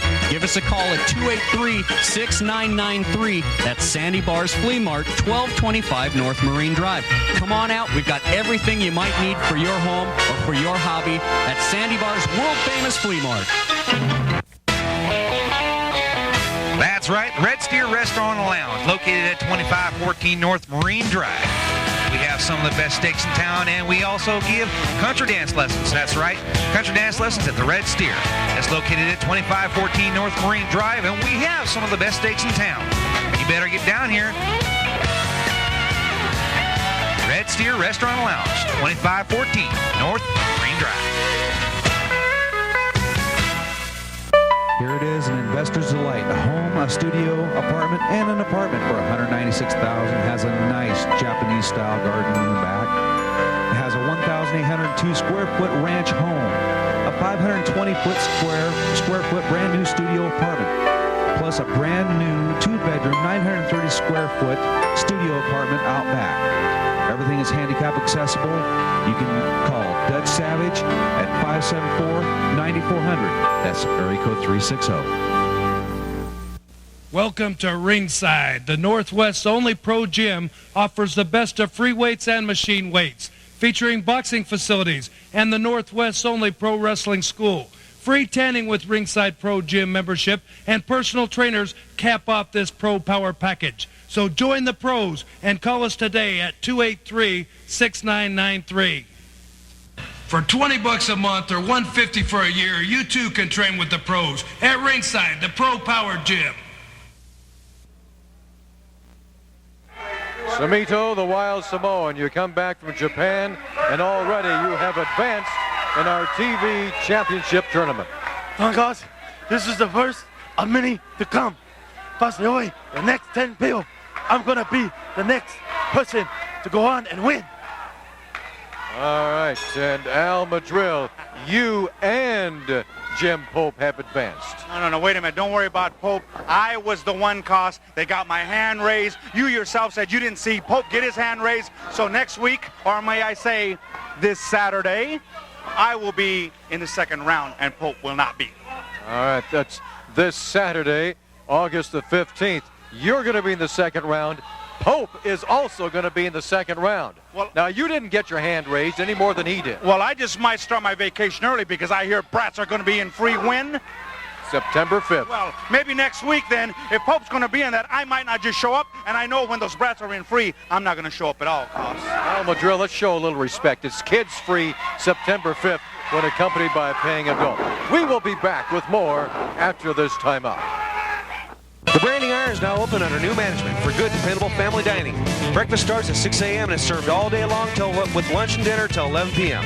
Take advantage of our twofers at reasonable prices. If you eat there once, we know you'll be back. And remember, we compliment the Drum at 14601 Southeast Division, where cocktails and entertainment are the finest. Karaoke every Sunday and Monday evening, and live bands the rest of the week. And remember, we have free pool till 6 p.m. and live dance instruction. What a great tag team partnership.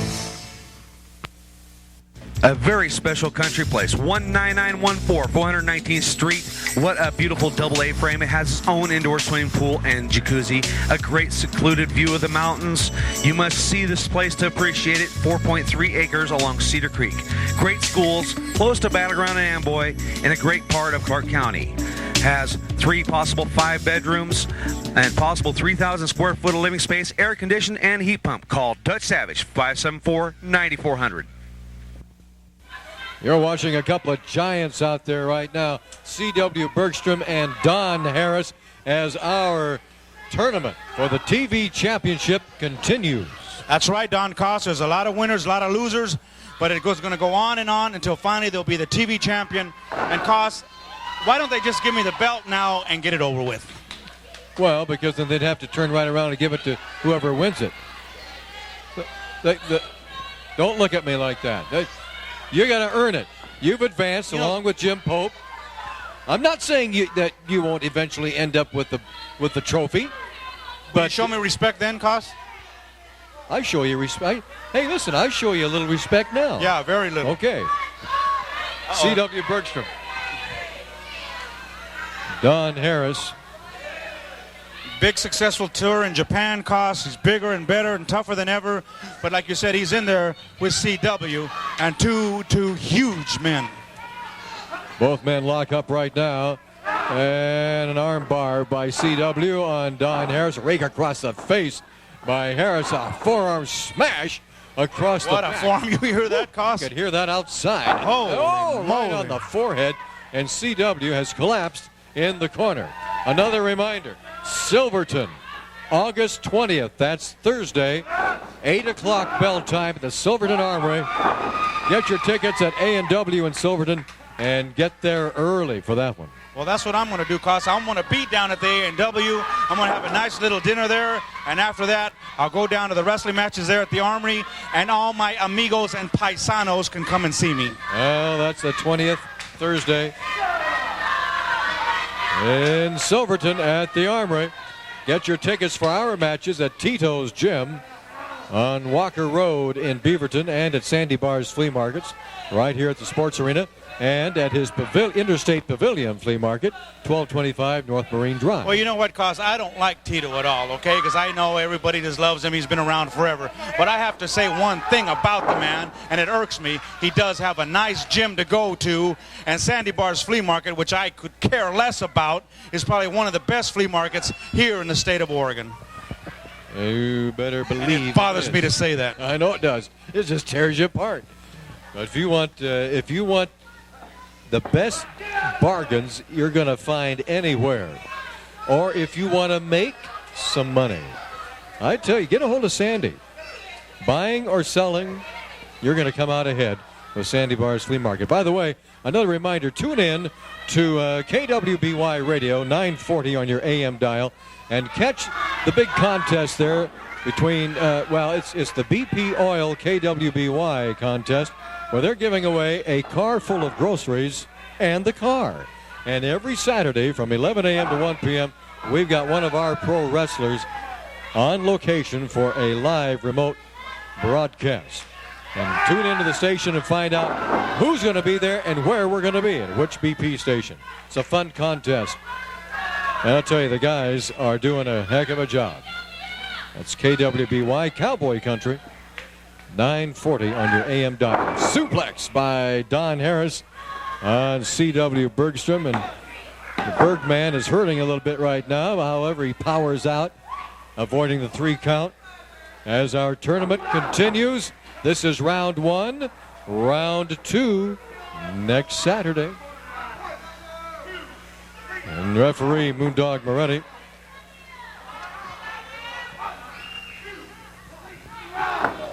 Moondog Moretti. From the wrestling tights to the referee stripes. Don Harris now comes crashing down with a left elbow across the chest of C.W. Bergstrom.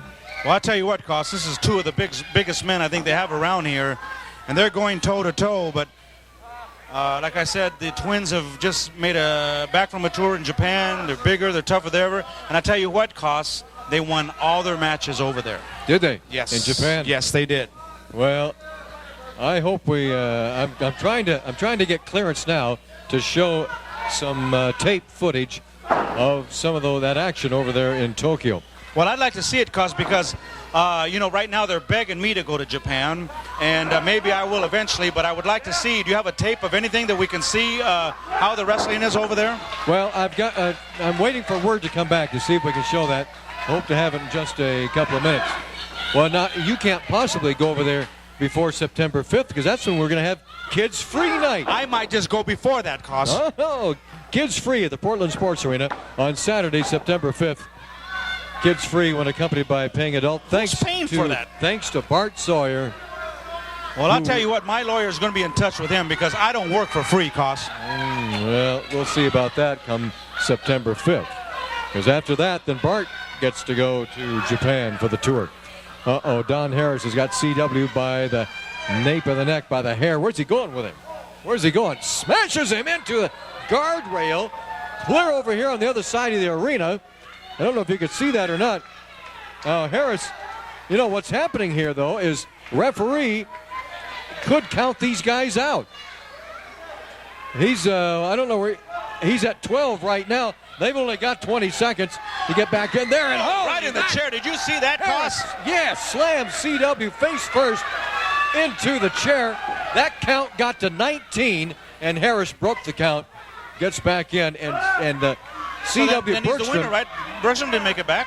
No, he broke the count for both of them. Oh, excuse me. CW. Laying on the floor there. You saw that, Koss.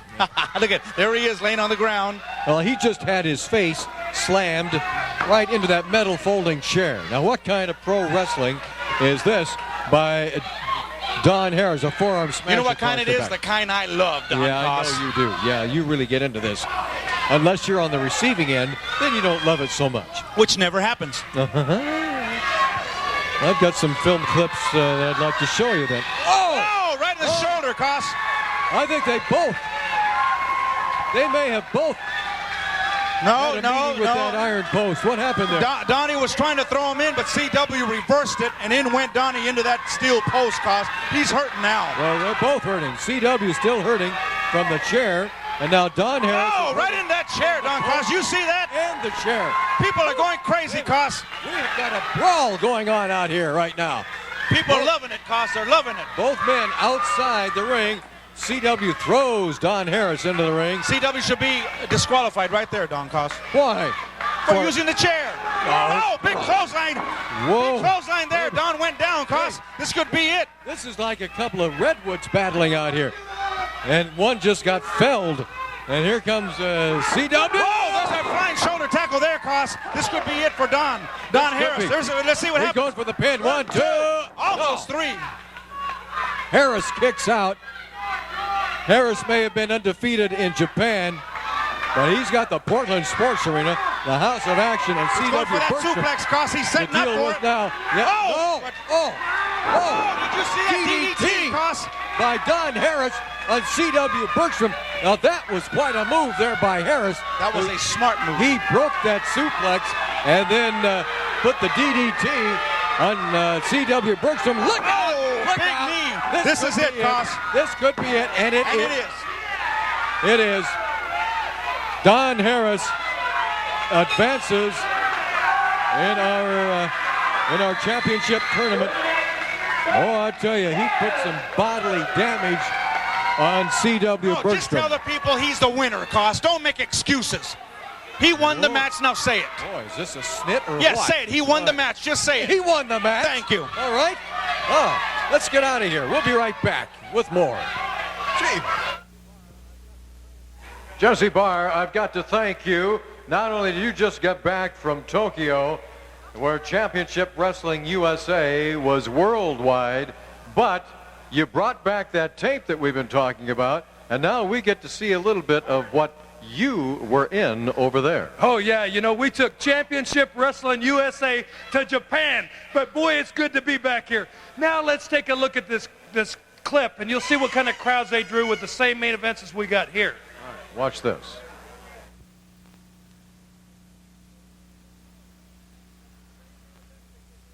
Got the same main events they get here in Portland. $200,000 gate, and that's Tokyo, Japan. The same wrestlers we got here and the same main events. Wait, who's that guy right there with the paint? That's a Kabuki guy. This guy here is Korean, and he's one of the big champions out of Korea. They got guys coming in just like Championship Wrestling USA. We're going to have guys from Japan and Korea. They're having a ceremony right here with local champion Itakura. Mike Winters really showing him how we treat champions in America. And then we had our big battle with the Bruise Brothers, me and Ryuma Go. But you know, when the smoke cleared the ring, me and Ryuma Go, our hands got raised in victory, and they didn't like it too well. I'm glad we had a chance to witness that tape. And of course, you were there in person, and being a part of it had to really be exciting. Oh yeah, it sure did. But we wouldn't forget to come back for this big tournament we took part of tonight. Tonight, the first round's almost over, and next week it's going to continue. Everybody wants to be the TV champion of Championship Wrestling USA. Well, congratulations for your action in Japan. Congratulations for your advancement in the tournament here. Oh, yeah. And pretty soon they're going to have a championship tournament that's going to take place part here in Portland and part in Tokyo. And that's going to be for an international heavyweight champion and international tag team heavyweight champions. Championship Wrestling International. We'll be right back with more after this. I can't believe this. Ron Harris is out of the ring, coming up to him again outside. A forearm smash. Big forearm in the back. Here comes another one, Koss. Why didn't he just give the man a chance to get back in the ring? Oh, you think Buddy Wayne would? Is he afraid of him? Oh, Koss, be serious. Is he afraid of him? Be serious. I am serious, and he throws him back in the ring. Harris does. Buddy Wayne still trying to shake the effects of that vicious beating that he's been taking from Ron Harris, both inside and outside the ring. Look at this. He got him above it. He got him on his shoulder like a sack of potatoes. Looks like a shoulder breaker coming up, Koss. Oh, no, it wasn't. It was that power slam, Koss. This is it. This could be it. Yes, indeed. 1, 2. Oh. No, Buddy Wayne puts that the coward way. Put the foot over the rope. Coward? Yeah, the coward way. You would never see me do that. That's using the. You would never see me do that. No, because that's using the brain. No, that's just the coward way out of it. No, that's presence of mind, knowing where he is, knowing that he can put that foot over the. On that. Oh. Did you hear that, Koss? Yes, he just landed with a horrible thud outside on the floor. Buddy Wayne did, and Ron Harris is right there, and that is not. What's happening here, Koss? Reading. Where's he going with him? Where's he going? He's got him by the hair. Just like his brother did to C.W. Bergstrom. Ron Harris slams Buddy Wayne. Looks like did he slam him into the same? Oh, and there's Don Harris. Don Harris attacking Buddy Wayne. The referee does not see it. You see, you can't tell them apart. No. Yes. It's just the one. Don Harris came over here from out of the crowd and attacked Buddy Wayne. Oh, no, Koss. Ron Harris is in the ring. How could he do that? Hey, Buddy Wayne is having to fight both Bruise brothers. Oh, you're drunk. Ron Harris in the ring and out of the ring. And now Don Harris over here by the guardrail. I didn't see nothing that, Koss. Nobody saw it but you. Hey, everybody saw it. Everybody over here on this side, everybody was looking at Buddy Wayne. He fell down by himself, Koss. He fell down with a whole lot of help from the Bruise brothers. He didn't fall down by himself. He didn't fall down by himself. Oh, you gonna tell me you think this big guy needs his brother to help him against Buddy Wayne? I do. You gotta be cuckoo. I do. They gotta be cuckoo. We're teaming up on somebody the size of Buddy Wayne. He's good. He is an athlete. He's hurting, Koss. But he is hurting, and there's no need for two men the size of Ron Harris. All I saw was the one Don brother. Harris. I can't tell them apart. What a vicious attack on Buddy Wayne by the Bruise brothers. Brother. Not brother. Brother. Brothers. That's plural because they both had a hand in this. Oh, big clothesline. How much more can Wayne take, Koss? He's had it all tonight. Buddy Wayne is, I don't know how much This could be more. it, Don Koss. I tell you, for Buddy's sake, it should be it. Coward way out again. That's not a coward way out. That is a thinking man's way. You ever see John Rambo or myself or Damien or Sambito do something like that? No. That's because I said it's a thinking man's way. It's a thinking man's way. Look at that. Look at that. What a move by Buddy Wayne. What a move. Tremendous. I believe they call that a wheel kick right in the back of the head. And now Buddy Wayne taking on a man, taking on a giant, really. Into the ropes goes Buddy. Buddy comes off the ropes. I don't know what that kick, was. Koss. That's a karate move. Wow. But look, Buddy, what's going to happen here, Koss? He's going upstairs. All the way to the top. The cameraman's got it right there. You look bet. at this. Here he comes. Oh! Got him, Koss. Oh! Power slam there. Well, Ron Harris just too big and too strong right now. Uh-oh. Is he going for a... Uh-oh, there's the back. Oh! I thought he's going for a pile driver. That's it, Koss. Backbreaker. That's it. That is it. I hate to say it, but Buddy put up a heck of a fight, but he was in there with a better man, Koss. Hey, men. There are two of them. Man. Two of them. Can you tell them apart? No, it was the same guy. I can tell them apart when one's in the ring and another one is clear over here on the other side of the arena. Well, I didn't see that. I didn't see that, Don Well, Koss. you didn't look at it. You're making me mad. You didn't look at it. I'm leaving. I don't talk to you no more. I hope so. Why don't you just leave the crow's nest and don't even bother coming back in here? Buddy Wayne defeated by 2 men. Referee did not see the other Bruce brother come in and have a hand in this defeat. That's a shame. Buddy should be advancing, but he's not. It's Ron Harris advancing in the tournament. Why don't you quit crying, Cos? Let's get Just say we got a winner. That's all. What, you want to say? Ron Harris is the winner. Haven't you got an appointment someplace, huh? With a doctor? We'll be right back. That's right. Speaking about Japan, they showed a little bit of that tape tonight. They showed where everybody looked good, but they didn't show enough of what we did over there. We took care of business right from the beginning all the way to the end, and now we're back to take care of business here in Portland. That's right, brother. You're both going on to the finals. That's exactly right, Al Madril. I know you in the finals. We expected it, brother. But you're looking at right here, we going to the end. As far as I'm concerned, we might have to wrestle each other for the belts. Who knows? Or for, what are they giving, a trophy? I'll put that trophy over my fireplace. Japan, piece of cake. We kicked everybody's butt. We back in town. We giving it back here. That's right. August 15th, this Saturday. We'll see you there, gringos. Adios. All right, another reminder that on Thursday, August the 20th, we're going to be in Silverton at the Armory, starting at 8 o'clock. Get your tickets at A&W in Silverton. Now, this Saturday night, August the 15th, Saturday, the tournament continues. That's right, Cos, and not only am I in it, but the Bruise Brothers are in it. I guess Jesse Barr's in it too, isn't he? Or Mike Winter, I don't care who, because either I'm going to win it and be the new TV champion, or the Bruise Brothers are. Hey, Jim Pope is also in it.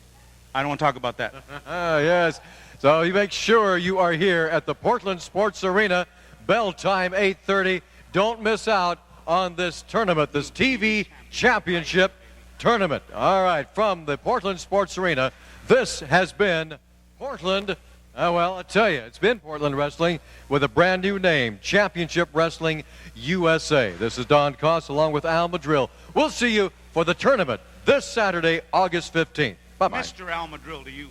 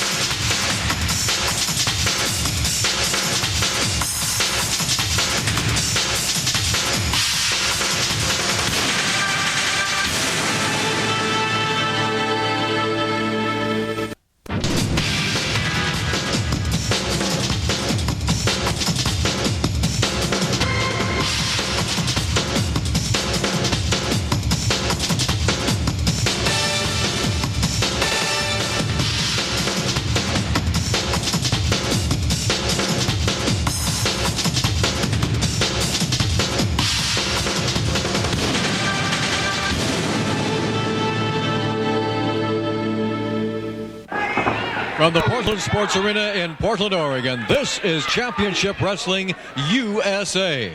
I'm Don Koss along with Al Madril. Al, we've got the second round of the TV Championship Tournament. It's already started, and we're going to have tons of action tonight. Well, that's very true. You know, I got to wrestle Jesse Barr, and this is 2 veterans in the ring there, Koss. But I think I got a little more of this, and I'm going to come out victorious. Every match is going to be a main event. You're going to see Jim Pope. You're going to see Don Harris, Jesse Barr, of course, and you, Winner, and Bart Sawyer, Carl Pope, Ron Harris, Dirty White Boy, Rambo. They're all involved in the second round of our TV Championship Tournament today. Now, again, we want to welcome our 2 new sponsors, Tire Liquidators on Portland Road Northeast in Salem, and the good folks over at Newburgh Ford.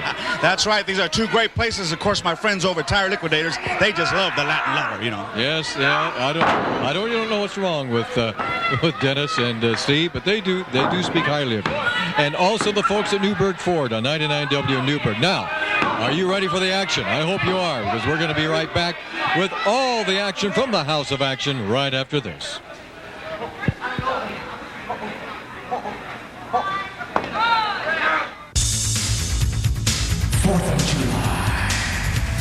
Sandy Bars, World Famous 1225 North Marine Drive in Portland, Oregon is the front row seat to the Frog River Fireworks. We'll have breakfast landed. We'll have food, fun, maybe some karaoke and more. The best seat in the house at Sandy Bars, World Famous Flea Market. For more information, call area code 503-283-6993. The Branding Iron is now open under new management for good, dependable family dining. Breakfast starts at 6 a.m. and is served all day long with lunch and dinner till 11 p.m. Take advantage of our twofers at reasonable prices. If you eat there once, we know you'll be back. And remember, we compliment the Drum at 14601 Southeast Division, where cocktails and entertainment are the finest. Karaoke every Sunday and Monday evening, and live bands the rest of the week. And remember, we have free pool till 6 p.m. and live dance instruction. What a great tag team partnership.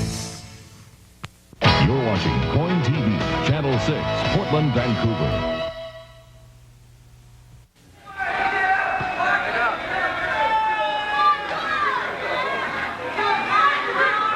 We are back at the Portland Sports Arena, the house of action, for the second round of our TV Championship Tournament. And joining me in the crow's nest right now, a new co-host, C.W. Bergstrom. And Bergie, we probably should bring everybody up to date on that first match between Damian Knight and Buddy Wayne. Yeah, it was a good one, Don. It was real good. And Buddy, using his wrestling skills as he did, he's not that big, but he's awfully quick. And he beat Damian 1-2-3 right in the middle. Well, I tell you, he had some great moves in there, coming off the top of the ropes, coming off the ropes themselves, and he got the pin on Damian Knight. And that means Buddy Wayne advances to the third round next week. Well, I don't think so, Cos. I think he was a preliminary match, and I think they're starting the TV tournament now, I do believe. I think you're right. You're right, yes. I just want to see if you were paying attention. I knew you were, Don. You are. I knew you were. Okay, well, no wonder they sent you up here. All right. All right, this is the official tournament in effect right now.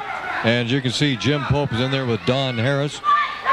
I don't know. We got the rookie against one of the mountain men. Yeah, I tell you, he's giving away a lot of size out there. And he doesn't have that much experience, but he's got a lot of amateur background, and I'm sure that you'll be able to see it when it comes up. You know, Jim Pope and his brother Carl Pope have been very, very impressive. As you said, and they've only been wrestling professionally now for, what, about 3 weeks? Yeah, about 3 weeks to a month, yeah. You know, it may not be too long before we see the brothers Bruise and the brothers Pope. Yeah, it might not be too long at all. And that might be a pretty darn good match, too. Jim Pope hanging on to Don Harris. Might also mention, too, we have a new referee. Mr. Sean's out there trying to make sure things remain under control, keep things in order. I would not want to be in any referee's shoes out there, CW. You've done that plenty of times. Yeah, and that's some big shoes to fill, I tell you. There's a lot going on out there, and you can't see everything. But I know Sean will try as hard as he can. All right, now the rookie paying some dues. He took a big elbow from Don Harris, and now a forearm smash across the back of the neck. And Jim Pope is hurting in there right now, CW. Yeah, that's what the Harrises like to do. They like to beat you down, take advantage of it. And there's not too many elbows that are bigger than theirs, I'll tell you. No, there aren't too many bodies bigger than theirs. Here goes a whip. Reversal, and it's Harris going into the ropes. Oh! Yeah. Well, a little clumsy, but he got the job done. Right.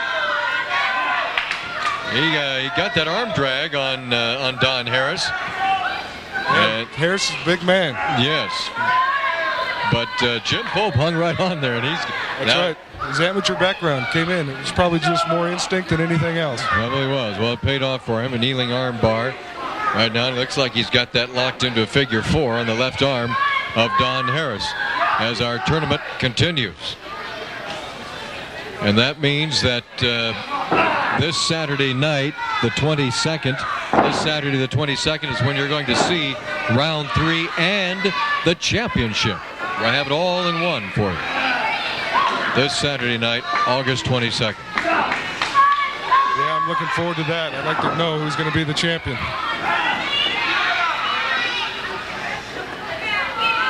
Well, it could be one of these two men right here. It very well could be. Now, last week when this tournament started, you had your hands full. Yeah, I sure did with the same man.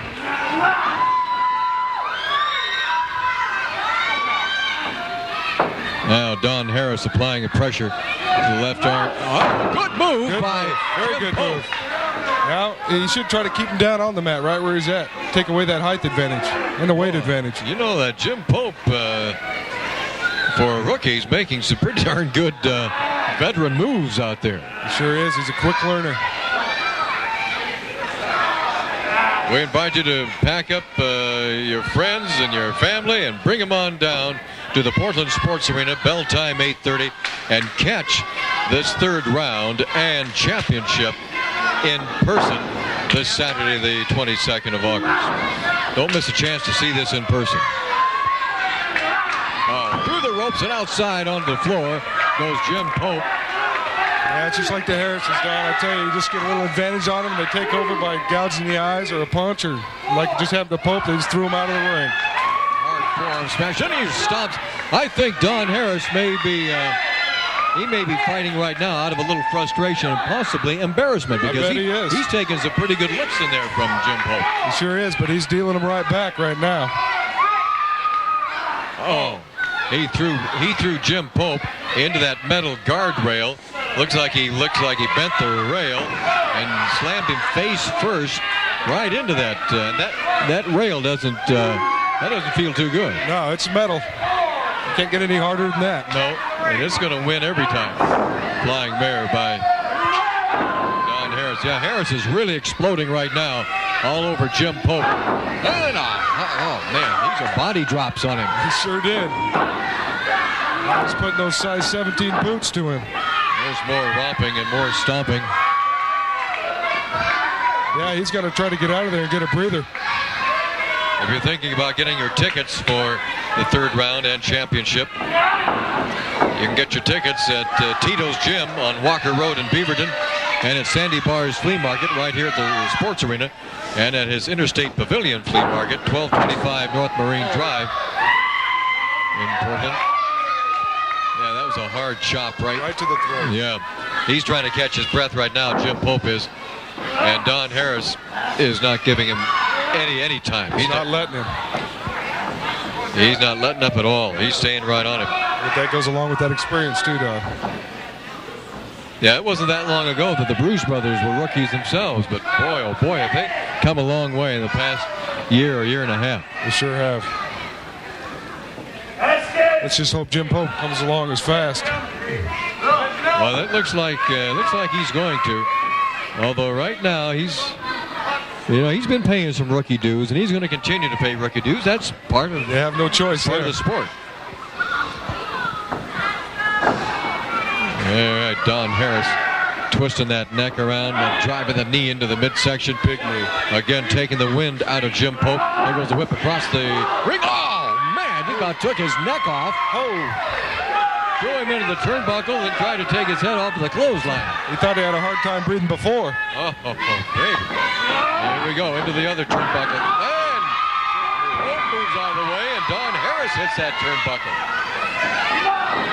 And Pope came up with a couple of pretty good kicks. Not too much steam behind those, though. Not yet, no. Oh, good drop kick. Oh, that had some steam behind it. A good drop kick by Jim Pope. And he's got Harris against the turnbuckle. There goes a whip across the ropes into the other turnbuckle. Coming at you. A monkey flip.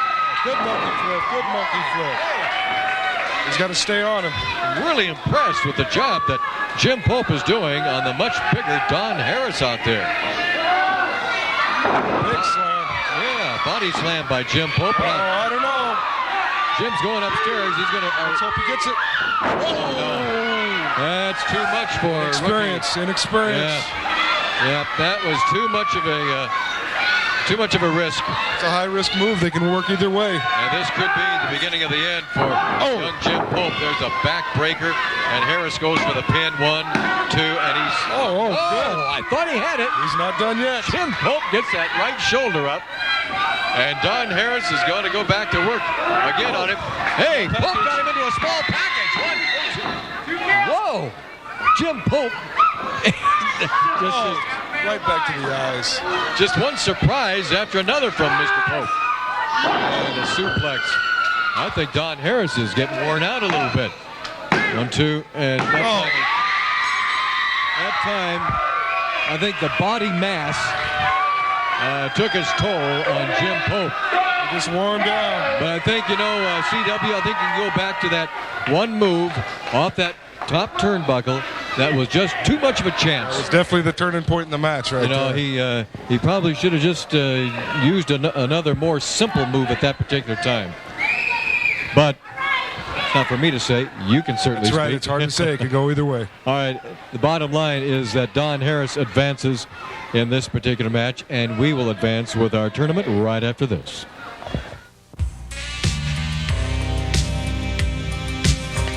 If you're getting married, be sure to go to Noodleman's Tuck Shop for your tuxedos. Right now, Noodleman's can save everyone in your wedding party up to half off on your accessories. Plus, ask about Noodleman's free tuxedo for the groom. When you need a tuxedo, see Noodleman's Tuck Shop for the newest and latest tuxedos and fashion accessories.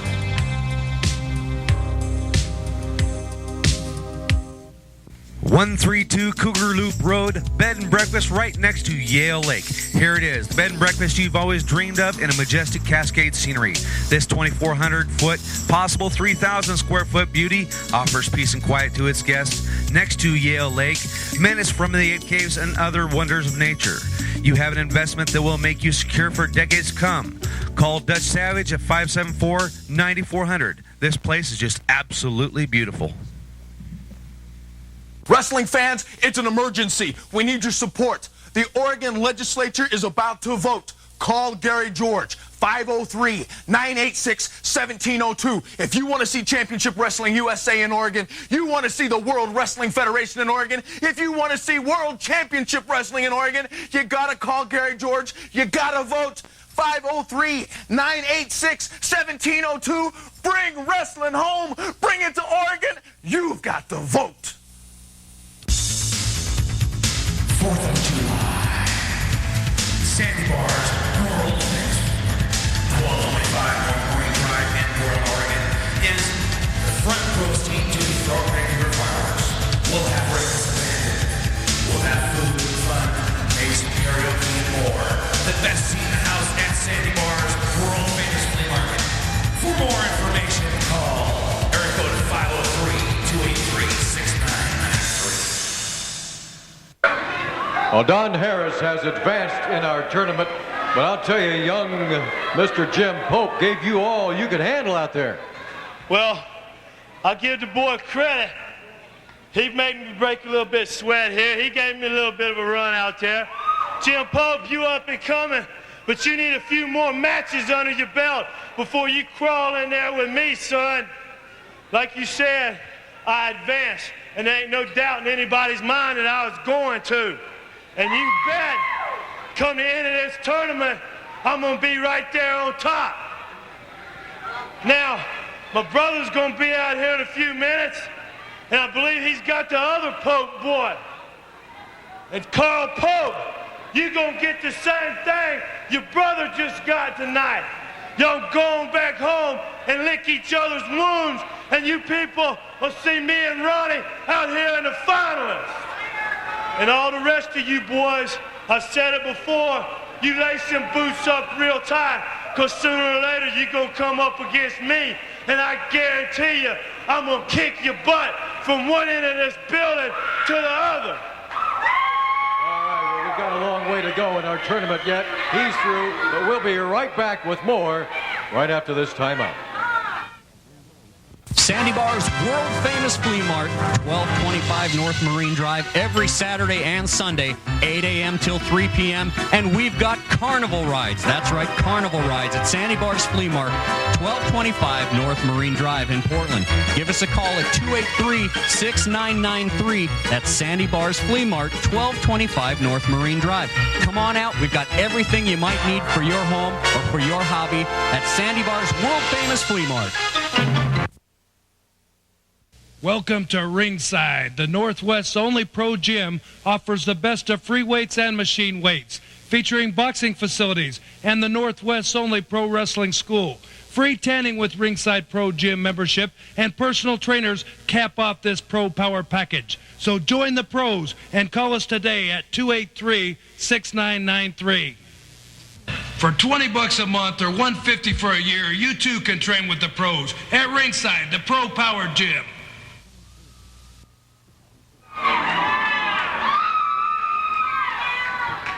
Ladies and gentlemen, this match is one fall with a 10-minute time limit. Introducing in the blue corner from Los Angeles, California, he weighs 242 pounds, Al Madril.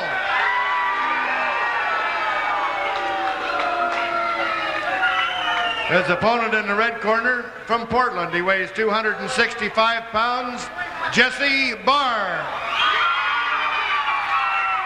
Now, Sandy Barr, how do I have a chance to win? You're announcing, I gotta wrestle your boy, and your other boy is refereeing, for crying out loud. How am I supposed to win?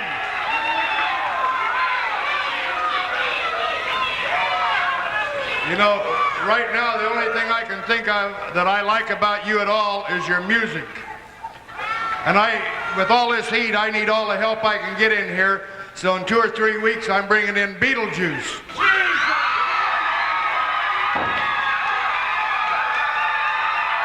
Madril may get himself into more trouble than he already is in. I didn't want to interrupt Sandy Barr as he was making the announcement. But C.W. Bergstrom, I have been looking forward to this particular match in our tournament for a long time. Yeah, Don, this should be a dandy. I tell you, you got a couple veterans out there. I think they know every move in the book, and I'm sure Al knows every trick in the book. Oh, he's written part of that book. Al Madril and Jesse Barr, and of course the referee is Sean Barr. And Madril not too happy with all the bars. Well, I don't know and yet when Al's ever happy. That's usually where you see him, isn't it? Exactly. Now, if anybody says anything, you said that, okay? Okay. All right. Jesse Barr in control. Handful of hair there. You can't see everything, though. No, there is no way that you... And Madril's a master at it. I tell you, he'll get the referee looking the other way, and he'll reach into his little bag of tricks. Or I guess his big bag of tricks. Oh, huge bag. When you've got somebody like Madril in the ring, as a referee, you just about have to have eyes all over your head. Exactly. That was a tremendous move by Jesse Barr to break that head scissors. Now he's got a chance to do it again. In case you missed it the first time, it's almost like instant replay. I think here we go again. Jesse Barr getting in position to spring out of that head scissors. And that in itself is a very difficult maneuver because Madril's got that locked in there. Look at that. Well, anytime the guy's using his legs on you, usually the strongest part of your body, it's not easy to get out of it. But look at Madril. Reaches right back to his tricks. That time he got caught. That's good. That time he got caught. That went to the well one too many times. Yes, he did. Our TV championship tournament is continuing. Bring you up to date. And the match you just seen on TV here. Don Harris advanced with a hard-fought, and I mean a hard-fought victory over Jim Pope. Yeah, Jim Pope, he's got a lot of heart. He's got a lot of heart. You know, there's Jim Pope and his brother Carl.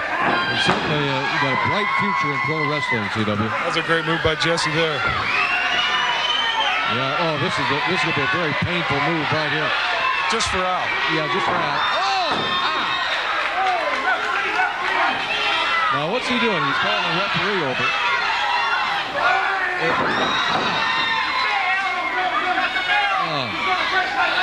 That hurts in every language. Jesse Barr pulling him out over into the... Let me get a better shot at you here, Al. I tell you, Jesse's just trying to, weaken part of his body right now. He's got a soft spot going, and he's still working on it. Yes, indeed. That comes from all the experience. There's a shove off by Al Madril. We're certainly happy to have all of our TV fans tuning in right now to the cable system that you're watching us on, and also on Eagle 32. Madrill could be in trouble here, Don. This could be a leg lock. Figure, and he's got that locked in. He's got it locked in good. Madrill might be able to make it to the ropes. Trying to reach over. He did that.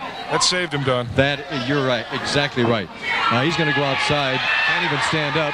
Being the veteran he is, he knows he's hurt, so he's got to go out and get some time for himself. You bet. He's going to try to shake this off. There we've got our roving camera getting a good shot of Madrill trying to get to his feet. Boy, that has got to really hurt that. Oh, it does. That figure four, I'll tell you. That figure four has won many a matches. Oh, Madrill he's trying to walk that off. Being the veteran he is, he goes right for the ropes. Yeah, he's only got 20 seconds to do that thing. Now, he says, let's start over. The handshake. Buying some more time, Don. How many times have we seen Madrill do this? Come on. Jesse's too smart for this. He's not going to. Oh, yeah, Jesse's seen it. Madrill says, yeah, honest, I just want to shake hands with you. Look at that. See? And Jesse should have known better. He got a little too close to the fire there. Yeah, you almost start believing the man. Look out. Madrill coming up behind Jesse Barr. Forearm smash across the back. All of this action outside the ring.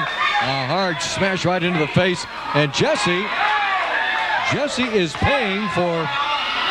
That's right. Madrill's just taking advantage of the situation now. Yeah. How do you like that?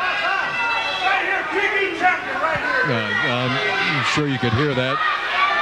Now Madrill saying, how do you like that? Well, he's not done with Jesse yet. No, he's not. And Jesse's not done with him. Here we go.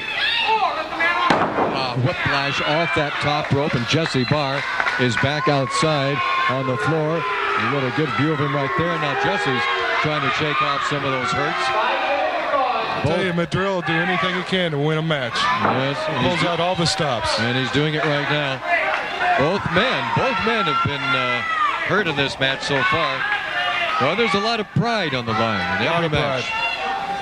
I think Madrill has an advantage right now, though. Well, he did. He did have. Until Jesse blocked that smash into the turnbuckle and did a smash of his own. Here comes Madrill. He just took it. And Madrill is down. And look out. Here comes Jesse on the second floor. Boy, and he came down hard on that knee. CW, boy, he came down hard on that knee, and nobody was home. And look at Madrill, goes right after it. Finds that weak spot, goes right after it. Wastes no time at all. Yep. What's he doing? He's taking off some of the tape. He's taking the tape off from around that knee. Jesse's got his knees wrapped. I think he's taking that off. Yes, he does, yeah. He's got the knee pad, and he's got the knee wrap. That right knee of Jesse's completely exposed right now. Oh, yeah, and he's not letting up on it at all. Oh, man. Good. And this time, Jesse Barr rolls out of the way, and it's Al Madrill crash landing. There's another shot into the breadbasket. There goes Madrill into the ropes. Look out! And Jesse took that right on the chin. Did you see that? He took that right on the chin, right on the turnbuckle. I tell you, those turnbuckles don't have pads on them. Those are just covers. Those turnbuckles are extremely hard. They don't give at all. There goes Madrill again. Using the ropes for leverage. Madrill using the ropes for leverage, and I think he may have just gotten caught. Yep, he did. Well, Jesse did. He didn't need the help of the referee. He's got him hooked in and pinned. What a move by Jesse Barr. Great move. I didn't realize he had him hooked that good, but he sure did. I don't think Madrill realized it either. I think Madrill thought that he could wiggle his way out of that, but Jesse had him hooked and locked in good, and Jesse Barr advances in our tournament, and that means that Al Madrill has been eliminated. Probably be back up here. All right, we will continue with more from the House of Action right after these words. Sandy Bar's world-famous flea mart, 1225 North Marine Drive, every Saturday and Sunday, 8 a.m. till 3 p.m. And we've got carnival rides. That's right, carnival rides at Sandy Bar's Flea Mart, 1225 North Marine Drive in Portland. Give us a call at 283-6993. That's Sandy Bar's Flea Mart, 1225 North Marine Drive. Come on out. We've got everything you might need for your home or for your hobby at Sandy Bar's world-famous Flea Mart. That's right, Red Steer Restaurant and Lounge, located at 2514 North Marine Drive. We have some of the best steaks in town, and we also give country dance lessons. That's right, country dance lessons at the Red Steer. That's located at 2514 North Marine Drive, and we have some of the best steaks in town. You better get down here. Red Steer Restaurant and Lounge, 2514 North Marine Drive. A very special country place, 19914 419th Street. What a beautiful double A-frame. It has its own indoor swimming pool and jacuzzi. A great secluded view of the mountains. You must see this place to appreciate it. 4.3 acres along Cedar Creek. Great schools, close to Battleground and Amboy, and a great part of Clark County.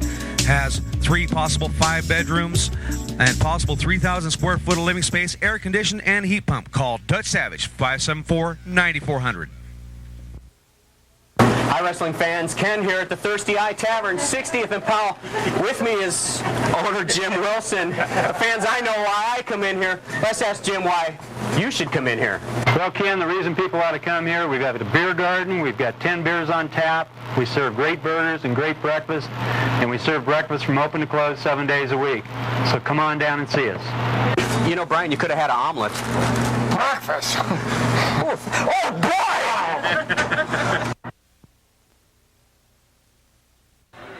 Well, Jesse Barr, we got to congratulate you. A hard-fought match with Al Madril, a match in which both of you sustained injuries, but you came out victorious and you advanced in the tournament. You know, that's right. Boy, I love wrestling, especially when it comes down to winning a prize trophy like this TV championship. That's what we're out here for, is to win championships, and this match has got me another way up, another step up to winning that title. Well, there's a lot of pride on the line here. Everybody wants to advance. Everybody wants to advance towards that trophy. Well, next Saturday night, it'll all come down to the last match. And whoever can win that match will be the TV champion. And that's a big title. You bet it is. Now, that's this Saturday night, this Saturday, August 22nd. We've got the third round and then the championship. Yeah, and you can bet your hard-earned money that Jesse Barr is going to be coming out there with both guns loaded and fighting to the end. All right, well, you're at least in the third round right now. We'll be back with more action right after this. Wrestling fans, it's an emergency. We need your support. The Oregon legislature is about to vote. Call Gary George, 503-986-1702. If you want to see Championship Wrestling USA in Oregon, you want to see the World Wrestling Federation in Oregon, if you want to see World Championship Wrestling in Oregon, you got to call Gary George. You got to vote. 503-986-1702. Bring wrestling home. Bring it to Oregon. You've got the vote. Hey, do you know someone that wants to become a professional wrestler? Well, come on out to the Ringside Gym. We have the only complete gym that offers professional wrestling classes. Train with the pros and turn your dreams into reality. No enrollment fees. We offer weekly classes you can afford. Take as many or as few classes as you like. It's up to you. Come see why we're the best in the Northwest, or give us a call at 283-6993. We'll see you in the ring.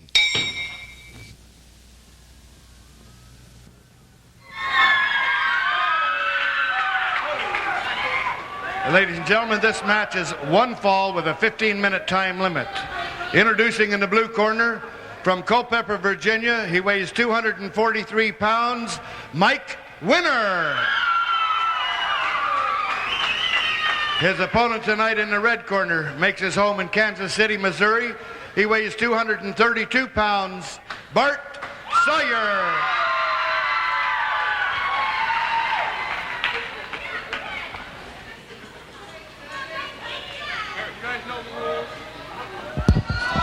Our TV championship tournament continues with Bart Sawyer and Mike Winner. Now, in a tournament like this, you never know who you're going to be battling. It could be friend against friend. It could be brother against brother. But certainly in the last match that we had, it was Barr against Madril, and Madril is back up here in the crow's nest with me. Well, Don Koss, you were right. It was Barr, but there was 3 of them. Sandy was announcing. I had to wrestle Jesse, and Sean Barr, the referee. Now, how could I have had an even inch to win? How could I even do anything with 3 bars against 1 man? You tell me. Al, I tell you, if you were up here watching that match, and I was watching it very closely, because I heard you whining around out there. But if you were up here watching what we watched, you still would have lost that match. I don't care if they'd have been all Madrills out there, you still would have lost that match. Jesse came back, hooked you, 1, 2, 3. That was it. Yeah, but I got a fast count by Sean. I'm sure they probably planned that way ahead of time. But I'll tell you what, this is under protest. I'm going to see my lawyer tomorrow morning. We're going to talk it over, and I want a rematch, but this time I'm going to have my brother the referee, see how they like it. Wait a minute now, you can't get a rematch on this tournament. You have filed an official protest? Yes, I have. You have? Yes, I have. have. With the commission? With the commission, with my lawyer. My lawyer's like I said, we'll be in touch with them, and there's going to be a rematch, and I'm going to fly my brother in personally, and he can referee the match. Well, that's going to be very interesting to find out, because, this Saturday, August 22nd, you're going to have to act fast here on this one, Madril, because that's round 3 and the championship. Well, Koss, I'll tell you what, if it doesn't happen that way, I just won't wrestle here in the state of Oregon anymore. Boy, some harsh words from Al Madril. We've seen him out there complaining and protesting before, but never. Koss, can you imagine how all these people would feel if I left? Well, I'll let them speak for themselves. Right now, Bart Sawyer and Mike Winter, another hard-fought contest. Well, I tell you, every match here, every bout is, as I said before, a main event. Great action. Well, Koss, everybody wants to be the television champion. I got eliminated, but like I said, just for today, because I will be under protest. But you got 2 guys in there who maybe are friends, Sawyer and Winter there. But when it comes to a match like this, Koss, one of those guys wants to be the champion. So I'm sure all the friendship is out the window right now. Oh, right. It's strictly business right now. This is a money sport. They're thinking money right now, and they're thinking trophy. You better believe it. They're thinking pride, and there's not room for friendship in all of that. But I'm sure one of these guys had to wrestle Jesse Barr and had his brother refereeing like that. They'd probably be protesting too, Koss. I don't know. I really didn't see any reason for a protest out there, Madril. I got a fast count. Hey, think of it this way. This is the TV Tournament Championship. There'll be other championships. There'll be the International Championship later. I don't care. I want to be TV champion. And that was, like I said, I'll see my lawyer in the morning, so I have nothing to worry about. I'm not even worried about it. All right. Well, you'll never hear another word about this, Koss. Good. I hope so. Mike Winter, after coming back from a tremendous move on Bart Sawyer, now has him, or did have him hooked up, locked in there pretty good. But right now, what we're seeing are a series of pretty darn good Olympic or amateur moves. Oh, yeah, because they're not in the ring with me or, somebody like that. It'd be a little bit different than Koss. Yeah, it'd be a whole lot different, Madril. Be a whole lot different. They'd have to bring in weapons or something. But where are we the 28th this week, Koss? Hey, I tell you, it's going to be exciting. We are in McMinnville. One of your favorite places. We're going to be in McMinnville at the Armory, August 28th, 8 p.m. bell time. And you can get your tickets at Outdoor Exchange, 448 North 99W in McMinnville. Well, you know what? I've got to pass through Newburgh at that, to get to McMinnville, Koss. So I'm going to stop there at Newburgh Ford because I'm looking for a new car. Are you? Yes. Well, I'm sure that that Jay and Ken and the gang at Newburgh Ford be more than happy to talk to you. They better give me a good deal there, because then from there I'm going to McMinnville and wrestle, and of course I'll be the winner, of course. Okay, well, see, the Field of Dreams isn't just a place in Omaha or Nebraska. Sometimes it could be right here in the middle of this ring. Well, it looks to me, Koss, that Winter learned something back from that trip to Japan that he had there. He's learned a lot. Look at that move there. The Japanese boys must have taught him something. Yes, I think they did. He has been a different fighter since he got back from Japan. Listen to this, Sandy Bar. I mean, he likes to torment me. Here I have to wrestle his son. Here his other son is refereeing. Then he has the gall to say that Beetlejuice is on his way back. Well, see, you opened your mouth. You started complaining about the bars, right? Don't worry about it, though, Madrill. Don't worry about it because I'm not worried about it. Well, of course not. No. I won't mention any more about it. You'll just bring another lead pipe or something into the ring. That kind of, as far as you're concerned, evens everything up. All right, Bart Sawyer getting that right shoulder up just in the nick of time. Mike Winter going, but both men going for the pin on each other. What's this? What's this going to be? It's going to be a slide down the back and hook move. You don't see that very often. No. And here comes a right at you, right into the ropes. Oh, big elbow there, Koss. Wow. Oh, that'll. He's trying for a little cradle hold here. Oh, he has it there. What happened? It might be a 3. No, didn't have him hooked good enough. Bart is a. Well, both these men are very powerful athletes. Oh, and he sits right down on him. Tell you, these guys are really going at it, Madrill.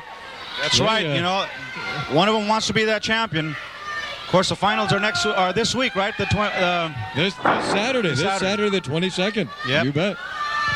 This Saturday night, the 22nd. Well, I'll be wrestling again that night, Koss. I'm going to have my brother here, referee. You're going to wrestle your brother? Yeah. It may come down to that, Madrill. 8:30 bell time for the third round and then the championship. All in one night. That's this Saturday night, the 22nd. Get your tickets early. We told you where you can get them. Tito's Gym on Walker Road in Beaverton and Sandy Bar's Flea Market. The Interstate Pavilion on Marine Drive, just off the freeway in Portland. Not very far from Jubitz, in fact. Both men battling for position. And I guess you'd have to give it to Mike Winter right now. Well, I don't want to give it to either one of these guys, Koss. As far as points are concerned. Because to be honest with you, I don't care either who wins this. Now, I'm under protest. It doesn't matter to me. Yes. It's really good. I have a right, too. Oh, good. A good move by Mike Winter, but he paid for that a little bit because that turned out to be pretty painful for him, too. As he's got Sawyer, a reversal. It's Winter into the ropes. Oh, there's that power slam, Koss. This could be it. Body slam. 1, 2. Got a 2 count. That took the wind right out of Winter. But he got that shoulder up to avoid the third count. Now remember, if both men should battle to a draw, they both advance to the third round. 1, 2, and again, Bart Sawyer gets that right shoulder up. What a match this is as Mike Winter now goes to the top floor. It looks like he's going to come down. And nobody tried home. For a big flying clothesline there, but Sawyer moved. Now Sawyer's going up to the top rope. Koss, what's he going to do? Well, he's going to fly Sawyer Airlines here. Look out, look out, look out. Coming down. Whoa! Yep. Instant replay, only different. He tried a cross body there, and Winter had the smarts to move. Boy, you know, that takes perfect timing. And oh, belly to back there, Koss. This could be it. 2. It is. No. No, I thought he only got a 2 count. No, I think he only got a 2 count. Yeah, he's got the shoulder up. I counted 3. Just in the nick of time. He got it. Whoa. He raised one of his shoulders up. Is that what happened there, Koss? Both men's shoulders were down, and Winter's got his counted down. That's exactly what happened. And Sawyer raised his one. I was looking at Sawyer's shoulders, and at the same time, of course, Winter had his down. Yeah. That happens a lot. That happens a lot when one man thinks he's got the other one. Sawyer had to cheat to win. Yeah, he did, right? Sawyer had to cheat to win. No, you just said yes. Oh, you're just jabbering away. Nobody cheated. It's just it was just one of those unfortunate things for Mike Winter. But another excellent match. And Bart Sawyer advances into the third round. We'll be back with more after this timeout. 4th of July. Sandy Bar's World Famous 1225 North Marine Drive in Portland, Oregon is the front row seat to the Throw Regular Fireworks. We'll have breakfast demanded. We'll have food, fun, maybe some karaoke and more. The best seat in the house at Sandy Bar's world famous flea market. For more information, call area code 503-283-6993. If you need to get to the airport, dinner, shopping, shows, meetings, or just across town, Bill's Town Car Service will get you there in style. We offer late model Lincoln Town Cars for all occasions. Bill's Town Car Service, 237-5941, or find us in the Yellow Pages under Limousine Service. That's Bill's Town Car Service, 237-5941. Luxury transportation without the luxury price. Announcing another fabulous addition to the Interstate Pavilion. It's Sandy and Tito's Ringside Gym. This full-service facility is designed for the entire family and is open 6 a.m. to 9 p.m. The Ringside Gym is associated with Tito's Gym in Beaverton with affordable day, week, and monthly rates. The Interstate Pavilion features the area's only professional wrestling school. Learn all aspects of professional wrestling from the pros. Call or stop by the Interstate Pavilion, 1225 North Marine Drive. You're watching Coin TV, Channel 6, Portland, Vancouver. The Branding Iron is now open under new management for good, dependable family dining. Breakfast starts at 6 a.m. and is served all day long with lunch and dinner till 11 p.m. Take advantage of our twofers at reasonable prices. If you eat there once, we know you'll be back. And remember, we compliment the Drum at 14601 Southeast Division, where cocktails and entertainment are the finest. Karaoke every Sunday and Monday evening, and live bands the rest of the week. And remember, we have free pool till 6 p.m. and live dance instruction. What a great tag team partnership. Bart Sawyer, I got to tell you, what a match that was. It could have gone either way, but you have advanced. Yo, dude, I tell you what, Mike Winter, you and I go back a long ways. You are an incredible wrestler, one of the best amateur wrestlers I think I've ever faced. And I tell you what, if it hadn't been for the people and the kids, you had me, brother. But the kids is what brought that shoulder up, dude. It was the kids in the building. And coming up September 5th, I'm going to Japan, but I'm leaving part of me behind because I'm letting the kids in free. That's right. I got with Sandy Barr. We got a big tournament coming up in Japan. I've already seen my contract, and it's good enough to handle. If all the kids in Portland want to come down, come on down. I'm fitting the bill. August 5th. There's rumor in the air that Beetlejuice is coming back. So between the Bartman and the Beetleman, I tell you what, ain't nothing going to be safe no more. All right, now that's going to be Saturday, September the 5th. September 5th. Kids free when accompanied by a paying adult. Thanks to this man right here. Oh, my pleasure. Mike Winter, it was a pleasure to wrestle somebody instead of trying to have them beat your brains out. Thank you, brother. All right. We'll be right back with more right after this. Sandy Bar's world-famous flea mart, 1225 North Marine Drive, every Saturday and Sunday, 8 a.m. till 3 p.m. And we've got carnival rides. That's right, carnival rides at Sandy Bar's Flea Mart, 1225 North Marine Drive in Portland. Give us a call at 283-6993. That's Sandy Bar's Flea Mart, 1225 North Marine Drive. Come on out. We've got everything you might need for your home or for your hobby at Sandy Bar's world-famous Flea Mart. That's right, Red Steer Restaurant and Lounge, located at 2514 North Marine Drive. We have some of the best steaks in town, and we also give country dance lessons. That's right, country dance lessons at the Red Steer. That's located at 2514 North Marine Drive, and we have some of the best steaks in town. You better get down here. Red Steer Restaurant and Lounge, 2514 North Marine Drive.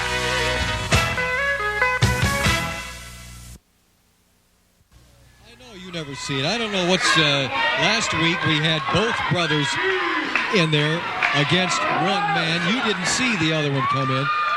Because he wasn't there. It was the same brother. You just said you can't tell them apart, Cos. No, well, at least I could tell when there are two of them out there.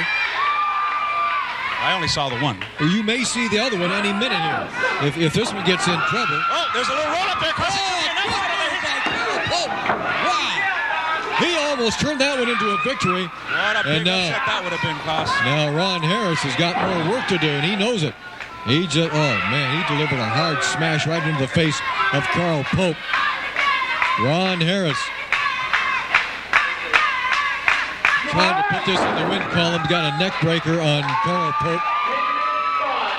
Ron Harris himself is pretty tired right now.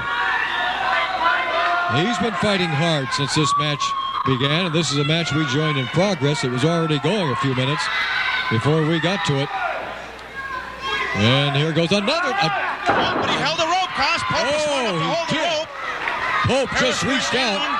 Let's see if he can take advantage of it, Cos. That's what I'm saying. The inexperience. He should have took advantage right there, Cos. Well, he's still hurting. This could cost him the match. He's tired. He's exhausted, and he's hurting. He's doing what he can. Right now, he's kicking, and now he throws Harris. Big drop kick there, Cos. What a He's going in for the pin. Carl Pope. You got to watch that fast count from Barr. That wasn't a fast count. He gave me one. Oh, he didn't give you a fast count. 1, 2. You're so used to a fast shuffle that it's hard for you to tell a fast count. That was not a fast count. Both men out there right now. Dazed, groggy, both of them hurting and out of breath. Harris comes back with a hard forearm smash across the back of Carl Pope. Harris trying to move in, trying to put this away. But I tell you, again, another Pope has taken another Harris to the limit. Look at this now. Oh, what a move, Cos. Almost. I don't believe it, Cos. 2.5 count. Big drop kick. Now he's got that adrenaline going. Another drop kick. And Harris is down. He may have to crawl out to catch his breath on this one. Into the ropes goes Harris. Big clothesline, Cos.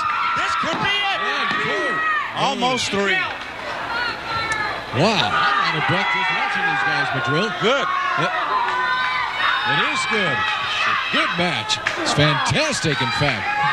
And there goes. He's trying anything. He's trying anything and everything.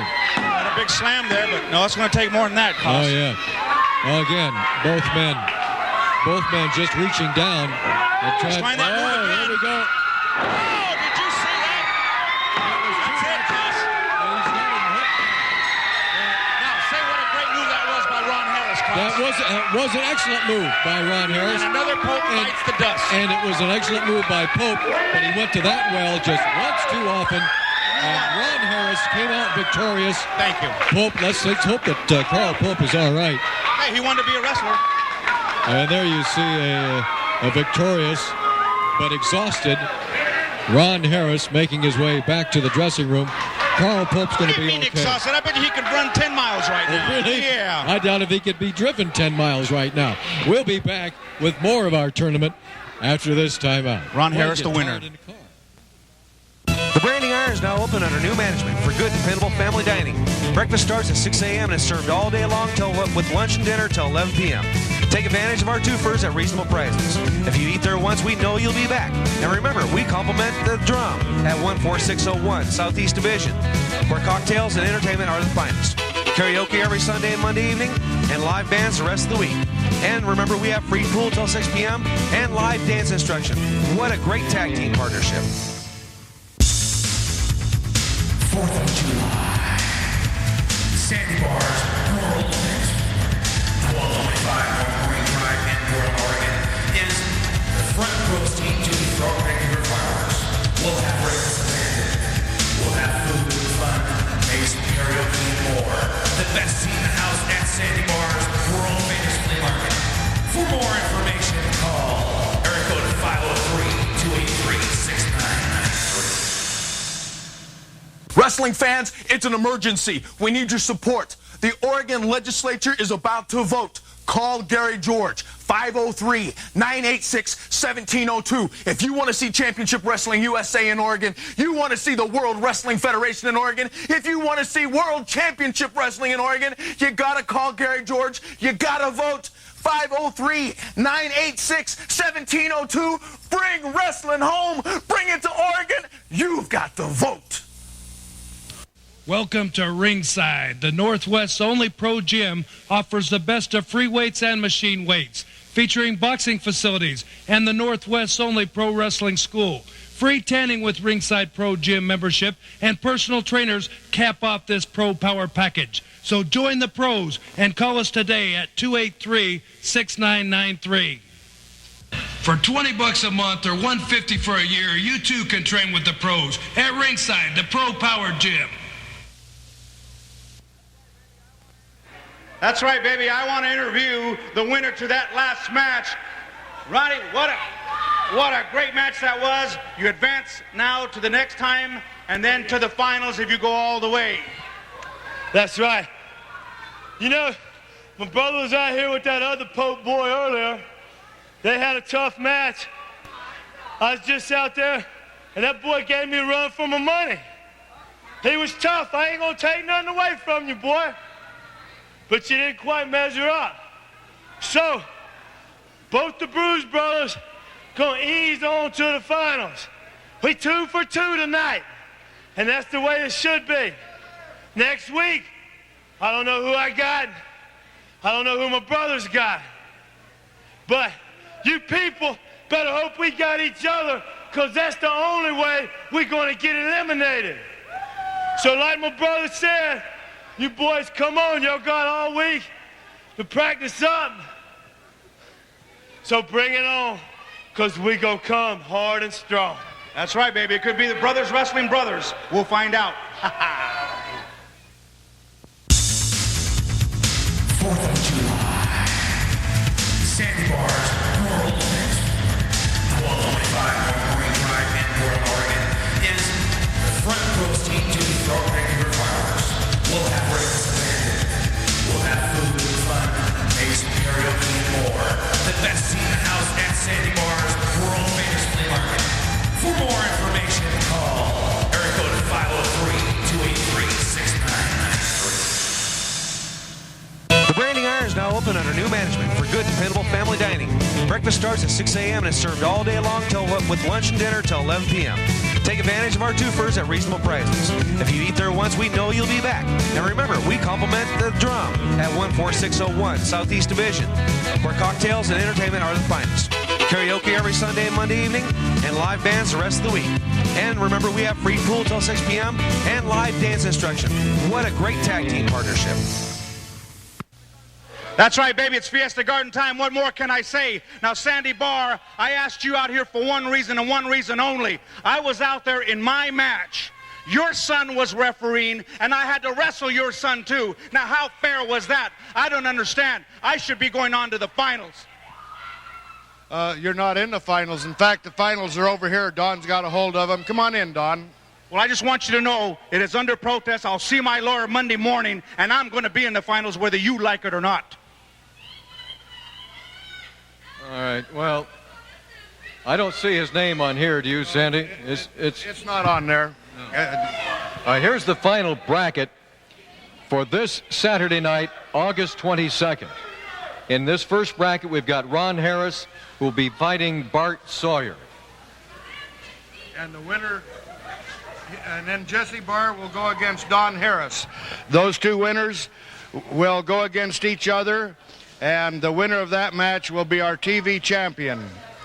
Okay, now the important thing about this is that this represents round 3, and we're going to have round 3 plus the championship match, and that's this Saturday night, August 22nd. Is that right? Yes, and whoever wins this is going to be going on tours throughout the world. We're already going to Korea on the 25th. We're going to Japan again on the 10th of September. And on the 29th of August, I expect Beetlejuice to be here. Oh, you like that, huh? Well, I'll tell you what. September 5th, when you got letting the brats in free, why don't you let me welcome Beetlejuice back in front of those brats? Why don't you let me do that, Sandy Barr? Well, I don't know. You didn't do too well in this tournament. I don't know if we're going to keep you wrestling here. What do you mean you're not going to keep me wrestling here? These people would miss me if I left. What's the matter with you? You hear that?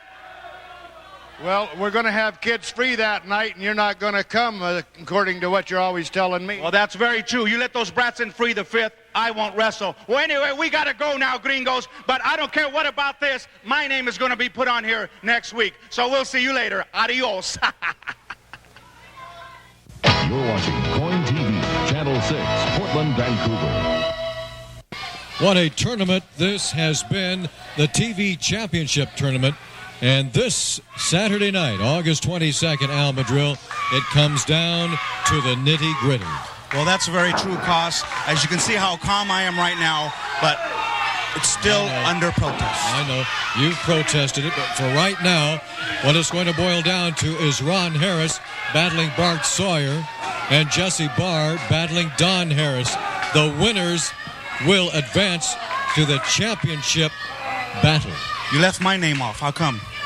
Well, your name's under protest, and I'm sure you'll be protesting on Saturday night, August 22nd. But one of those four men is going to be our TV champion and will walk away with the TV championship trophy. Again, a reminder that this Saturday night, August 22nd, you're going to see it all. You're going to see round 3, and then you're going to see the championship match. I have no more to say, Cos. You may not see it. You may be out busy with your lawyer protesting anything and everything. From the Portland Sports Arena in Portland, Oregon, this has been Championship Wrestling USA. This is Don Koss along with Al Madril. We'll see you for the big championship match Saturday night, August 22nd. Protesting, Al Madril.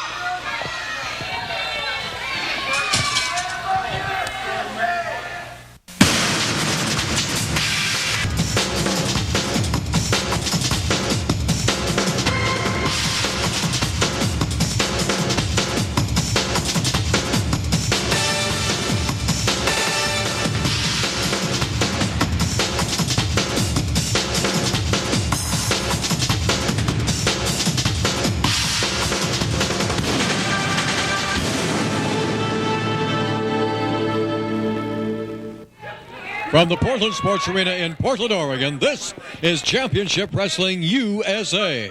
Hello, everybody. I'm Don Koss, along with Al Madril.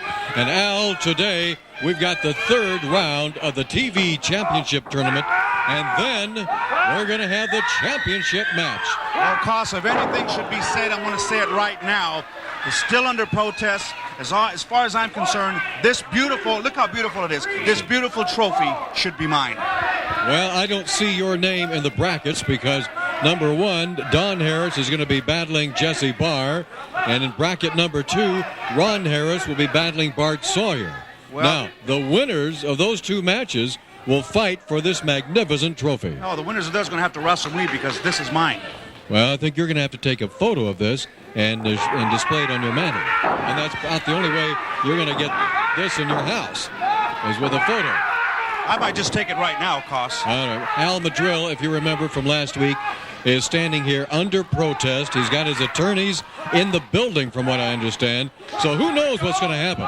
We've got some great preliminary matches going on. We got lots of action. And then, of course, the third round and then the championship match, which you will see on television today. Now, let's join the rest of this first match and then get ready for all the rest of the action from the House of Action. I might just take this. No, you bet. Al? Why didn't you tell the people I was out here with you in the first place, Koss? Well, you were trying to steal this trophy. We had to get security, by the way, to get this trophy back from Al Madril. You better not be trying that stuff again. It is rightfully mine, and you know it. No, these people know it right now. It is not rightfully yours, and you better keep your hands off it, or you won't even be up here with me. That's what the man said. Promise? So. Do you promise? Yeah. All right, I tell you, this is excitement tonight, Al Madril. We've got the prelims, we've got the third round coming up, and then we've got the championship match for this beautiful trophy here with your fingerprints on it, but the championship match for the TV champion. Well, that's right. It could go to either one of the Harris brothers. It can go to Jesse Barr or Bart Sawyer. Those are supposedly the last four, but there's one missing. But supposedly, if one of those guys at the end wins, he'll be the new TV championship. That's right. One of those men will be. Right now in a match with Carl Pope and Mike Winter. I tell you, I just can't say enough about these Pope brothers, Carl and Jim. They keep improving every single day, every single week. They got a bright future, Madrill. Well, you know, I guess I have to agree with you. I mean, like I've told you time and time again, I don't care for Sandy, Jesse, or any of the bars for that matter, but they do have a good wrestling school, and these boys, obviously, you can see by their training, they are getting better, and maybe someday they'll be in the caliber of Al Madrill. The caliber. Yes. Okay, yes. And they might even be able to pronounce it right. We have got people, they drove up from Arcadia, California for this match. I tell you, people have been talking about this all over town and all over the Northwest. What's going on in Portland, Oregon at the House of Action, Championship Wrestling USA, and this battle for the TV championship. Well, that's very true, Carson. I think we have to thank not only the cable company, but Channel 32 for covering the wrestling shows, which they're doing a tremendous, tremendous job. And everybody is now starting to notice that wrestling is back on television. It has been, has never left the air, and the crowds are getting bigger and bigger and bigger. But not only are people coming from all around, Cos, I hear now in the future, after this tournament is over, that there's going to be an international tournament in about the end of September. I've heard that too, and we will be passing more information about that along as we receive more. But that is it. That's the word right now. An international tournament coming up in the later on in September. And then I also heard that on August 29th, this Saturday night, Beetlejuice may, just may, be back right here in the House of Action. Oh, what do you want me to do, start shaking? Well, you got to... I look like I'm scared? You've got a strange look on your face now. Well, no, I guess that's just your... No, Don't start with me, Cos. Now, wait a minute, Cos. Before we go any further, Yes. what is about this big thing about Sandy Barr going to have some kind of autograph session at one of his flea markets or what? How about that? Now, mark this down. Friday, September 4th. Friday, September 4th from 5 to 9 p.m. at his Interstate Pavilion Flea Market at 1225 North Marine Drive. Yes, he's going to have an autograph party. Now, this is a special event. An autograph party and flea market, just $1 admission, and for that $1 you get to go in, you get to shop and browse and check all the bargains in the Interstate Pavilion Flea Market. And then from 5 to 9, autograph parties. And Madrill, what really excites me is that you have got to be there. You've got to sign no autographs for nobody. Are you kidding? Hey, it's you either at this autograph party or Sandy Barr says you're not wrestling here anymore. And Rambo and the Harris brothers got to be there too? That's right. That's right. Well, I'll tell you what. And those other guys, those Jesse Barr and Sawyer. Everybody, all the wrestlers are going to be there. Now you guys are going to be on one side, and the other guys are going to be on another. But you're all going to be there. And now what I want to know, Madrill, is what are you going to do when a little kid comes up and says, "Can I have your autograph?" You've got to give it. You've got to give that autograph. You know habla inglés. Oh, you will. Well, I'll tell you what, Cos. They're going to put us in one corner and those other guys in the other corner. People might even see a little battle royal there that night. For $1, hey, mark that down. September 4th. It's a Friday from 5 to 9 p.m. Autograph party, flea market, and who knows what else. So you mean you're telling me that people can come into the flea market for $1 and then they can get free autographs all night? That's right. That's right. And from you. And you know what? I don't even own a pin. Well... Speaking of pin, Winner just almost got pinned right there. They'll be bringing in their own pins and pens. Well, I ain't signing. Carl Pope in position to get the best of Winner, but Winner is going to change that, turn that around. And again, spread the word, folks. Spread the word that we are on Eagle 32 and that we are on the cable system you're watching us on right now, and that we are live every Saturday night at the Portland Sports Arena beginning at 8:30. Have a party down here. The crowds are getting bigger, Cos. You notice that, like you said, people are coming from all over Idaho, California, all over the place. They're coming here to see Wrestling USA, and it's getting bigger and better. Championship Wrestling USA, and soon Championship Wrestling International. That's right. And I'll tell you what, when that international tournament starts, Cos, I'm going to have my lawyer at every match. So you're going to keep this protest thing going all the way till through, the end. Huh? Wow. Well, maybe we'll have a protest match here pretty soon. There goes a whip across the... Oh, right into the turnbuckle. Big elbow. Almost into our cameraman over there. Well, he's going to... There, you're getting a shot right now. Oh, there's a roll up there by Pope. This could be an upset right here, Cos. Beautiful move by Carl Pope. Got a 2 count. And you're watching this. Well, you were. You had a shot there from the camera right there that almost had the action right in his face. There we go. Carl Pope going upstairs on the top rope as Winter gets to his feet. Here comes Carl. Oh! Ow! Wow. See that, Cos? He tried for a big drop kick. The Winter was smart to move. Let's see if he can take advantage. Boston Crab here, Cos. He has hurt his back, and Winter with a Boston Crab. An extremely painful move. This has got to be a submission hold right here, Madrill. Break that vertebrae in a second, Cos. Let's see how tough this kid is. Now, what's happening here, Cos? Hold it. Interference. John Rambo is in the ring. He just nailed Mike Winter with that nunchuck. He's got nunchucks in his hand. He hit him right in the back of the head. Now, do you think Pope called him? Maybe something's going on with the Pope brother here, Cos. That's a little interesting to me. Yeah, that is very interesting. You see how those Popes are? That's very interesting. See how the Pope is? What is John Rambo doing? Carl Pope looks as surprised as anybody else. Yes, he does. No, he doesn't. Carl Pope is surprised. He didn't know that that was. I bet he paid Rambo, Cos. What are you talking about? I bet he paid him. Carl Pope did not even know what happened.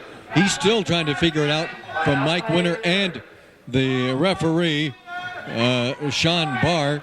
He didn't call Rambo out there. Rambo was out there on his own. Maybe I have to talk to Pope. I got a little money I can give him. Oh, come on. You stay out of this thing, Madrill. Carl Pope and his brother Jim planned this. This was not a planned thing. Rambo did that on his own. I'll tell you that right now. Rambo did that on his own. Pope is trying to help Winter. This has been a no-contest match. They may have awarded it to Mike Winter and all the confusion I didn't catch. I think this was We will be back with more action right after this. I'm going to talk to Pope. Carl Pope, I know that you've got to be as surprised and shocked as Mike Winter and everybody else about what happened out there. John Rambo came out there with the nunchucks, attacked Mike Winter from behind, and I know you didn't see exactly what happened. I had no idea what happened until the whole match was over. If I'd have seen it, I wouldn't have let it happen. John Cos, I'll tell you exactly what happened. John Rambo, you gutless scum, you came out here again and you pulled that same stuff you always pull. I beat you up at the Portland Sports Arena. I beat you last week. You don't like it. You had to come out and you just have to stomp and kick when somebody's back's turned. You haven't seen stomping and kicking yet, brother. All right, take it easy, Mike. Mike Winter is still hurting, and I don't know. John Rambo, if he's trying to throw something on you, Carl Pope, but he came out there with those nunchucks and attacked Winter, hit him viciously across the back of the head with the nunchucks. And, of course, everybody started saying, hey, what's with Carl Pope? But I know you didn't have anything to do with that. No, I never asked for his help. I never wanted his help. No, this is John Rambo. John Rambo lets you know right now it's coming for you, you and me. All right, we'll be back with more after this timeout. I cannot believe what just happened in this last match. Don Harris and Jesse Barr. Now, you've been hearing Al Madrill up here moaning and groaning about protesting the reason that he's not in these matches. Well, if anybody has a right and a reason to protest, it's Jesse Barr in what happened just moments ago. I want to roll this clip for you right now, and you can see for yourself the injustice that was done to Jesse Barr. Watch this right now. Oh, no, I can't believe this. Right on the concrete floor. He got slammed. Jesse I don't believe Barr it. just was body slammed on the concrete floor by Don Harris. And you can see Jesse getting to his feet. Wait a minute. Here comes Ron Harris. Ron Harris just attacked Jesse Barr. Suplex on the floor. I don't believe it. And I'm telling you right now, Sean Barr, the referee, did not see what happened. He did not see Jesse being bodied. He won't get up for that, He didn't see the suplex by Ron Harris. I can't believe this. Sean, you saw it. Sean Barr is counting his brother out on the floor. Jesse cannot get up. He's been body slammed and he's been suplexed on the concrete floor. We're at 19. We're at 20. He's been counted out outside the ring. Give him the trophy. Give him the trophy, Cos. Forget the trophy. The Bruce Brothers did it They teamed up. This whole thing should be thrown out. I'll tell you, Jesse Barr is the one who should be fighting now in protest. Madrill, we got to get out of here. I didn't see nothing. We got to get out of here. We'll be back. Nothing. I can't believe Give me the this. trophy. Right now, I'm sure that Jesse Barr is saying how sweet it is. Jesse Barr came out here, and I tell you, it was like he was wearing a sheriff's badge. And it's not going to get Jesse into the championship match, but I'm telling you, what he did on behalf of his friend Bart Sawyer, and what he did also on behalf of himself, was sweet revenge. Watch this clip. And you're going to see some action towards the end of the match between Bart Sawyer and Ron Harris. And you're going to see how Jesse Barr at least got some kind of justice done. Watch this. Jesse Barr is kneeling at ringside out of the view of Ron Harris. Oh, let's see what happens here. Clothesline by Ron Harris, and Bart Sawyer is down. And Bart Sawyer is hurting. Could we have vengeance and payback in the heart of Jesse Barr right now as Ron Harris goes for the coup de grace, going for the pile driver. No, here comes Jesse. Jesse trips Ron Harris. Ron Harris is down. Bart's on him. Bart gets the pin. The referee did not see what happened. We saw it. And I don't think anybody's going to say anything. Not after what happened to Jesse in the last match.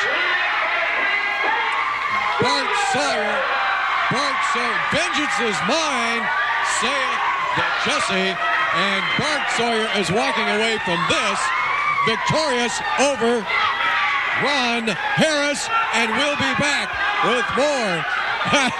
Oh, the champ. Well, I guess you could say that turnabout is foul play.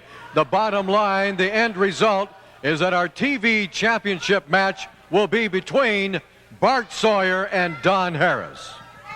Well, you know, it's a shame, Don Cost, when you got to resort to measures like that to pull out a victory. The man knew he was going to lose the match. Jesse Barr, you mad because you didn't quite measure up on the match before, so you come out here and interfere. Well, I'm going to tell you something, Bart Sawyer. You better look at that trophy right there. And you better look at it right now on that monitor back there, because that's the only time you're going to see it. I'm going to get you in that ring, and I guarantee you there's going to be a little bit of sweet revenge put on you tonight. Bart Sawyer, that's why I ain't that mad right now, because this man right here is fixing to get all the revenge I'm going to ever need right now. All right, you're going to see it, the championship match. Missed the first part of this match, but what you've got here are a couple of hot-blooded Latinos really going at each other, and I mean going at each other. Al Madrill and Buddy Wayne, and to tell you, there is bad blood between the both of these guys right here. This has been one very exciting, action-filled match. Right now, Al Madrill's got the upper hand, wrist, and arm on Buddy Wayne, but it has been going back and forth. Look at this. Look at Madrill. Look at it. He's choking Buddy Wayne behind the referee's back. Referee asking the crowd. Oh, Sean Barr has really got his hands full when you got the likes of especially Al Madrill out there. Remember now, Madrill is fighting under protest. He's actually got his attorney here in the building today, and he's fighting under protest because he's not going to get a shot at the championship match is coming up in just a little bit. The TV championship match for the big trophy is going to be between Bart Sawyer and Don Harris, and you've already seen why. And I'm telling you, we are not through yet. Don't you dare go away. We haven't had time to bring you all the action of every single match, but we've done our best in at least bringing you some of the action in almost every match. Look out! Here goes monkey flip, and believe me, there goes the monkey right across the ring, and he skidded. And he's going to do it again. Oh no! Look out now! This is not what Buddy wanted, but this is. Oh, well, he had the right idea. But Madrill just went down to his knees, and Buddy was lucky to escape from that one. A hard flying chop and that body goes flying out of the ring. The body of Al Madril lying somewhere. There he is, outside on the floor. Madril trying to get to his feet, shake the cobwebs out of his head. And Madril knows he's got his hands full. Buddy Wayne knows he's got his hands full. A great match to watch. Oh, I wish you were here. Make your plans now. Be here at the Portland Sports Arena every Saturday night, the House of Action, starting at 8:30. Oh, I'm telling you, it's the best sports, wrestling, exciting action buy for your money. By far. It's the best time you can have on a Saturday night. Look at this. A hard pop right in the chin of Buddy Wayne, delivered by Al Madril. Don't forget that autograph party Friday night, September the 4th, from 5 to 9 at Sandy Bar's Interstate Pavilion Flea Market. It's going to be an autograph party, a flea market, all for $1. And oh, wow! You can hear that clear around the arena and outside as Al Madril threw Buddy Wayne face first into that metal folding chair. On that Friday night at the Sandy's Flea Market on Marine Drive, all the wrestlers are going to be there, and all the wrestlers are going to be instructed they have to give autographs. You pay $1 to get in, but for that $1 you get your autographs, you get the flea market, you get a great time on that Friday night, September the 4th. Mark it down and be there for that one. Oh, a hard forearm smash across the chest delivered by Al Madril on Buddy Wayne, and now Buddy is hurting.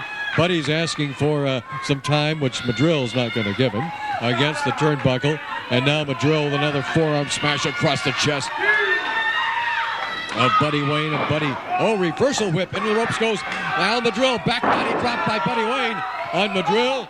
And Madril lets out a screech or two. And a hard forearm smash by Buddy. A nice drop kick by Buddy Wayne on Al Madril. Buddy going for the pin. One. Oh, no. Madril's got that foot over the bottom rope. And Buddy says, here, I'll take you got your foot extended.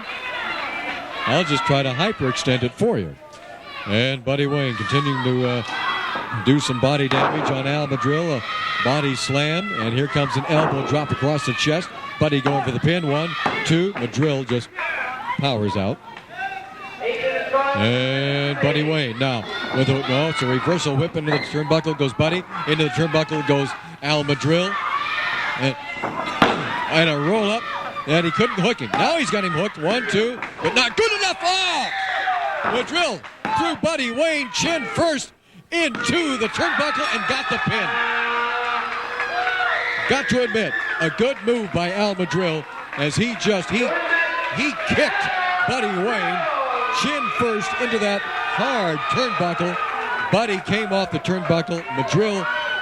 Madril rolled him over, got the pin, hooked him in there, and got the 3 count. And that victory goes to Al Madril. Ladies and gentlemen, do not go away. We are going to be back with our championship match for the TV Championship Trophy right after. I know there's got to be a part of Jesse Barr that's hurting right now because he's not going to be in the championship match. There's also got to be a part of Jesse Barr that's feeling pretty good right now because his friend, the Bartman, is going to be in there against Don Harris. I'll tell you what there, Jesse Barr, I got to thank you. Thank you very much, Jesse. But I got to tell you what, not only was it Jesse that helped me, it was these fans, these kids. It's time to get serious. Don Harris, I'm digging down deep. I got the kids out here. I got the people at home. They're all coming right here. I ain't the world's greatest wrestler. I ain't the world's toughest man. But when it comes to defending the kids, defending the good people, that's when it's time for the Bartman to get down and get dirty. I ain't letting nobody down. I'm doing the best I can do. I'm going to keep getting up. And finally, when it's all said and done, if the people are with me, if the kids are with me, I'm going to take you down. And it's not going to be a victory for the Bartman. It's going to be a victory for the people of Championship Wrestling USA, Portland, Oregon, and the whole world to put down people that don't do things by the straight and narrow, dude. All right, now don't you dare go away because it's coming up next. This man right here, Bart Sawyer, is going to go against Don Harris for that magnificent trophy, the TV Championship. Dig down deep, Harris. It's mine. All right, we'll be right back with that championship match. Oh. And I know it's been a while since you've won a match, so we marked it down, and I think your attorney even got a picture of that. I win all my matches, Cos, and I'm taking the trophy home tonight. Well, that's not... You weren't fighting for the trophy. I told everybody I was going to be fighting for it. I did. I won my match. I won. Well, you may have to end up battling Bart or Don Harris then. Well, Cos, whatever happened. It'll still be under protest, but I'm going to look forward to the future when we have the big international tournament. And like I said, I'll have my lawyer here every night, but that's wrestlers coming in from all over the world for a heavyweight belt and a tag team title. That's right. And when you talk about all over the world, remember that Sandy Barr and Championship Wrestling USA have contracts with countries all over the world. They got Mexico, Puerto Rico. They've got, I think they got the one with Germany. I know they've got the one with Japan and Korea. And Puerto Rico. You know who's in Puerto Rico right now, don't you? The Southern Rockers. That's I hear right. They're going to come in for that. Steve Dahl and Rex King. Into the ropes. Oh! Bart Sawyer takes what a big knee he took in the gut there, Cos. Right into the midsection. Took the wind right out of him. And the crowd giving Don Harris what But for. you know, when that international tournament starts, Cos, I'm going to have my brother get a referee's license, and he's going to referee all my matches. Oh, he is. That's right. Yeah. He tried to get him, but he rolls him up, Cos. This could be it. 1, 2. Only 2. Don Harris kicks out. Here comes the Big Bart. clothesline there. Harris is down again, Cos. Harris kicks out again. And Bart is staying right on him like flypaper. Look at that. He is on him. Like flypaper. Going for that, trying to go for that pin. Well, he's flying all over the place out there. But no, the shoulders are not down. So right now, he can take a breather. Man, oh man, oh man. Don't forget September 4th, the big autograph party and flea market at the Interstate Pavilion from 5 to 9. The flea market's going on at this time, right? Is that what you're saying? The At flea same market time? will be going on. And so I the can buy you your birthday present then, right? Yes, you can. Okay. Sure. And the autograph party will be going on. All the wrestlers will be there. All of them. Not Including me. Al Madrill. Not me, yes. No. Including Al Madrill. And he's got to sign autographs. John Rambo will be there too? John Rambo's The twins will be there too? The twins are going to be there. Damien will be there too? Damien will be there. That's right. And Jesse Barr will be there? Jesse's going to be there.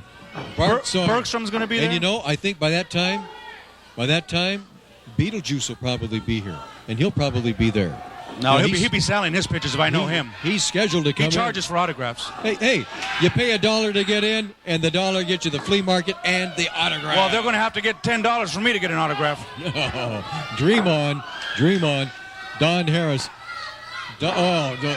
Dropping those knees down on the left bicep, forearm of Bart Sawyer. And referee Sean Barr. Cheater Sean Barr. Overseeing all the action here. Making sure that Bart Sawyer is not submitting. And he's not going to. You know he's not going to. By the way, look at those new tights of Bart Sawyer. I'll tell you, that makes you want to stand up and salute, doesn't it? Well, probably not you, but... Yeah, well, he's on his little stars and stripes now, Cos. And he's got Don Harris now. He's turned it around on Harris. Now, It's there's no Harris. time limit on this match. It could go all night, right? Well, the match could go all night. We can't, but the match could, yeah. Oh, again, you've got to be here to see all the action.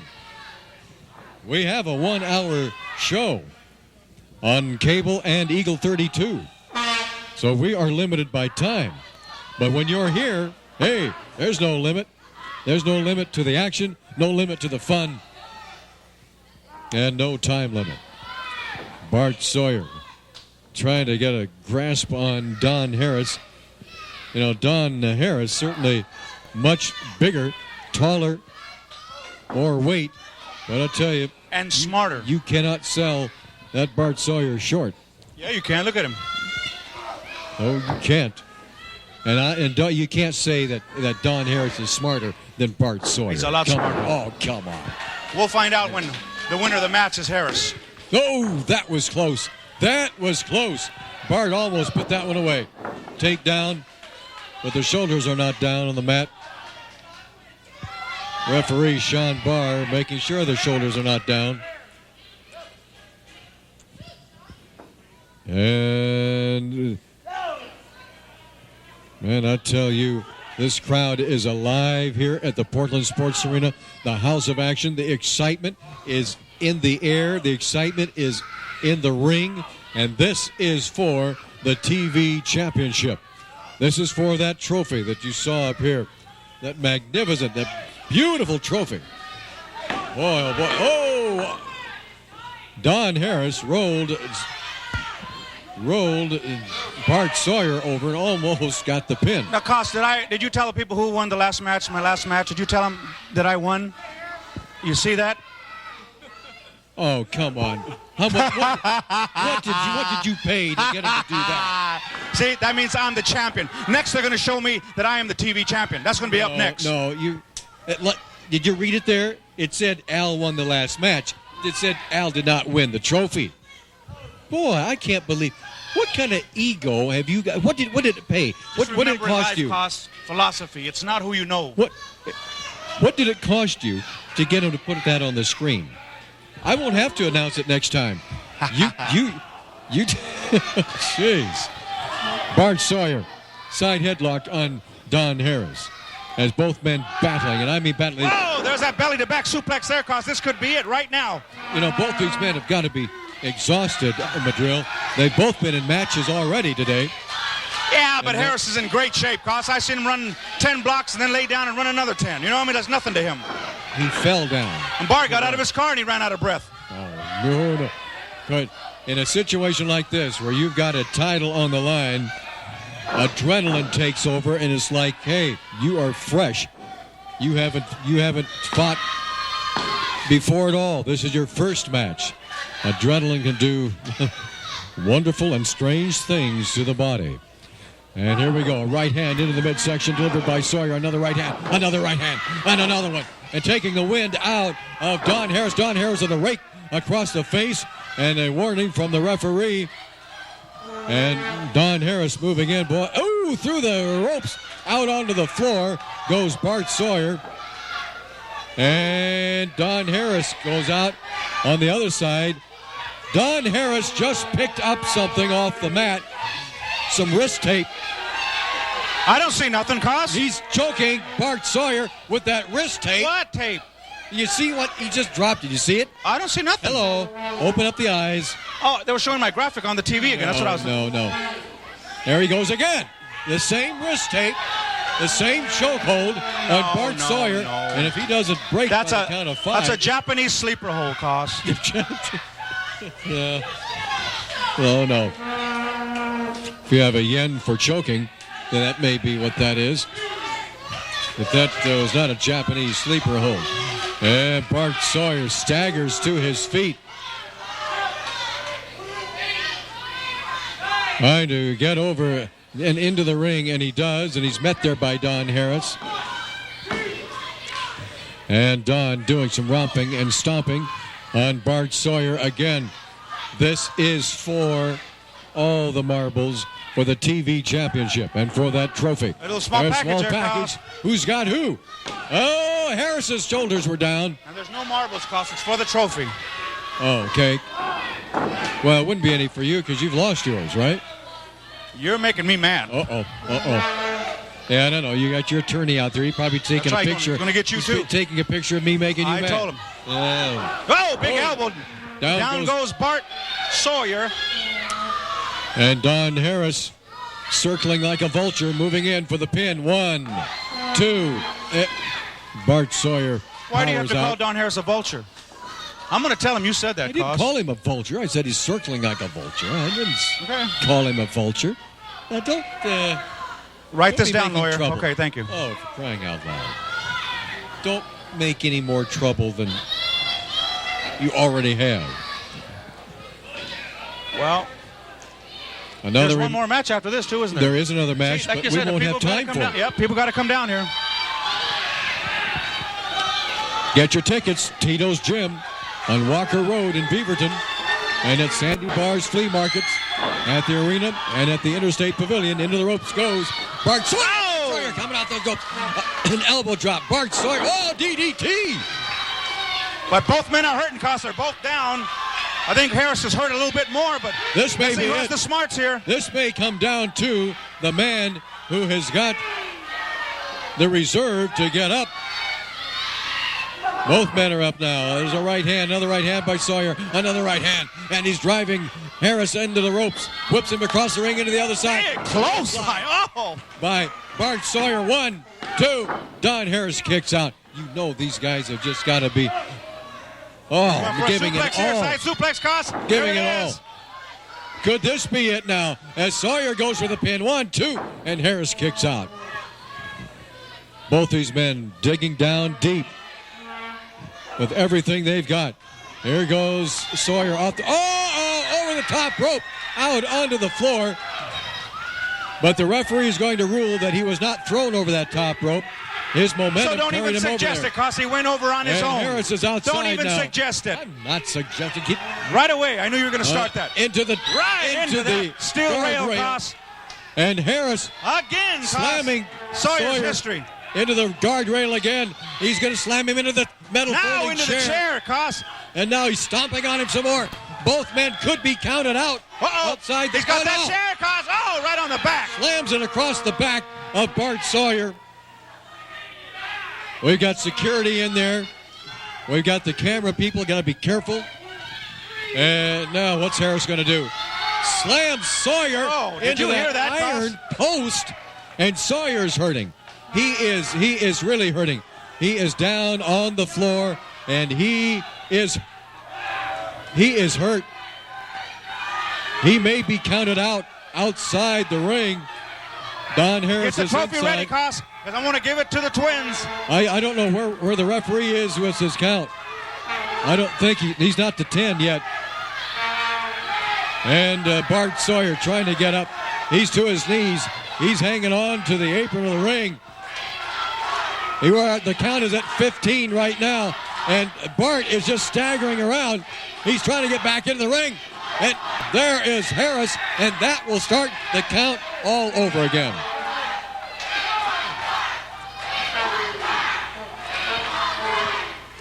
My goodness, I tell you, this is the house of action, excitement that you've got to see for yourself in person. As Bart Sawyer staggers to his feet again, staggers over to the ring, trying to get into the ring. Don Harris is there. Is he going to let him in the ring this time? Bart, no, he's not. He's not. He catches Sawyer. Oh, man. And Sawyer went smashing into the rail again. Into that rail. I love it. Almost into the front row. And Sawyer is down again on his back. Why don't they just give the trophy to the Harris boy and get it over with, Koss? This is ridiculous. Don Harris is the winner. Has not allowed Bart the Sawyer TV champion, to right get there, back Koss. into the ring. And he's raising his hand in victory. He knows it already, Koss. He's the winner. Don't count Bart. Oh, Bart got up and collapsed back on the floor. Right on his stars and stripes. Can Bart Sawyer muster the strength and respond to that fan power that he was talking about before? Again, he's off, Koss. He's out again. He's out again. The referee may have to tie Harris into a neutral corner to allow Bart Sawyer to get back in the ring. Bart just crawled under the ring. Why did he do that? Who's he got under there, Koss? What is he reaching for? What is he doing, Koss? I have no idea. He's disappeared. He's doing something, Koss. He's getting something. Under the ring. He's under the ring. He's getting something, Koss. Well, got to be something illegal. On the other side, and Harris doesn't know he's there. Bart Sawyer coming up behind Harris. Oh, he's going to roll him up. He's going to roll him up. He's got him hooked. He's got him. 1, 2, 3. I don't believe it. I don't believe it, Koss. He had to get into the ring. And he found a way to do it by crawling under the ring. What a move by Bart Sawyer. But look at the winner now, Koss. Yeah, look at the winner. He rolled out of the way. He rolled out of the way again. He rolled out of the ring. The winner, the TV champion, oh my word, Championship Wrestling USA has its first ever TV champion, and it's the Bart Man. Yes, it's Bart Sawyer. What a match. What a move. You talk about smarts, Madrill? That's using your head. Now who's smart? Huh? Now who's dumb?